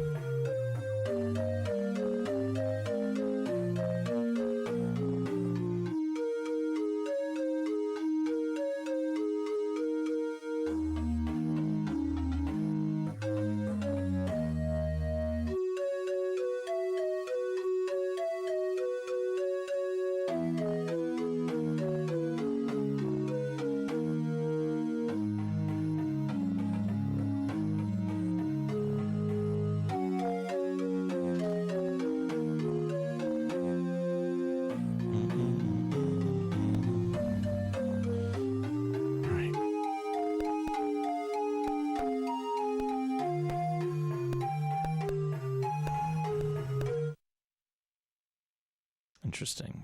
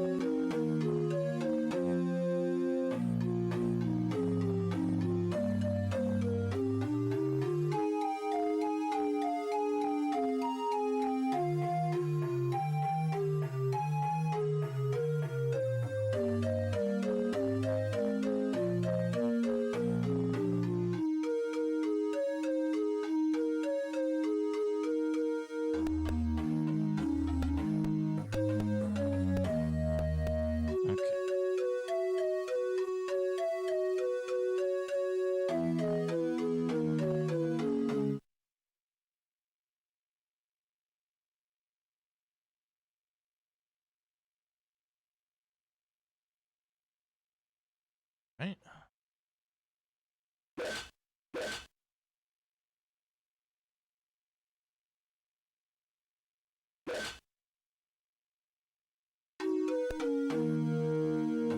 Tavern. 25. Gates cannot be scaled, but an entrance always exists.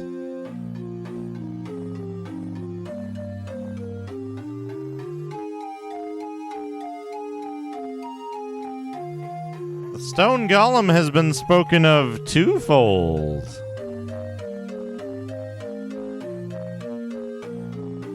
Taste of wine might turn to ready adventure. The barkeep chuckles.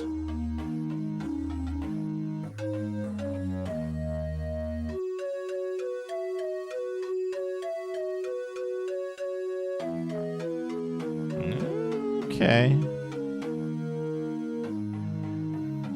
Foul spirits. Boy, that went down smooth.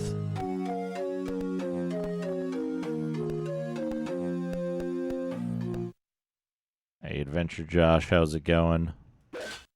We need the map for the, we need the map for the city. But not for the dungeons.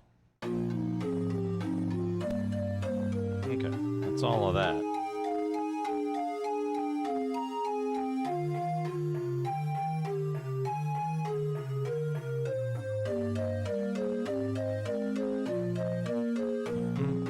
I did. I got the 4 meg. Which one was it?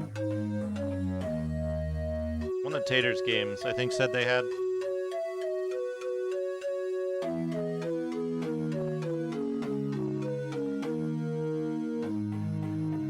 Gonna check on the other side of the stables.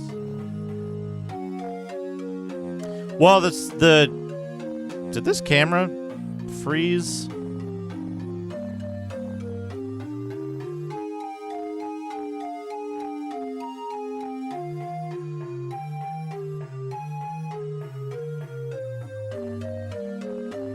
I think this camera is dying.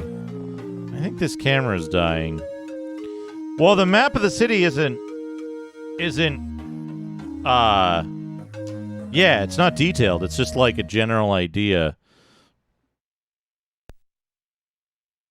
Yep.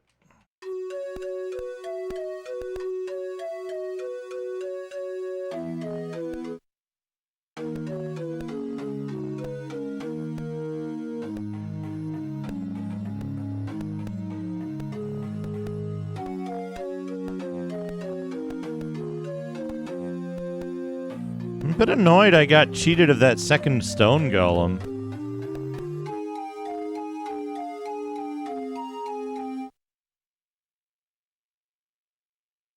Individual character deaths or full party wipes? I haven't resurrected a character ever. I've just reloaded if I die.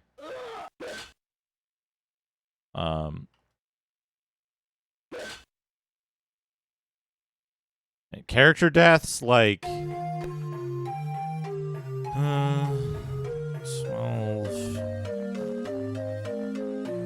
I don't know, like 20 maybe.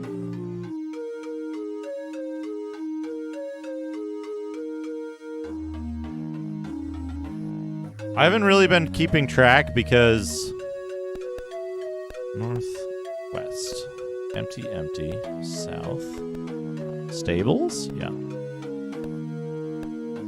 South. I haven't really been keeping track because a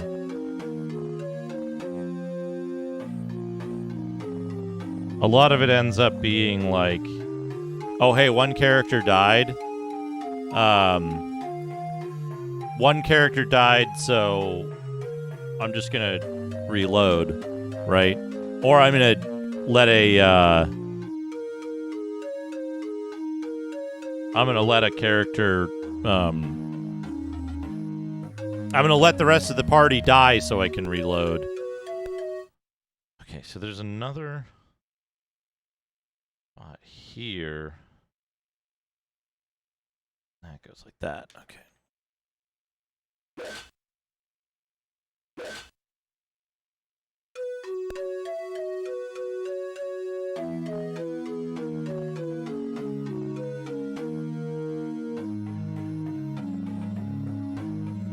But I beat the Gray Dragon.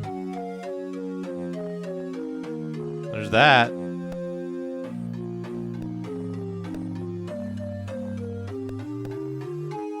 I mean, I haven't done anything. I've looked around in the wine cellar.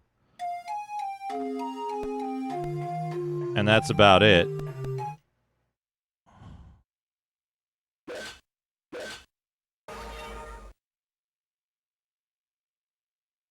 What did you do? I don't know what spell he did. Yeah, like the Grey Dragon, right? That's a good example of, like, the first 2 times I fought him, he breathed fire and killed 3 people, but I didn't want to leave a bunch of people dead, so I let everybody else die, and then restarted the fight and killed him. So, like, is that the 2 character deaths from the first time he breathed, and I was like, well, screw this, I'll reload, or, you know...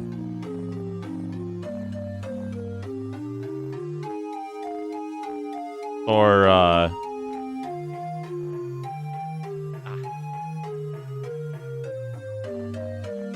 is it the whole party twice over? Because I didn't feel like dealing with the reload, right? I mean, it seems a normal amount for doing the mapping this way. And, like, playing kind of conservatively.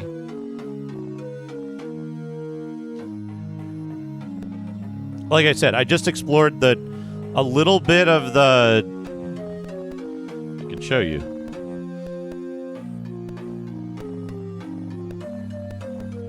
Also, it's getting to be nighttime, so go back anyway.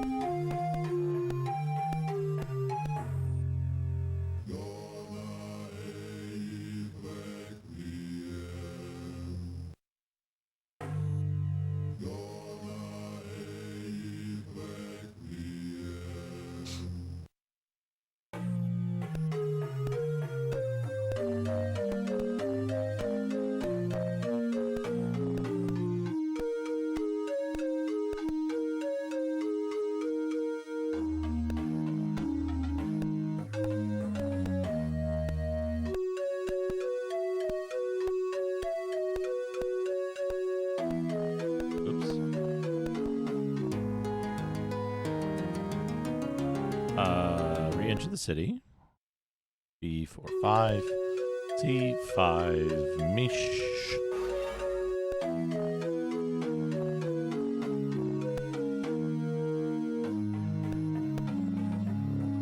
Save.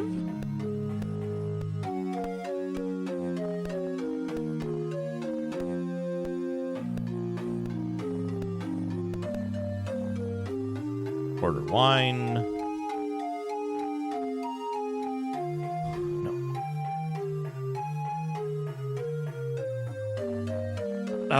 What the gravel or something? Can you do this yet? I don't know it yet.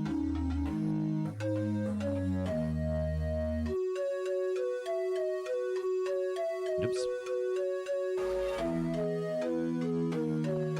There we go. So yeah, like I explored a bunch of this area, but I didn't go down to the second level yet. Sneaker nets. Yeah, like 3/4 of the first level of this. I have some grapes here, but I'm gonna have a burger later.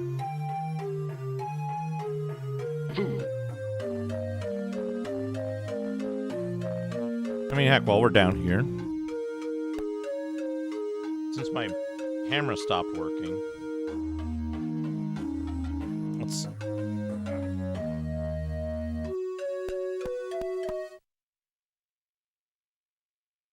7 gnomes, 2 dwarves, 1 nomad, 3 magicians. Food. Food.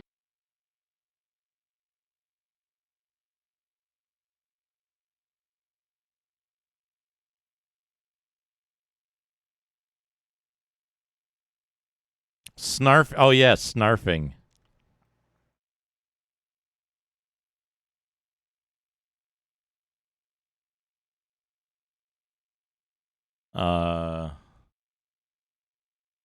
TFL on the gnomes, magicians.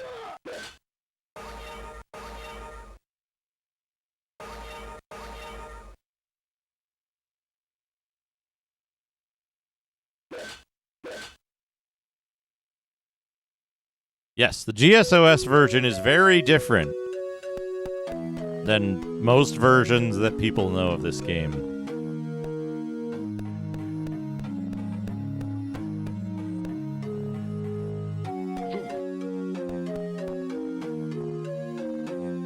Fine wine's 10 years and older for regular customers only.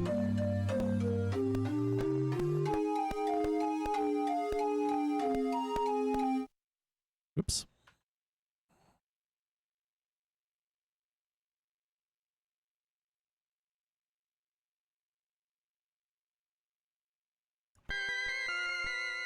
Severb. Thank you for the raid.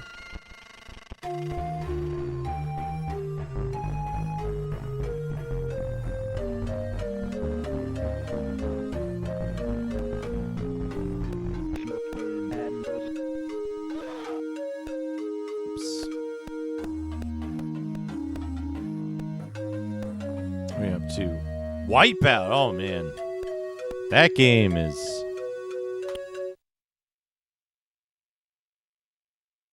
tough. More than PC or Amiga. Then fewer compared to what? What is the comparison?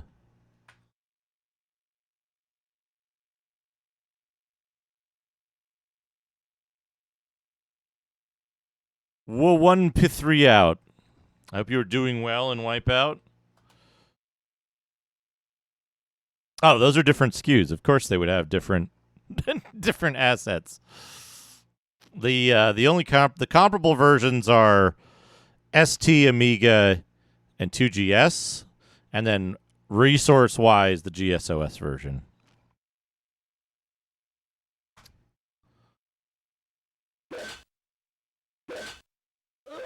I think I got rid of the magicians. I'll get rid of the orcs.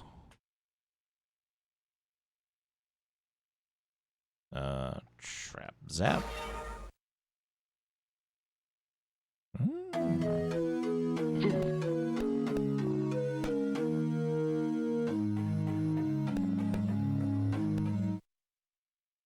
Mad dogs.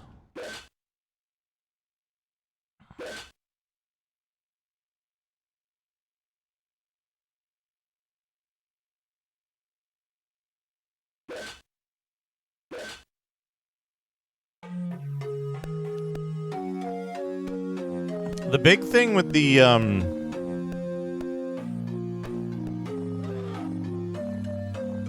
I've hit a poison gas cloud.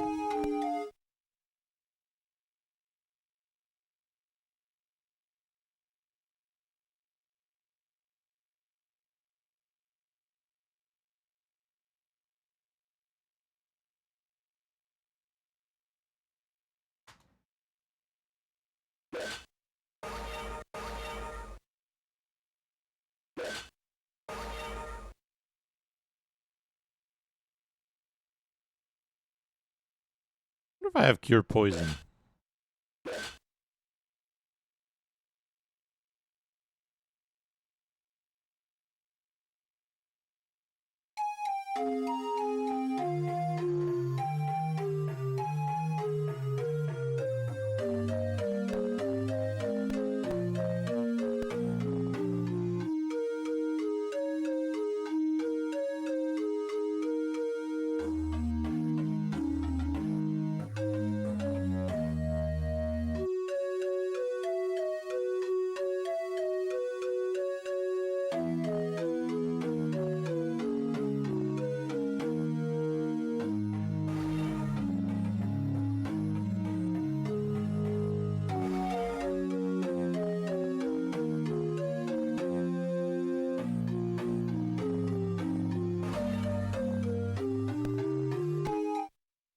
Dog-like things. Barbarians and hobgoblins. I think we can take these.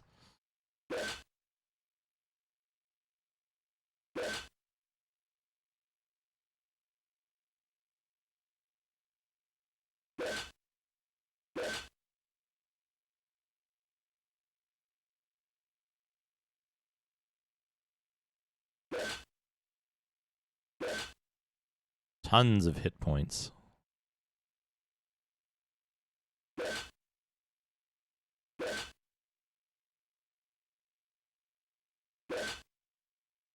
You need to come back when I have...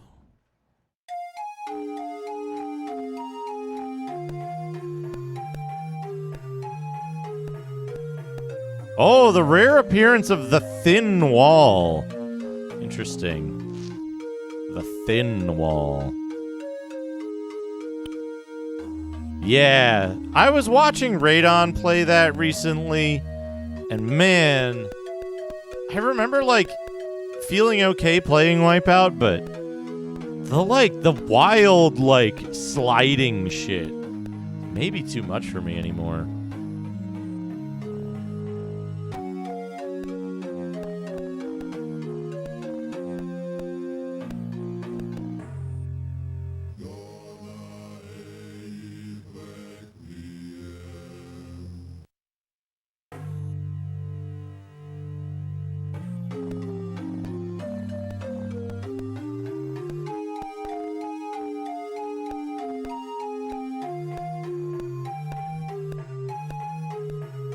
Wait, shop?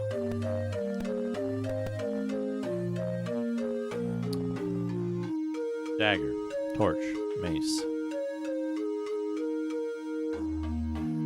Staff, buckler, dagger, broadsword.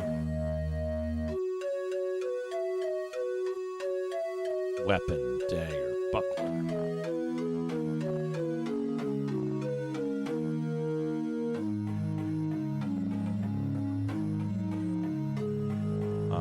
$150 for an armor? What is that? Scale mail? Yeah.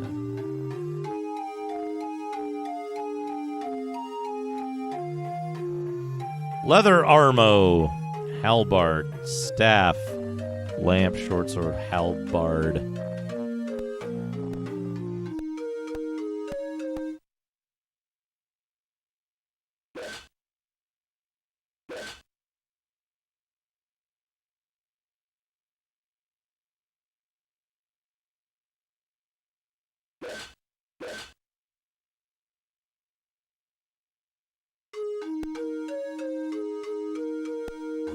Let's see. Oh no. Halberd. Spelled just like it sounds. 13,000. 13,000. That's so weird. So that's what, 50,000?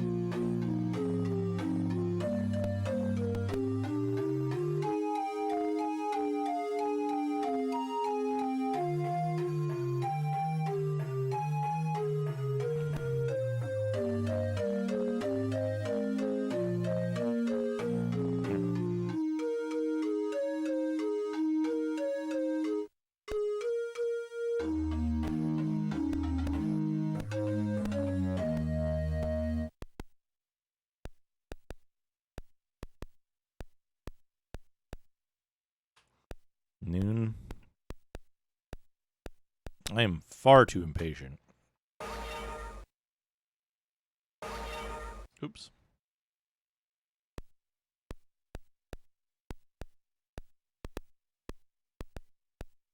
Snail mail. I'd be kind of surprised if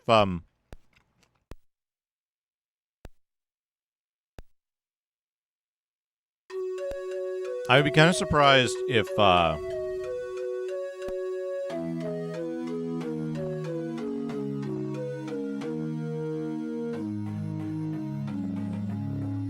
what's it called? Monster Hunter did not have something like that.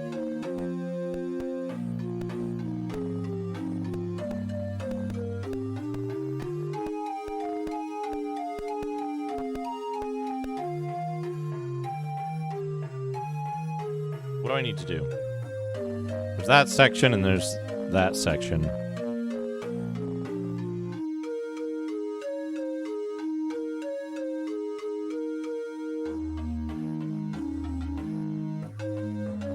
Do you think that if I reconnect my webcam, it will,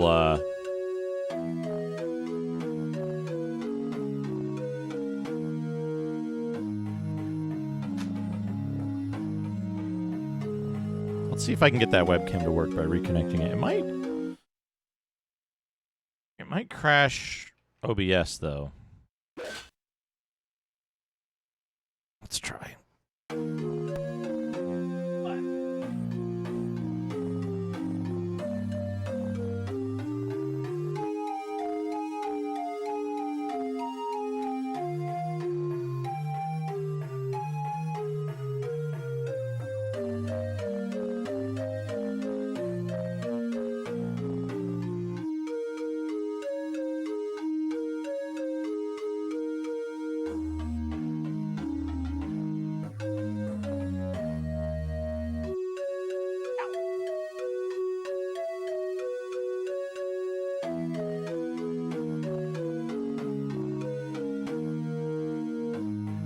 Let's see here.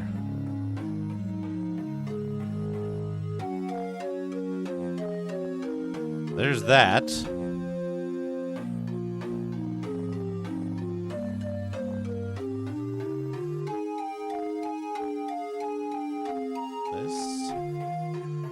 to stop. To read, listen, then I need to rerun this, and there we go.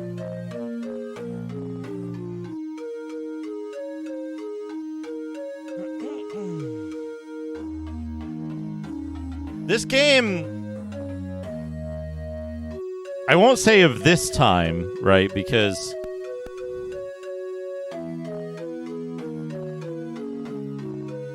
this is a different time than the other versions were released. At least like 3 years later. I believe.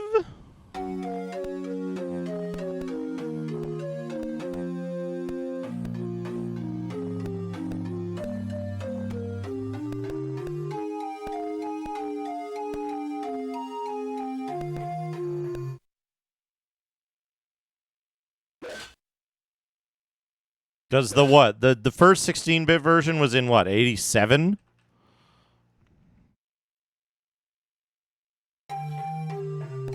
And this necessarily had to have been released in 92?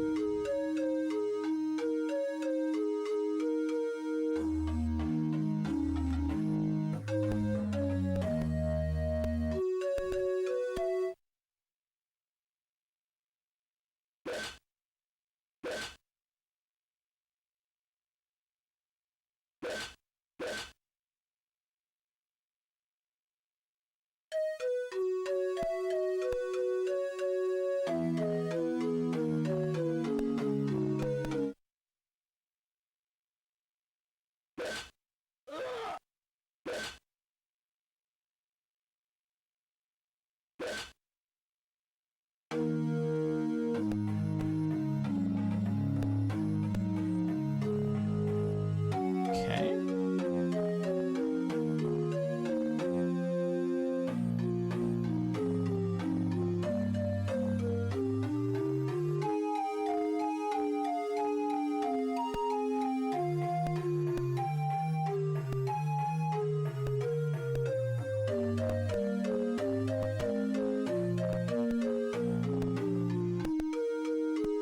Well, this specific version, right? This two.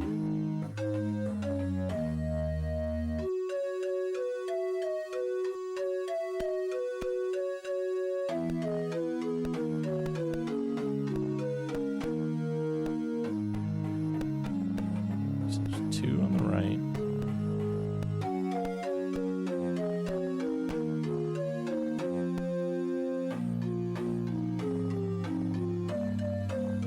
Confused.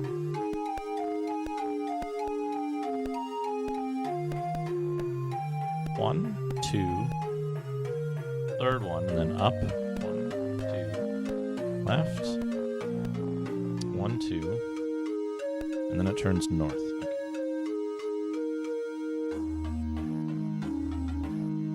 So the command reference card for this particular version of the game,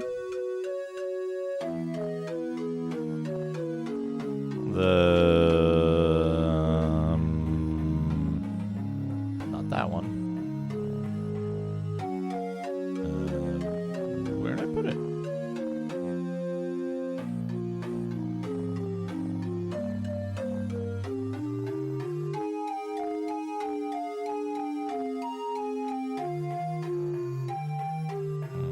Down here somewhere?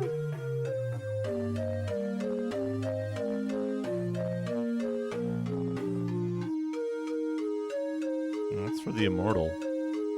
Here we go. So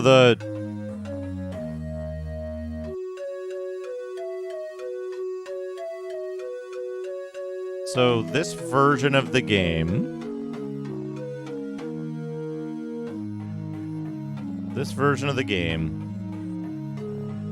specifies GSOS version 504, which was released in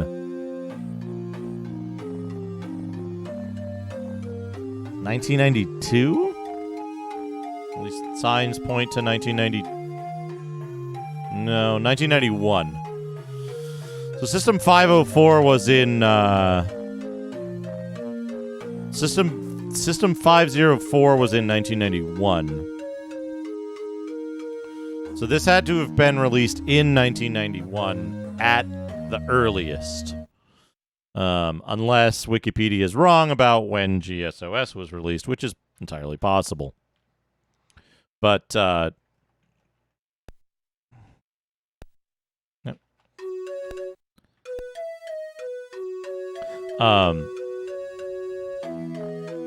The issue being that this version is, in a substantial way, different from other 16-bit versions of the game.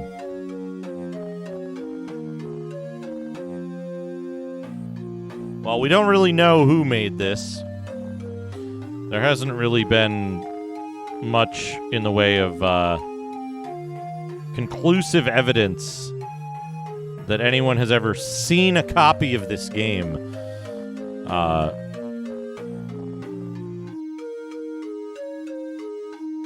The dump that is popular online seems to be from 2007, but there's no photographs to go along with it.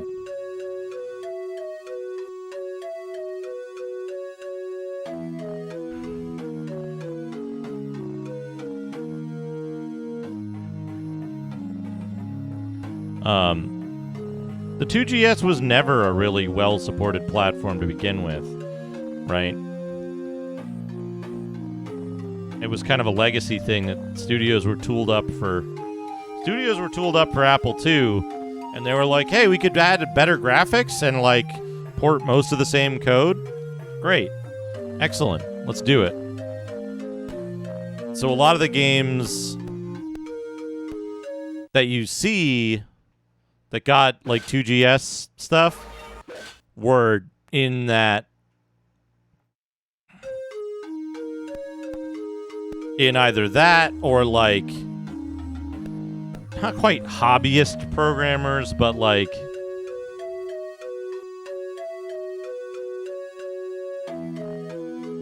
small developers that likely got a 2GS and then they were like, well... this is the computer I have.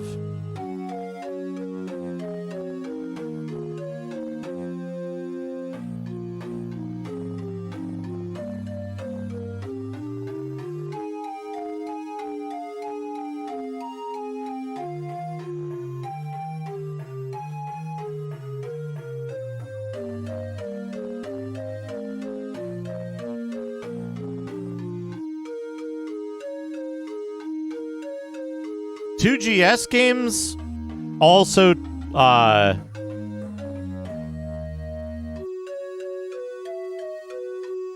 yeah. 2GS games also got multi-targeted Amiga ST stuff. But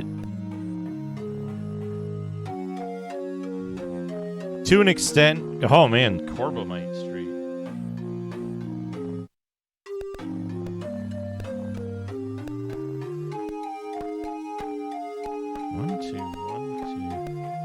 Up 1. Over 1.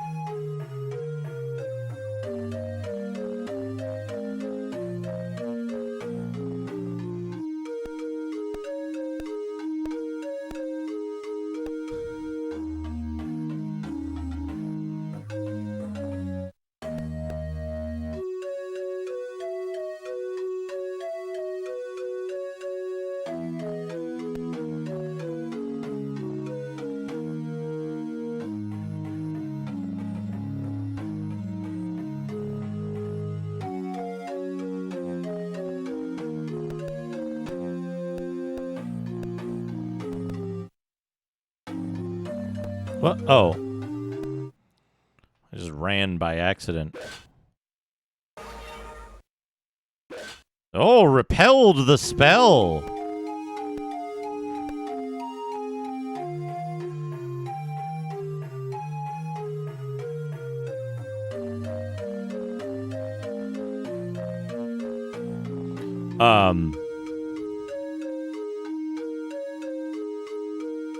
Stuff that's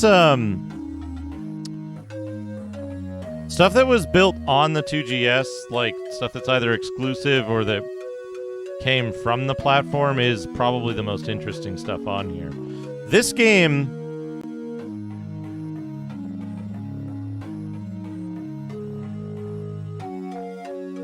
and to a lesser extent the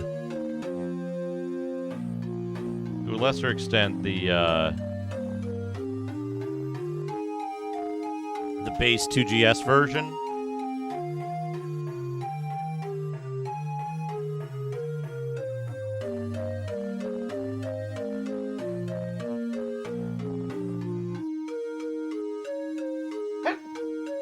This game and to a lesser extent the base 2GS version are interesting because they don't reproduce a bunch of really poor decisions that developers of the other 16-bit versions do.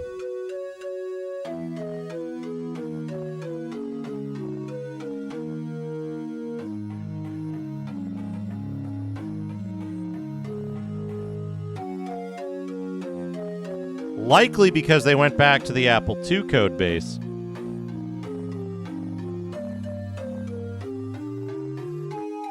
Rather than using the other 16-bit versions as a baseline.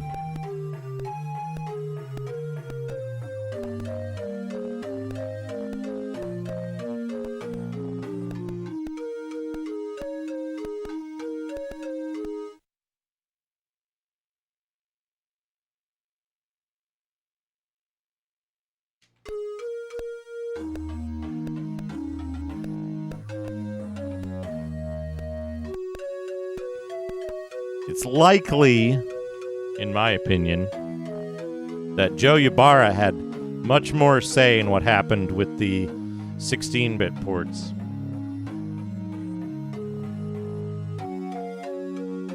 Than in the original Apple version.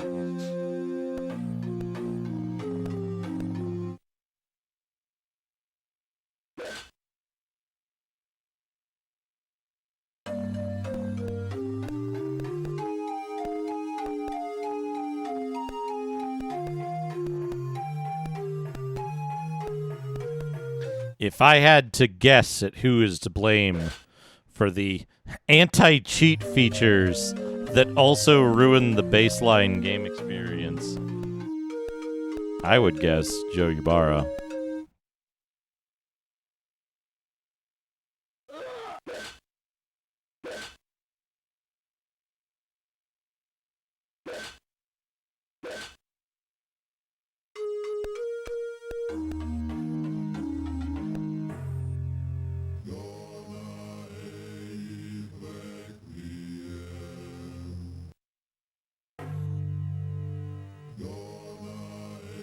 It's likely that the 2GS or the GSOS version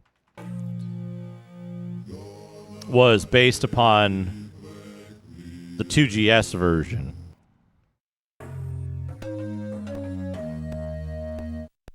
Hannah Ybarra. Hannah Ybarra.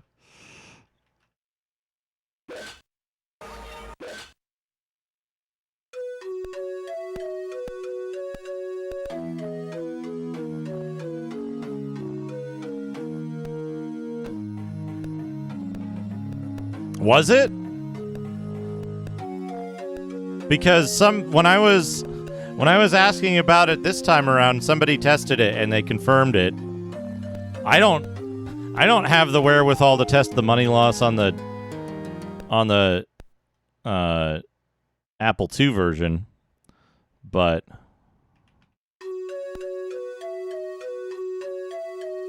someone else told me that it was the Apple II version and the C64 version do not delete your money, but the 16-bit versions and the PC version do. So.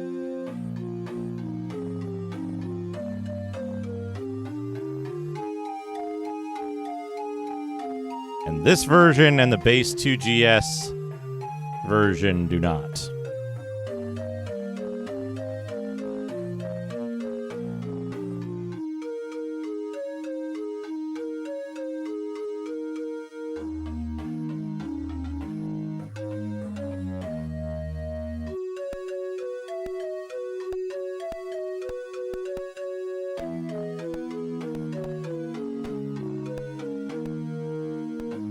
I didn't see any warning in the manual about it.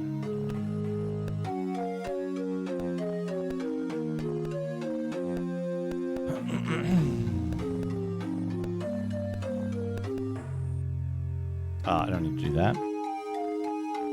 Where do I need to go west and south.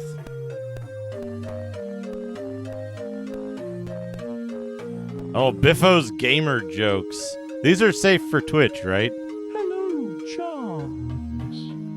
Welcome to another episode And he was not of Biffo's Retro Reviews, where I take a look at some of the classic games from the past and make fun of them with my brilliant humor. Today, I have prepared some brilliant jokes based humor. on video games that will make you laugh so hard you'll need a new pair of trousers. Are you ready? Here we go. What do you call a hedgehog that can't run fast? Sonic the Snail Hog! Why did Mario cross the road? Because he wanted to get to the other side. Scroller, how do you make a Pac-Man cry? You eat his dots and his cherries. What do you get when you cross a plumber and a mushroom? A fun guy to be with.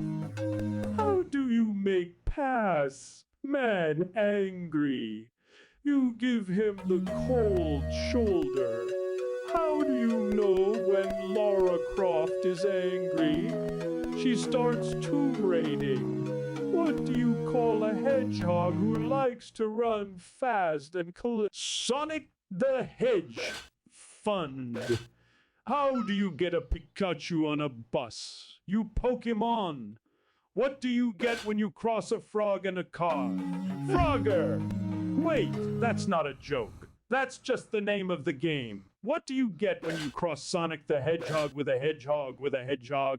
A hedgehog that can run really fast and collect rings. That's hilarious. What do you call a fish who plays video games? A gamer. Guppy. What do you get when you cross a vampire and a frog? A bloodsucker. What do you get when you cross a vampire and a plumber? Dracula Drain. How do you know when Pac-Man is hungry? When he says, Waka Waka. How does Lara Croft keep her hair so shiny? She uses Tomb Raider shampoo. How do you know if a game is too hard? What makes you cry, sis? What do you call a zombie that likes to dance? A thriller. What do you get when you cross Sonic the Hedgehog with a hedge trimmer? A bloody mess! Why did Mario cross the road? Because he was chasing a mushroom. And then he got run over by a car. How do you get Lara Croft to stop raiding tombs? You give her a tombstone. What do you call a fish that plays Street Fighter? Ryu! Fish! How do you make Pac-Man cry? You eat his dots, and then you eat his wife. Wow! Ha ha ha. Aren't those jokes hilarious, chums? I bet you can't stop laughing at my witty humor. I bet you're rolling. I hope you enjoyed these jokes, chums. They are all my own creations, and I think they are the best jokes ever. If you disagree, you are wrong. Tune in next time for more Biffo's Retro Reviews, where I will review some more games and make some more jokes. Until then, stay retro, chum.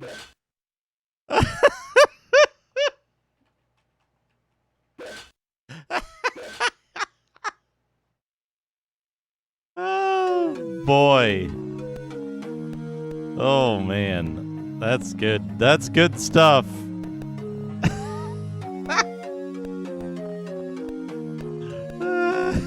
You eat his wife. Okay. 2, 3, 4, 5, 6, 7.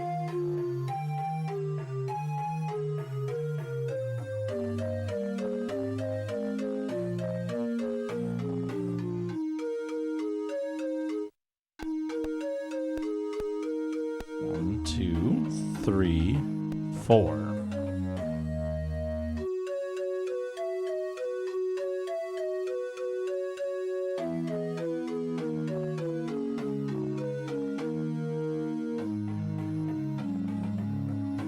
So the cheat part, the thing they were trying to fix, it seems,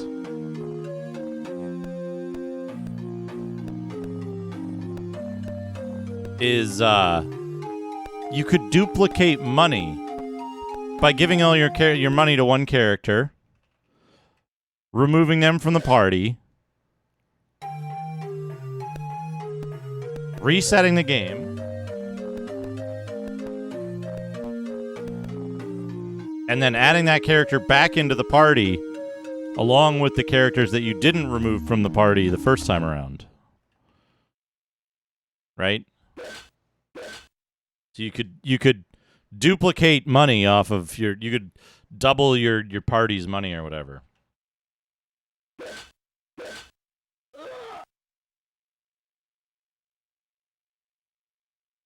Right? So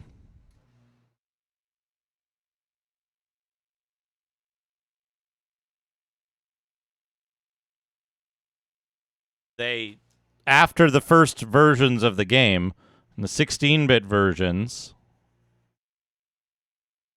they made it so that when you add a character to the party, it zeroes their gold on disk intentionally so that you can't duplicate their money. Then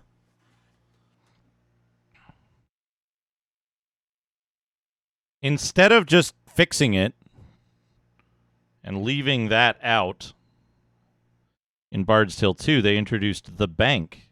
So you had to take your character's money to the bank, and the bank was, you know, the extra character that you would swap in and out if you were playing the other 16-bit versions.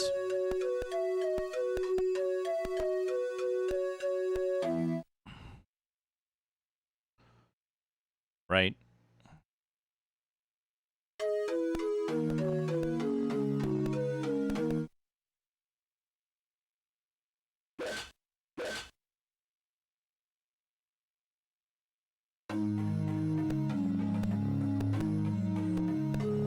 And I'm pretty sure I recall seeing a contemporary thing in magazines saying, hey, you can cheat at Bard's Tale. Just do this to duplicate your gold, and then you'll have all the gold you need. And all of these done that.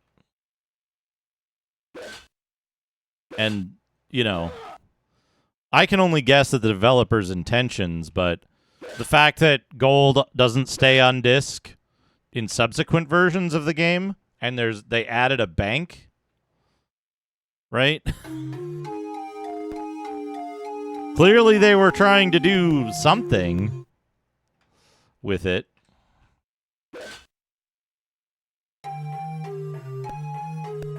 Right? Which, again, that's why I believe that the producer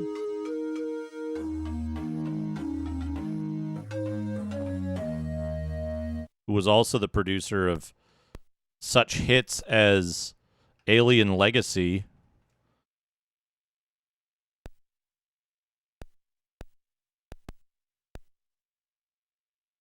and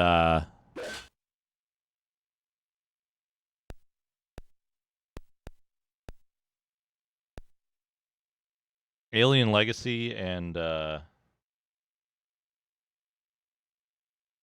Spellcraft Aspects of Valor and Shadow of Eusebius, a famously complete and playable game.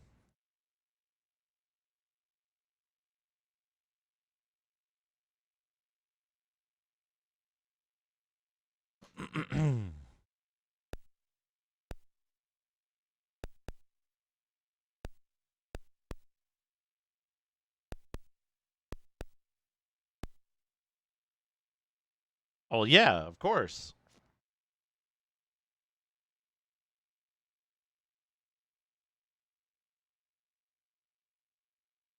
But how dare someone cheat in this single-player RPG? 1, 2. I didn't notice there was an extra one of those. B4, 5.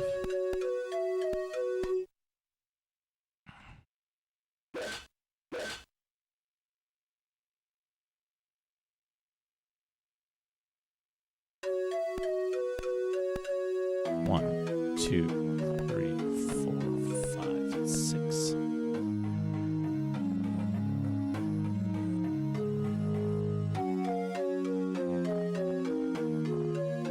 Not the correct number of spaces at all.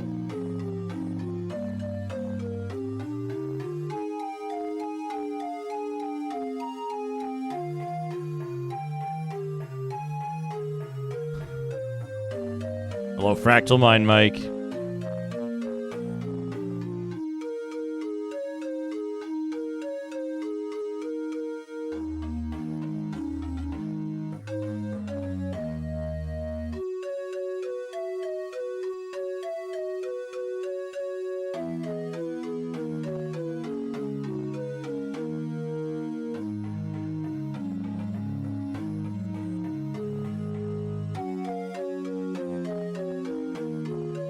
Well, the thing is, right, like,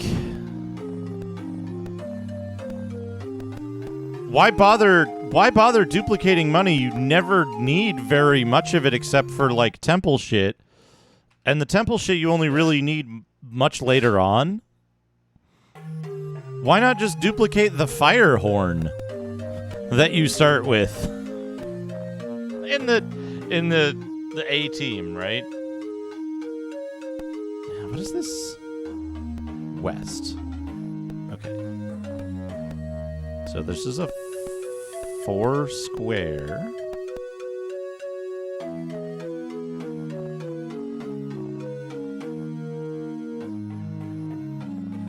Yeah, that's what I'm saying.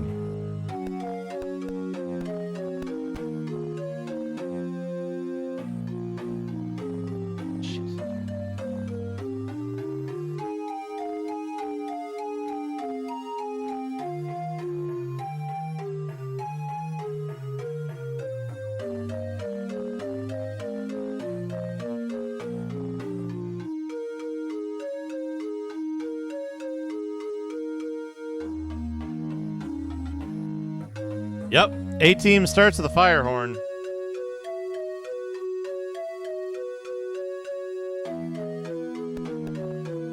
And you can very easily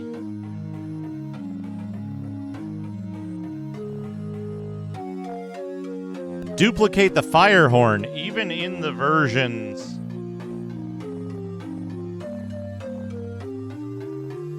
where gold gets zeroed out, so you can just sell your excess fire horns.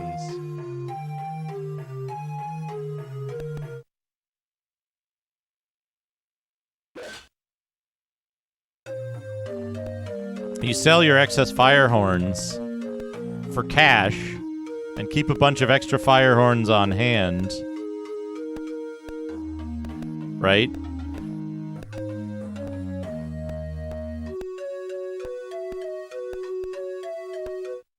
So that's why I suspect that the person who made those decisions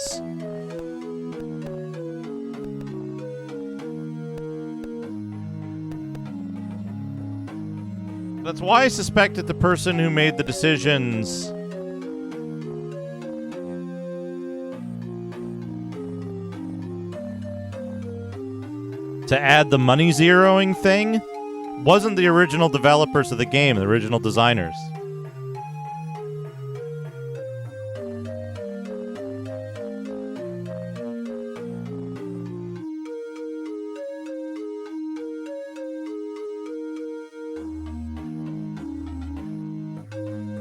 Because it's pointless, right?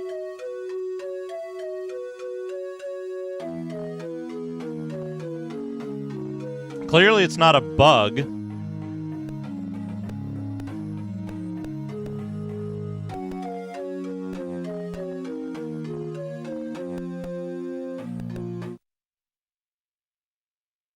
Clearly, it's not a bug because the second game does it intentionally.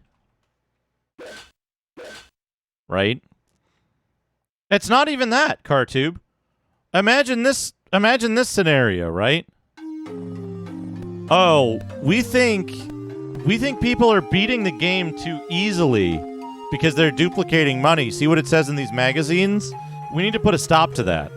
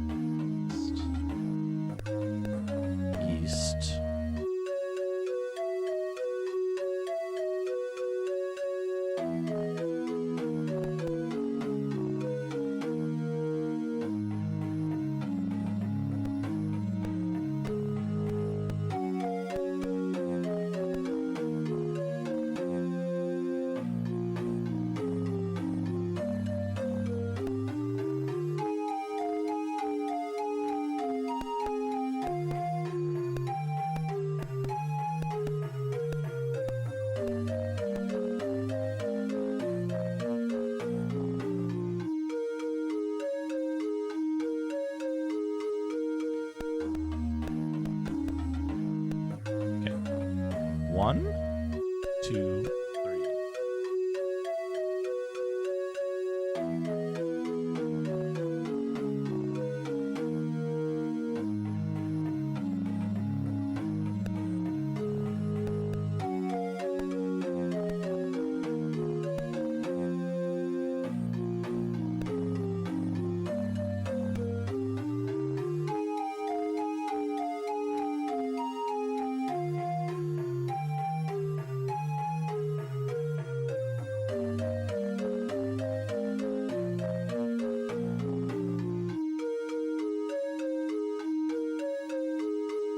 That's one of the things.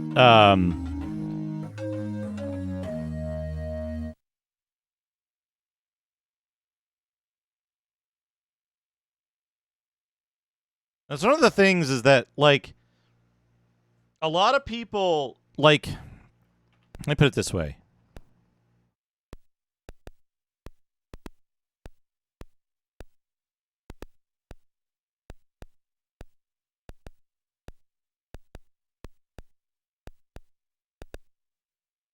I've seen a lot of people say, "Oh, just play the remaster. Just play the remaster." Right? The remaster, it's the same game. And then I hear stuff like this, right, where it's like, oh yeah, they changed X, Y, and Z, and they removed this thing and that thing, and they changed this thing. And it's like, it's literally not the same game. It's not a remaster, it's a remake, right?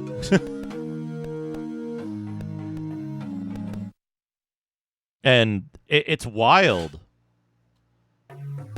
I'm sure the remasters are fine for people who are playing the game for the first time and want an easier experience of it and, you know, don't really care about necessarily authenticity or whatever. Like, for me, I'm looking at the experience of a game that I didn't have at the time and would have been, you know, I would have been a tiny baby when this game came out. So, like,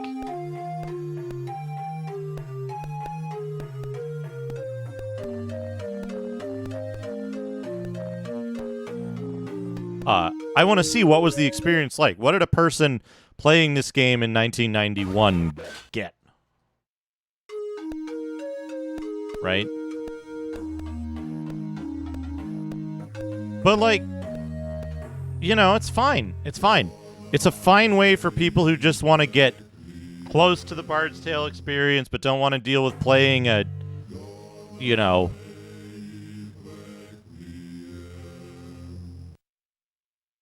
35-year-old game. Right? I can get down with that. Sometimes I don't want to play a 35-year-old game. A lot of times I do, but sometimes I don't.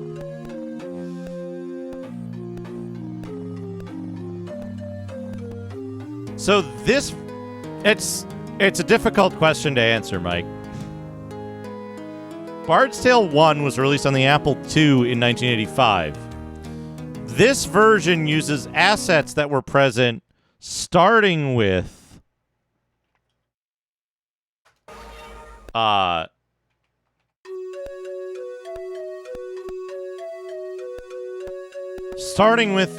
1987 version. I think it was 86 or 87 on Amiga and ST. Later, a 2GS version came out using the same code and the same everything.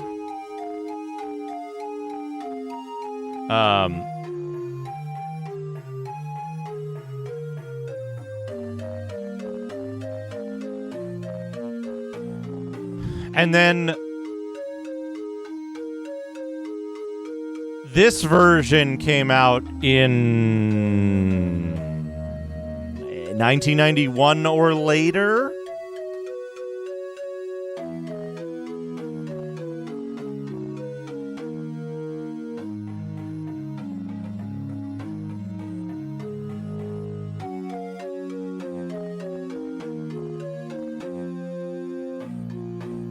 And it's important to specify, right? The 1986-87, whichever, version of the game was the one that was actually impressive. The Apple II version wasn't that much more advanced than its contemporaries at the time, because by that time, other games were doing interesting stuff with animation and graphics and things like that. But the 16-bit version was really, really impressive.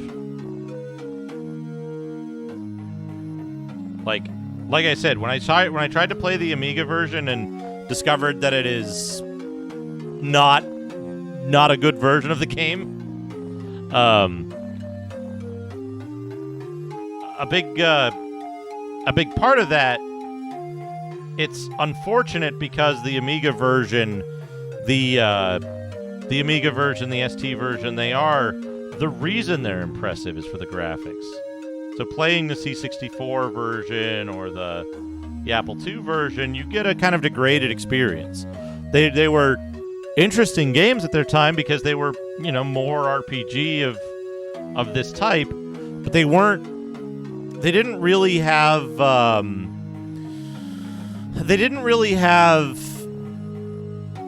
a lot of, like,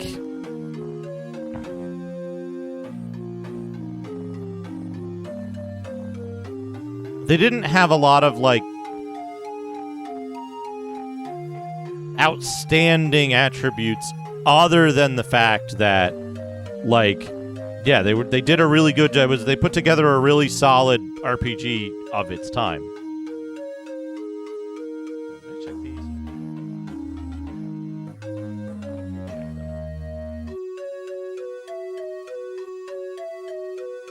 But the graphics, the 16-bit graphics, are like, they're on par with, like, you know, Defender of the Crown and a few other standout Amiga titles, like ST and Amiga titles from, like, 85 through 87.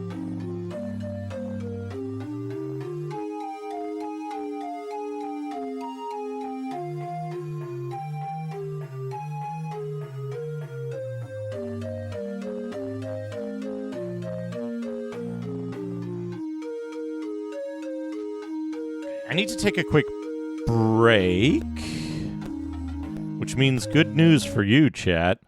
That means good news for you, because guess what? You get to enjoy horrifying imagery. I'll be right back.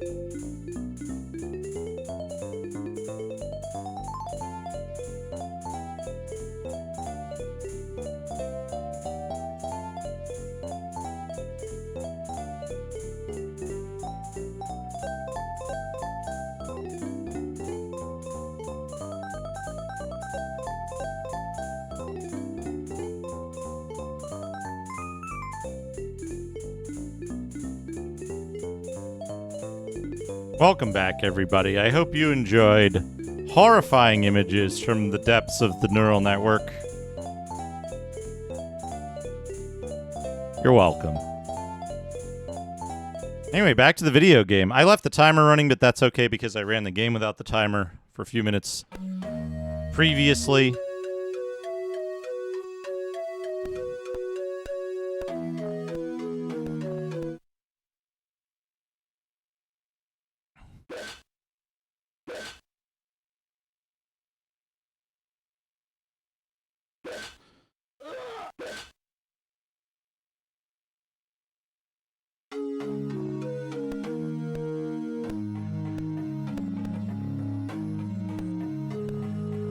You know, I didn't realize, Mike.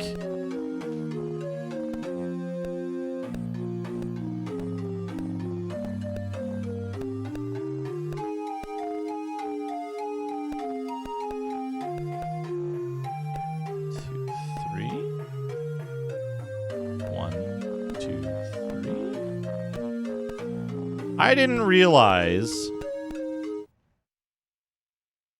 the DOS version of Wasteland is like the best looking one. I thought the Apple II version had like some superior graphics and animation stuff to it, but it turns out it doesn't. Hey, what the hell?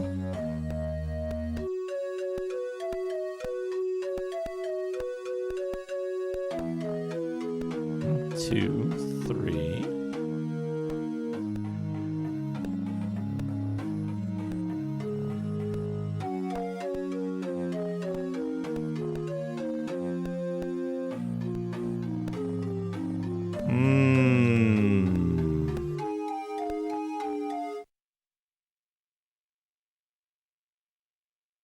There's a trick here.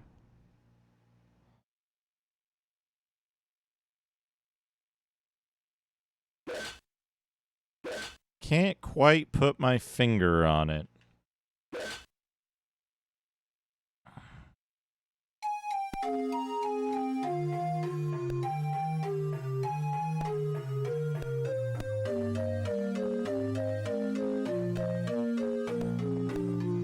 Okay, so 1, 2, 3.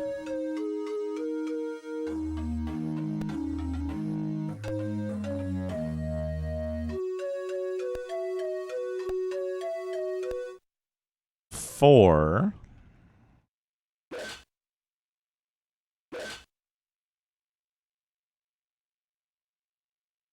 It's okay. I can figure this out.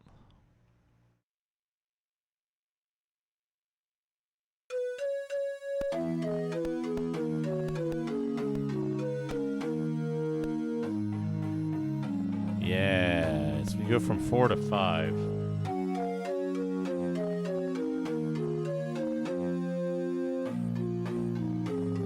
And where does it put you? Here.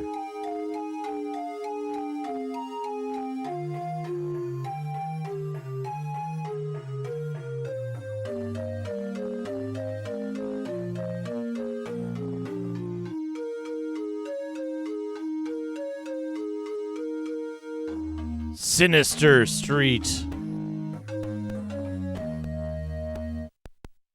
Teleporter traps.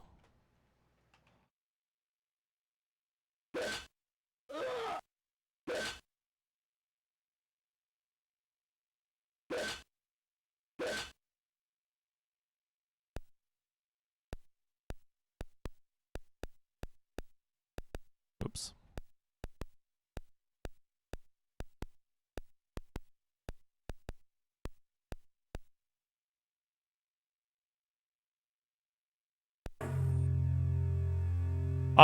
The map is longer vertically than it is wide. So I have to hold it sideways.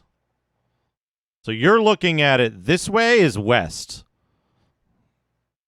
This way is east. The angle you see it from is east on top.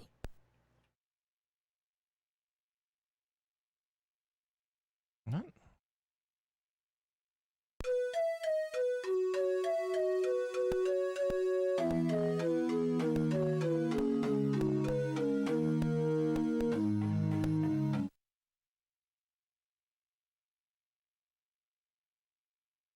I wish I could get the macros to work in this.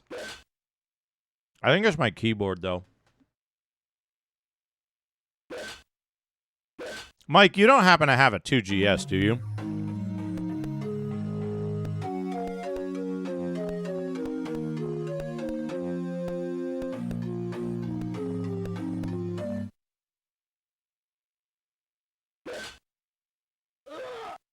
Darn.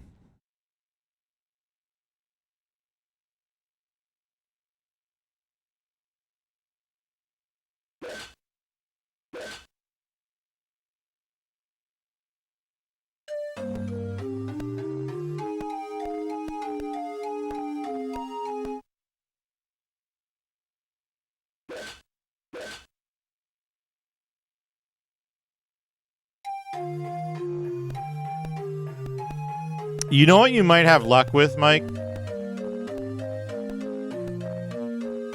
And again, because Apple people are weird, look for a, like, Apple computer show.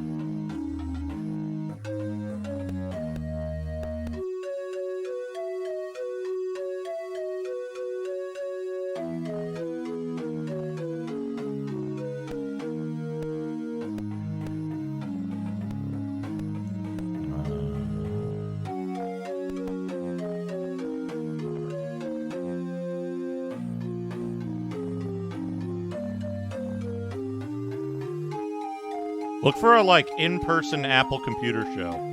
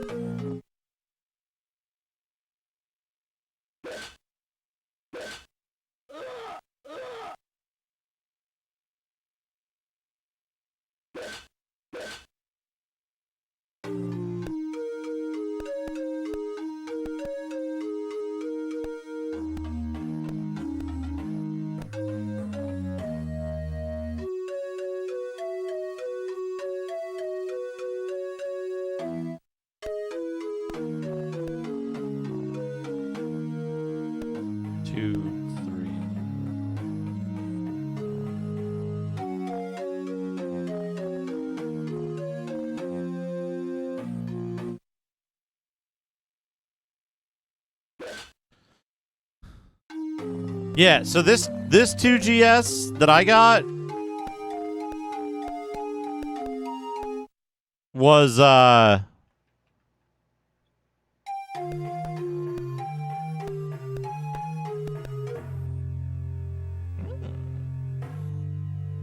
don't know where I am right now.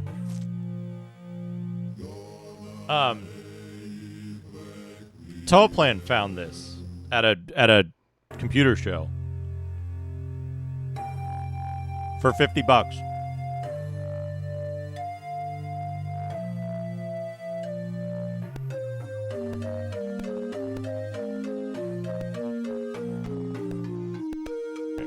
One east.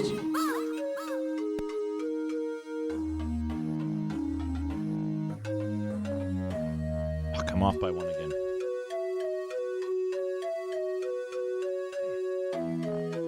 Internet, thank you for the 5 bits.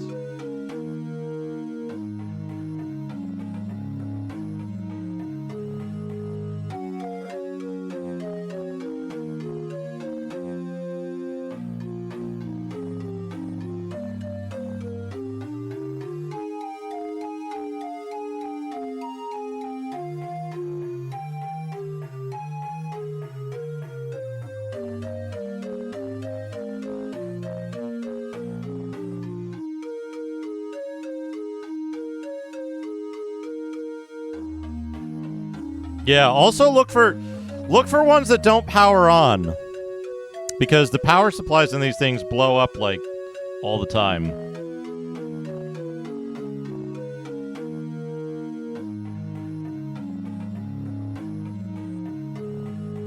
So don't discount.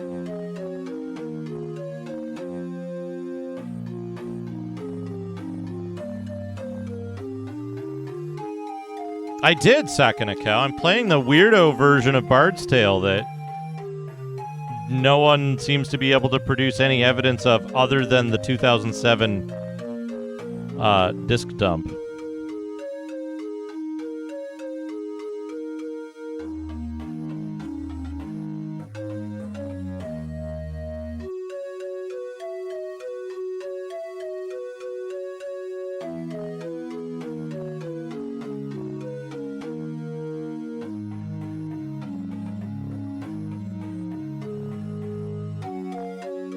I'm running it on GSOS.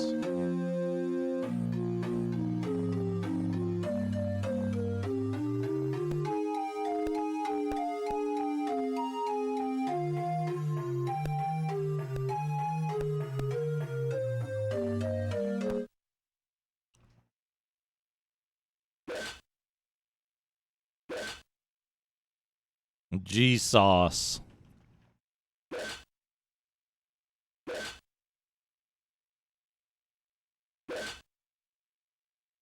It's a very good version of the game, though.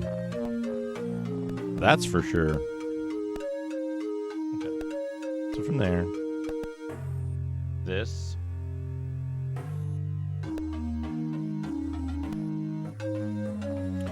Graphics and sound.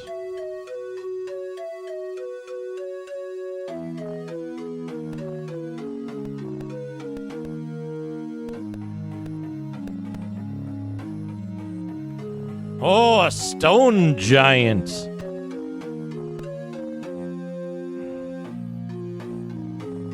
Attack it. Oh, look at this dude.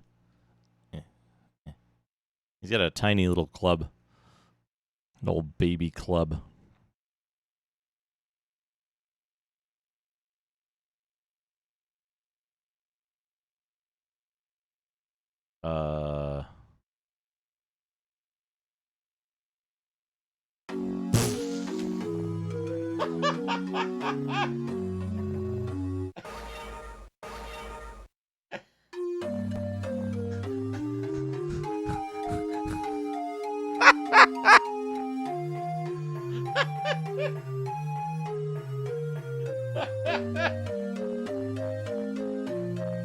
I mean, it's probably a very large club. He's just really, really big, yeah.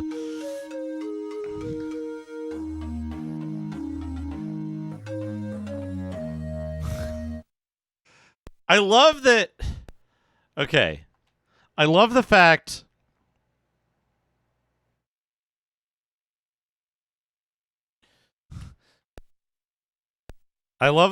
that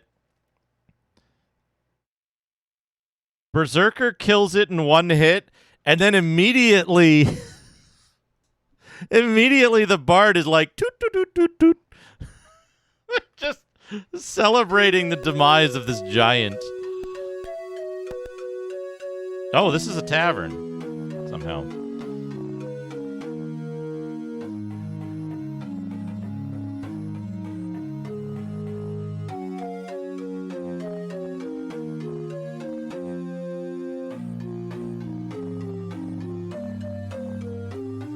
Uh-oh, what's this? What's this? Biffo's Retro Reviews Raid Shadow Legends. Hello, Johns! Welcome to another episode of Biffo's Retro Reviews, where I play old games and have a laugh. Today's episode is sponsored by Raid Shadow Legends, the most immersive and realistic mobile RPG ever. Raid has over 600 champions to collect and customize, each with their own skills and abilities. You can join a clan, fight in PvP battles, or explore the massive campaign mode. And the best part is, it's free to play.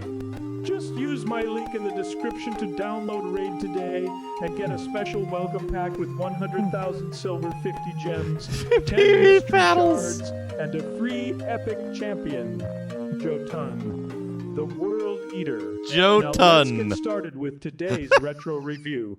I'm going to play. Wait a minute. What's this? A mystery shard. Let's see what I get. Maybe it's a legendary champion. Come on, come on. Oh, it's just a rare. Well, that's not too bad. Let's try another one. Maybe this time I'll get lucky. Come on. Come on. Oh, another rare. Well, that's okay. I can use them to upgrade my other champions. Let's try one more. Just one more. Come on. Come on. Wow, look at that.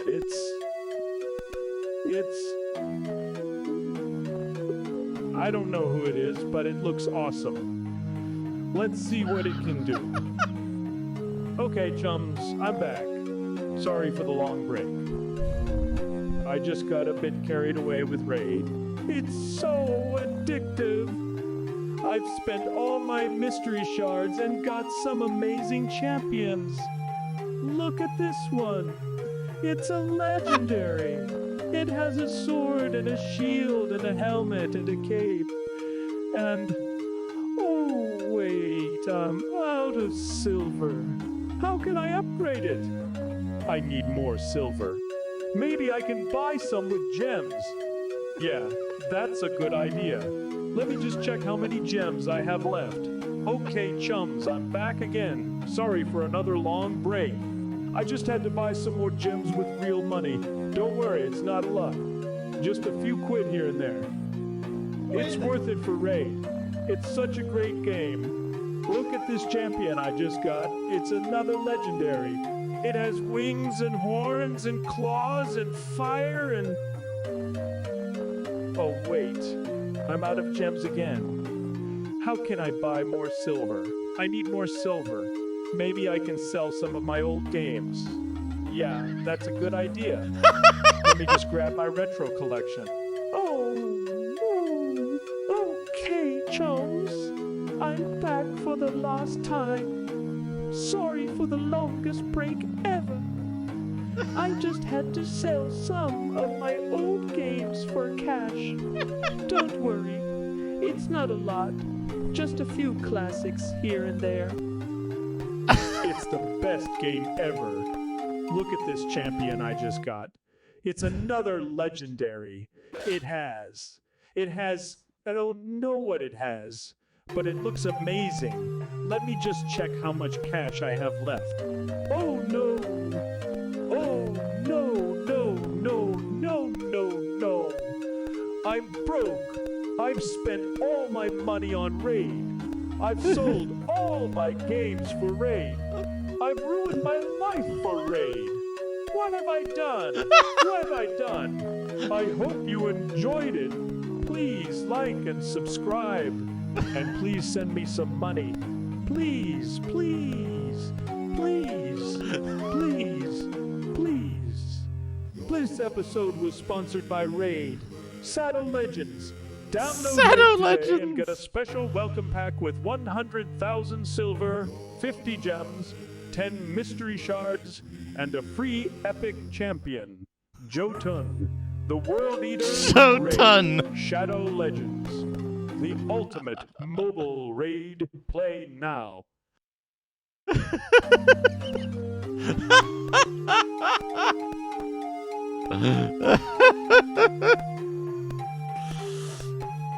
Thank you, Chubo. And thank you, Biffo.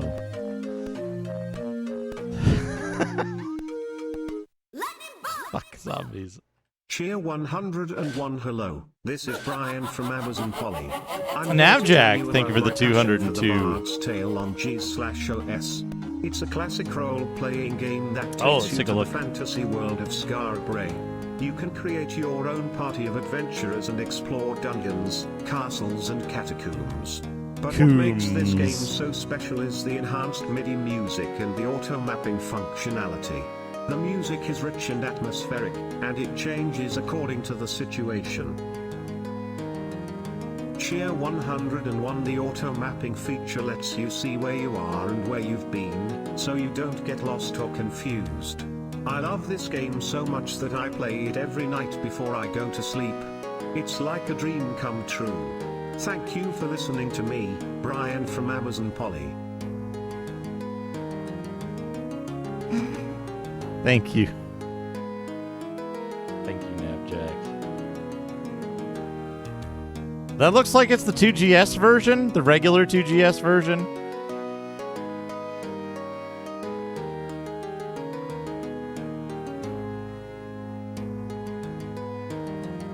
Which is different from this version. B5, C5. I haven't imported my characters from Ultima 3 because I haven't played Ultima 3 yet. So that torch. So that torch and that tower shields. Oh. An instrument. Identify the instrument. There's a flute. Identify the shield. It is a buckler.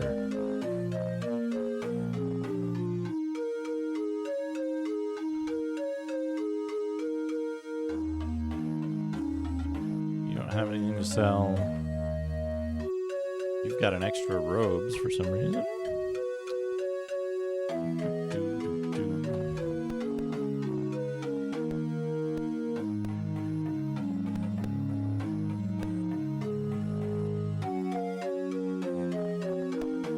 No one's ever seen a photograph of this version of the game. The diskette might say,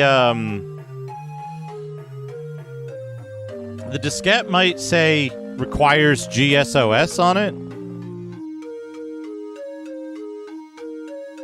7,000. 7,000.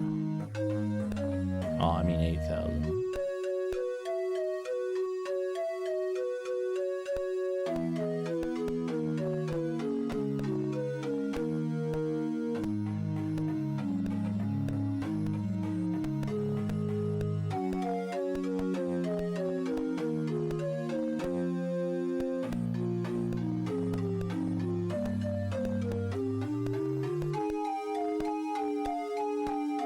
Oh, the other thing that's going to be very helpful is, what have I done? Where am I? Stables.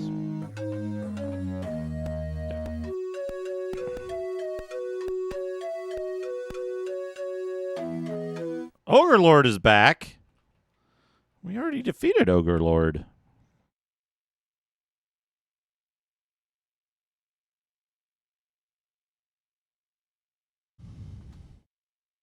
You don't know that spell? Just post, I guess.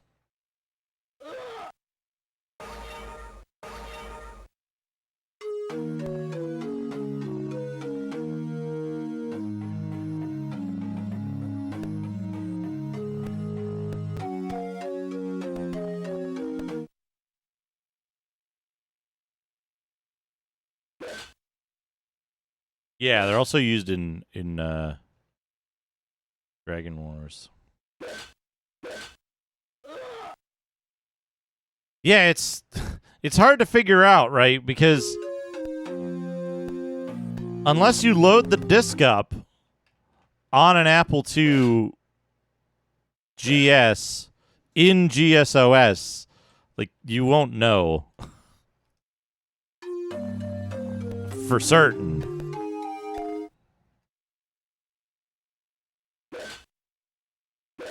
Right? It's a very odd thing because it's a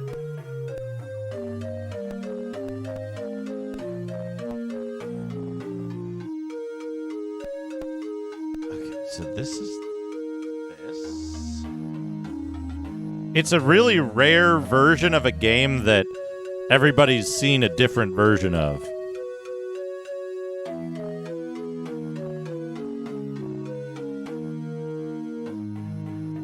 It's also that weird, it's that weird case where there's a dump of it, but no other evidence.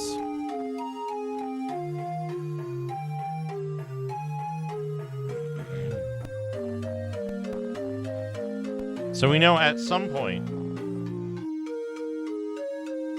we know it existed at some point.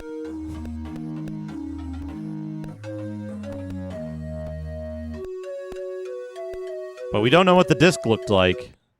And we don't know if this disc version of it has been tampered with or not.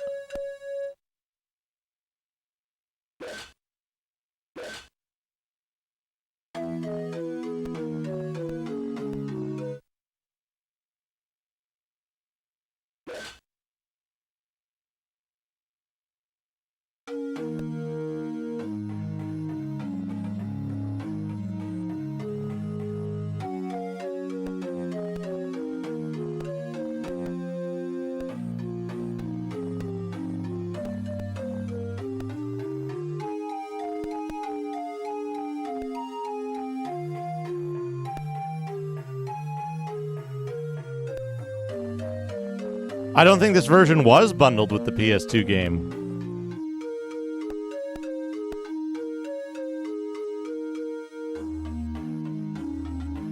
When you say specific memory requirements,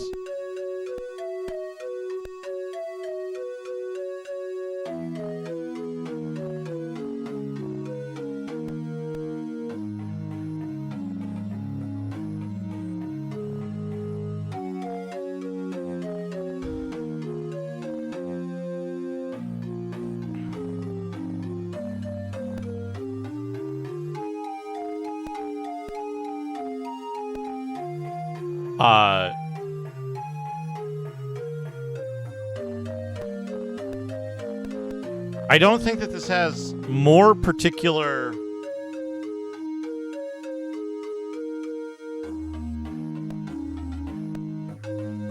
three.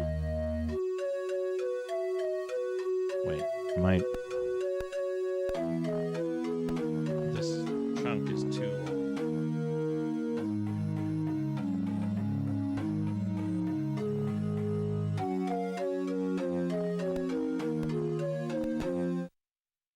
Fuck.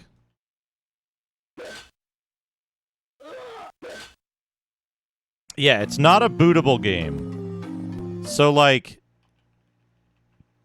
I don't know if you maybe you can run this on a 1 meg system, right?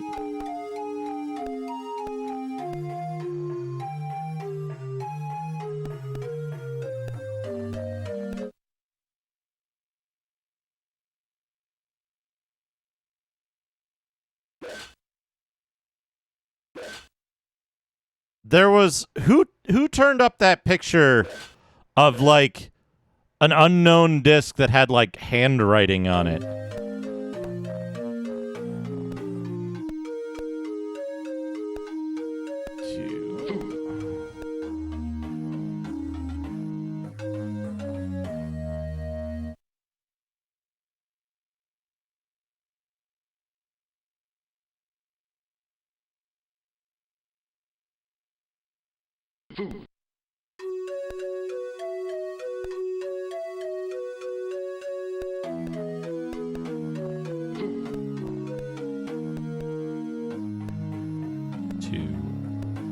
Crossroad.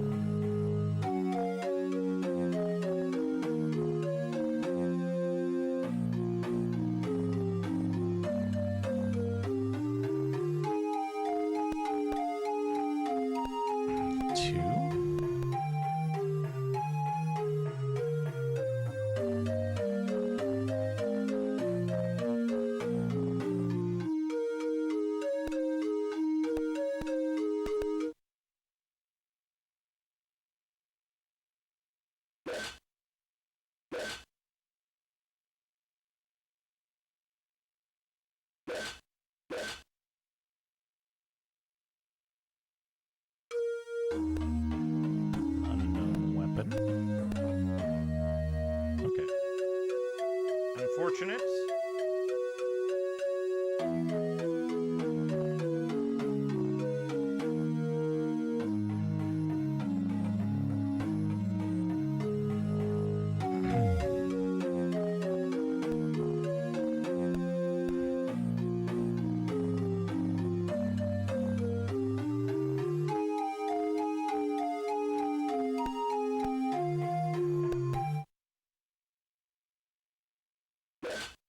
Hey, Rig.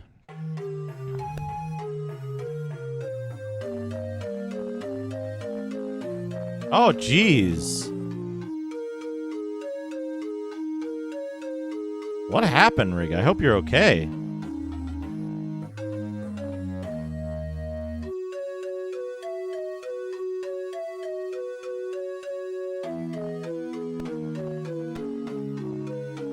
Sorry to hear about that. I'm glad I can provide some solace while you...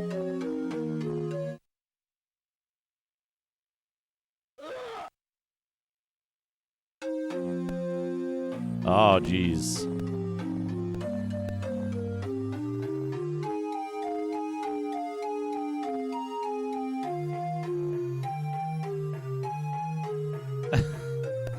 Well, I'm glad to hear it sounds like it's just like some kind of weird blemish and not like a rooster attack or something.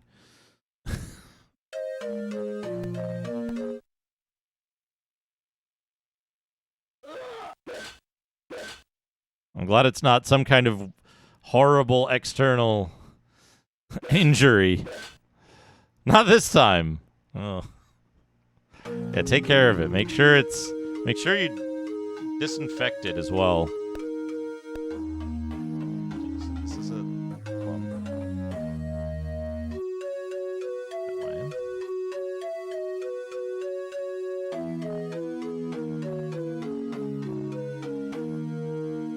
I had to check all this stuff.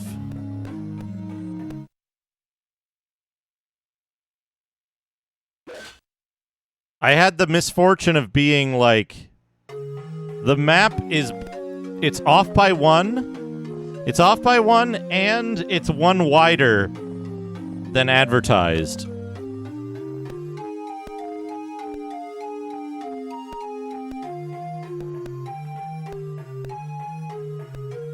Okay. So I'll check all of this. Wait.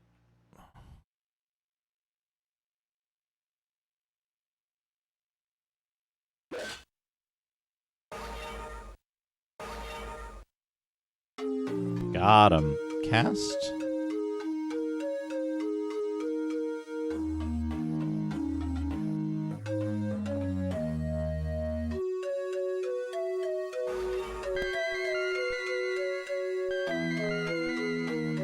Dr. CDCS.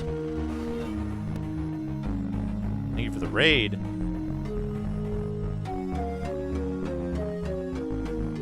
Fractal Mind Mike, thank you for shouting out Dr. CDCS. Banished. Downgraded OBS. Interesting. I hope you were able to resolve that audio issue.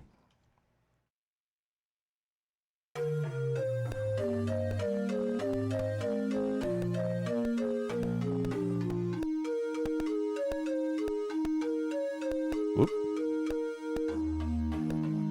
Welcome, Raiders. We're playing. It still happened. Well, if you're able to cause it to happen consistently, or maybe tomorrow afternoon, get me a clip of it happening on stream, I might be able to provide some guidance.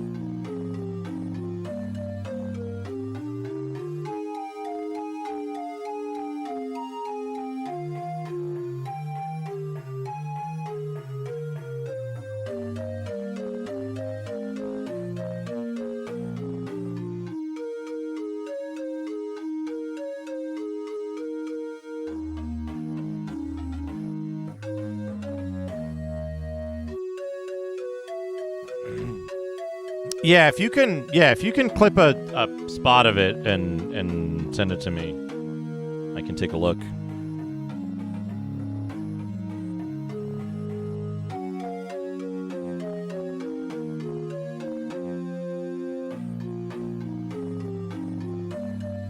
Or a listen, I guess.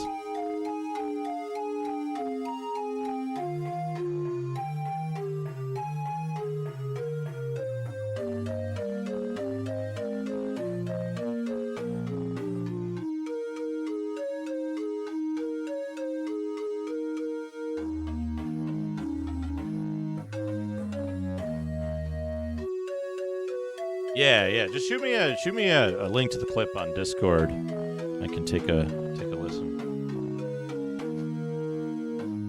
Where do I need to go?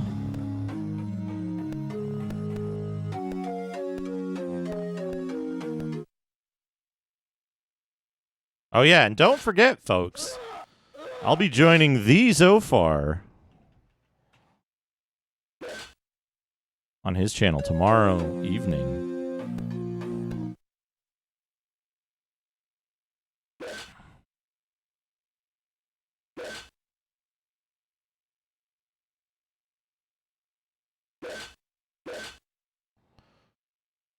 One mad dog. Got him. South. 1, 2, 3. Another Ogre Lord. I'm not even paying attention to where these Ogre Lords are coming from.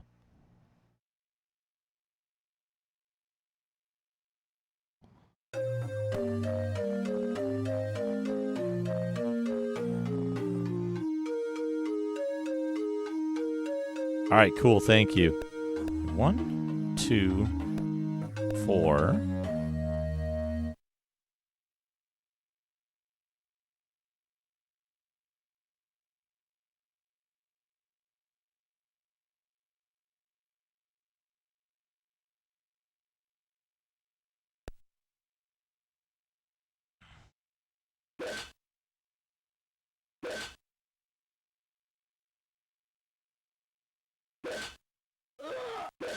Yeah, thanks, Doc. I'll take a look at that after the stream, after I'm done streaming.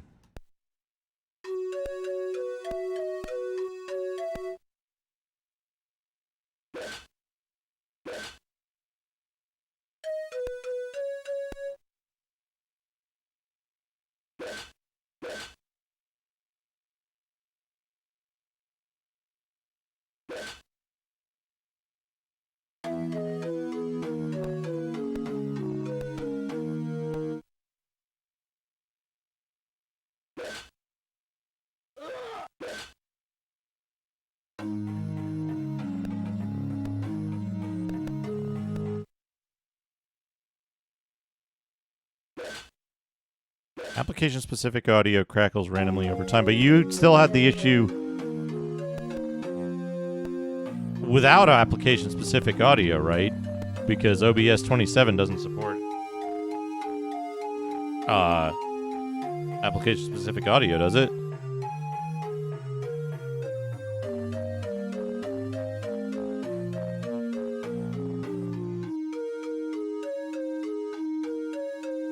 Use a plugin. Okay.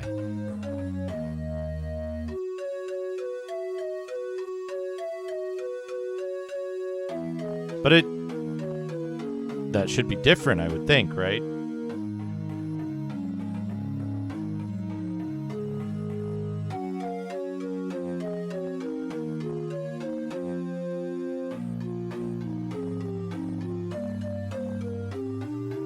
You know the problem until you either updated or there was a Windows update. Okay, Windows update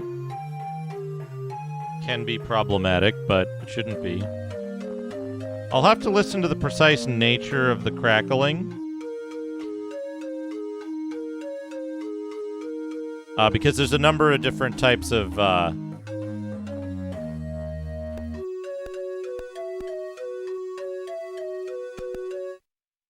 there's a number of different types of, like, audio crackle that would all be described the same by... I don't mean this in a pejorative way, but the naive description of a lot of different audio issues is the same. So it's hard to track down a specific audio issue without actually listening to it.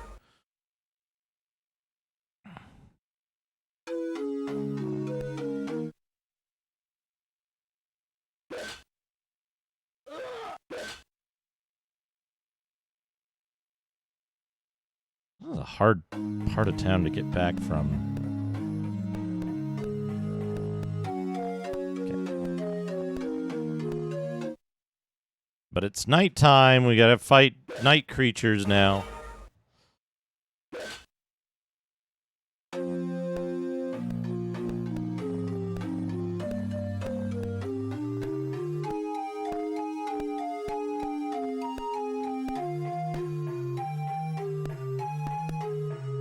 But yeah, it can be caused by a number of different things, each of which will have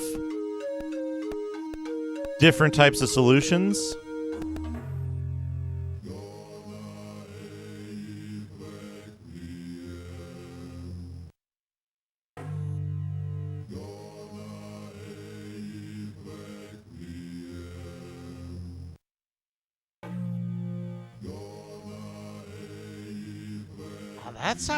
That's how Too Many Guns and Ash took damage. The sorcerer spells.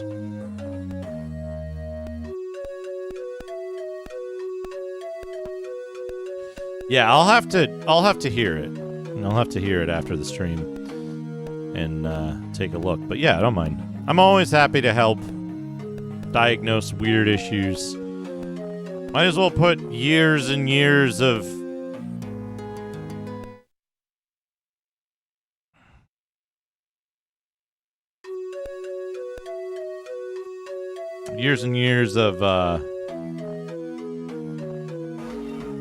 specialized employment to use, right?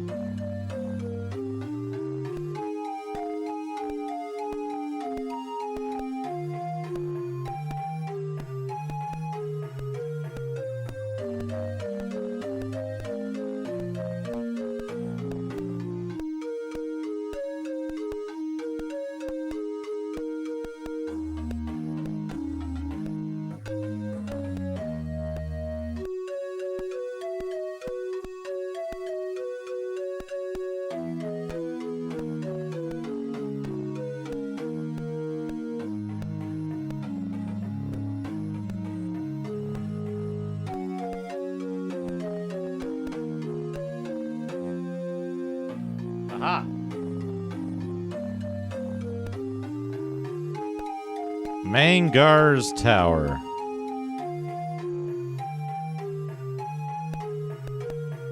There.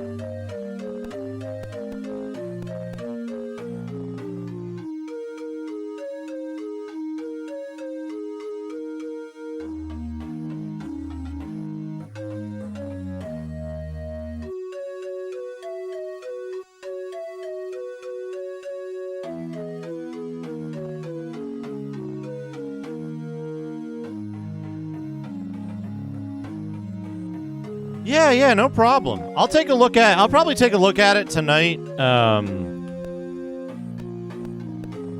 while I'm having dinner or whatever. And then it might take me a little bit of research to see, like, when exactly what things.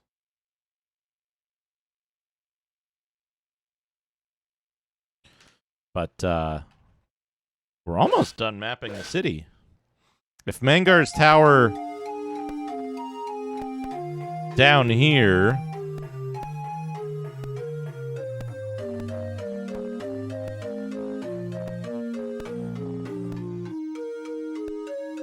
this two.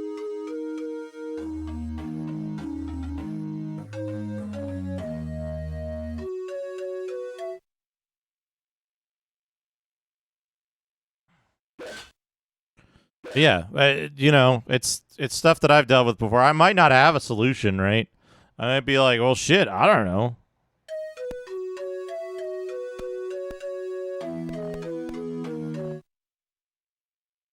Oh, cool.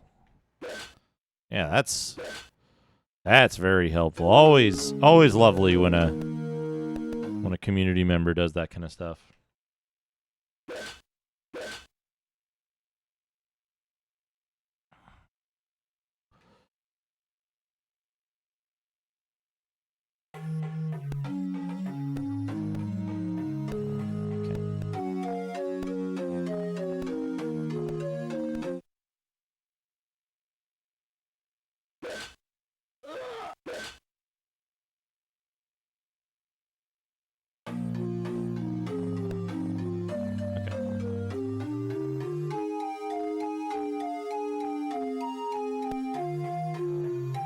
Facing south?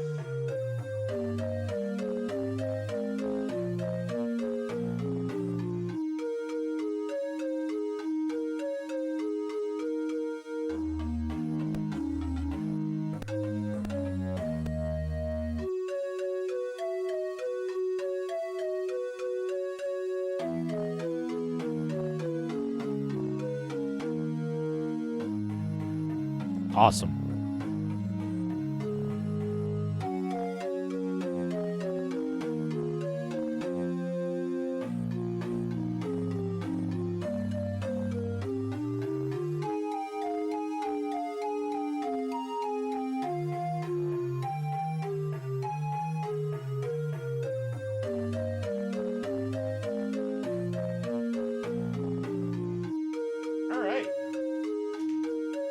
Except for the one line that's cut off and the one tavern that's over there.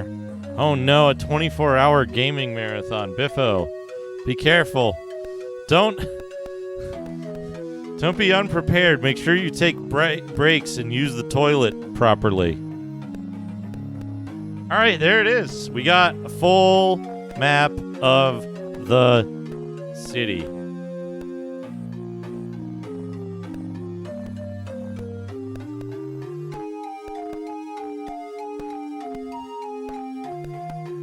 All right, Doc. Yeah, no problem. Thanks again for the raid. Hopefully we can find you a solution for that.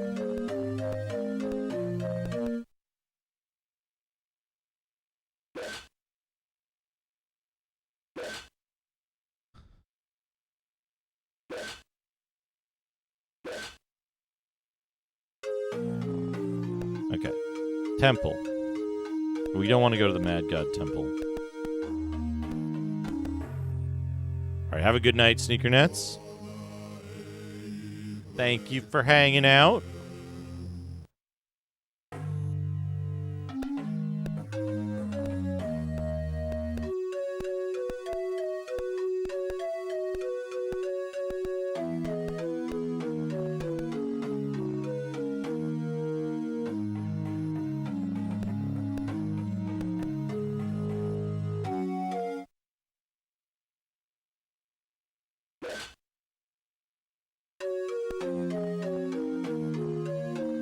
$3,500 XP, that's fine.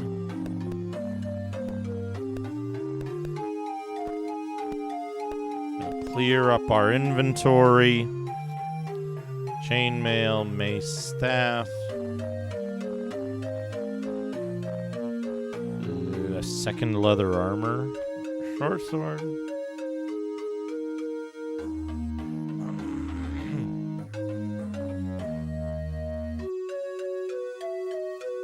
Why would you make that assumption, Reg?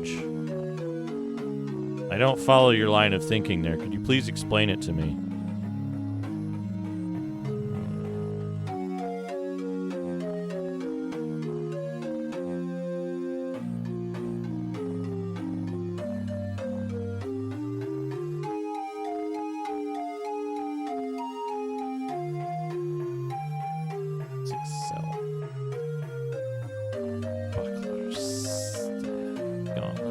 What is a 100 weapon? It's a halberd.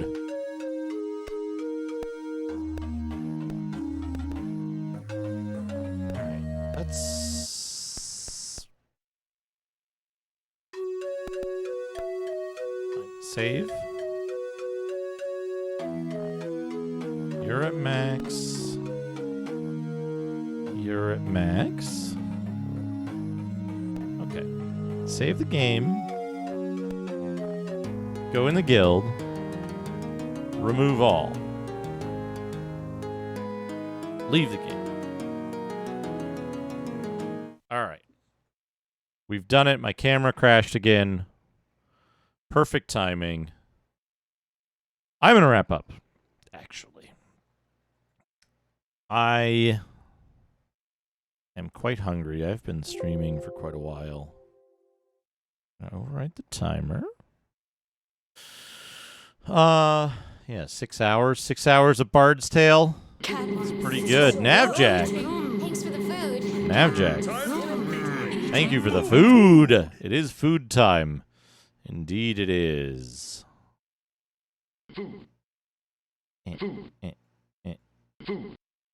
Let's get that stream ending music on. But yeah, let's go. Let's look at the... Wait, shit. I need to fix the webcam again. Because you can only see this. Wait, I know. I know what I'll do. I have an idea.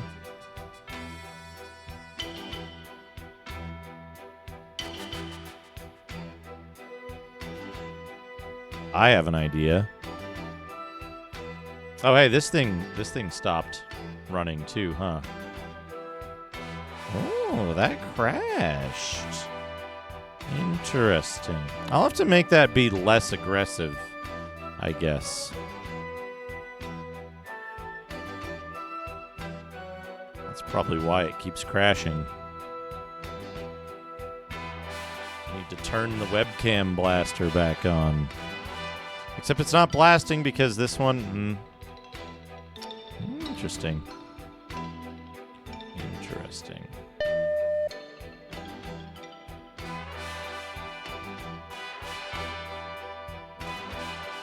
There we go.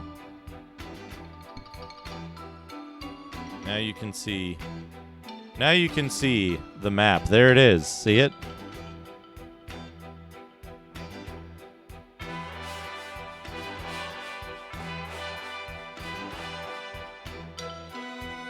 Look at that.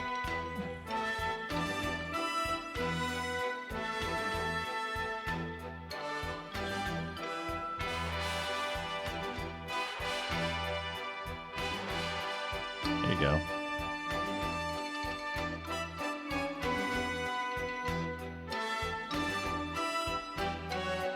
Now it's working again.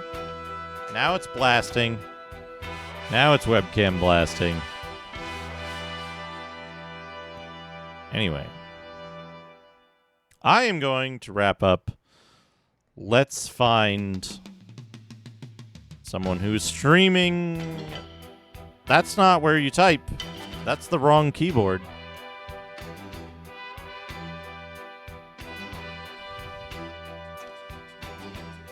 Yeah, Rig inspired me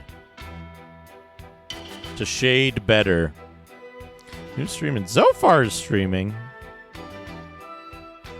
How much more Zofar does Zofar have in Zofar? And Radon just started streaming too. Let's raid Radon, because Radon is like less than an hour in, so I know he'll be going for a while.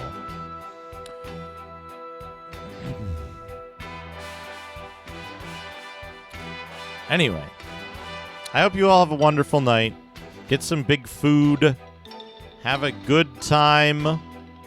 I'll be back tomorrow on Zofar's channel to play some D&D arcade games.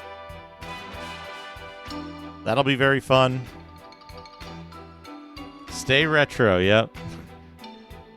That's going to be a really good time. So follow Zofar and meet me over there. And then another thing that's going on, speaking of Mr. Radon, starting on this coming Saturday, the 29th, we're going to be starting a playthrough of 2 Human, Silicon Knight's illegal masterpiece. So join us for that. Anyway, have a great night, everybody. Take care. And I will see you all again very soon. Good night, everyone.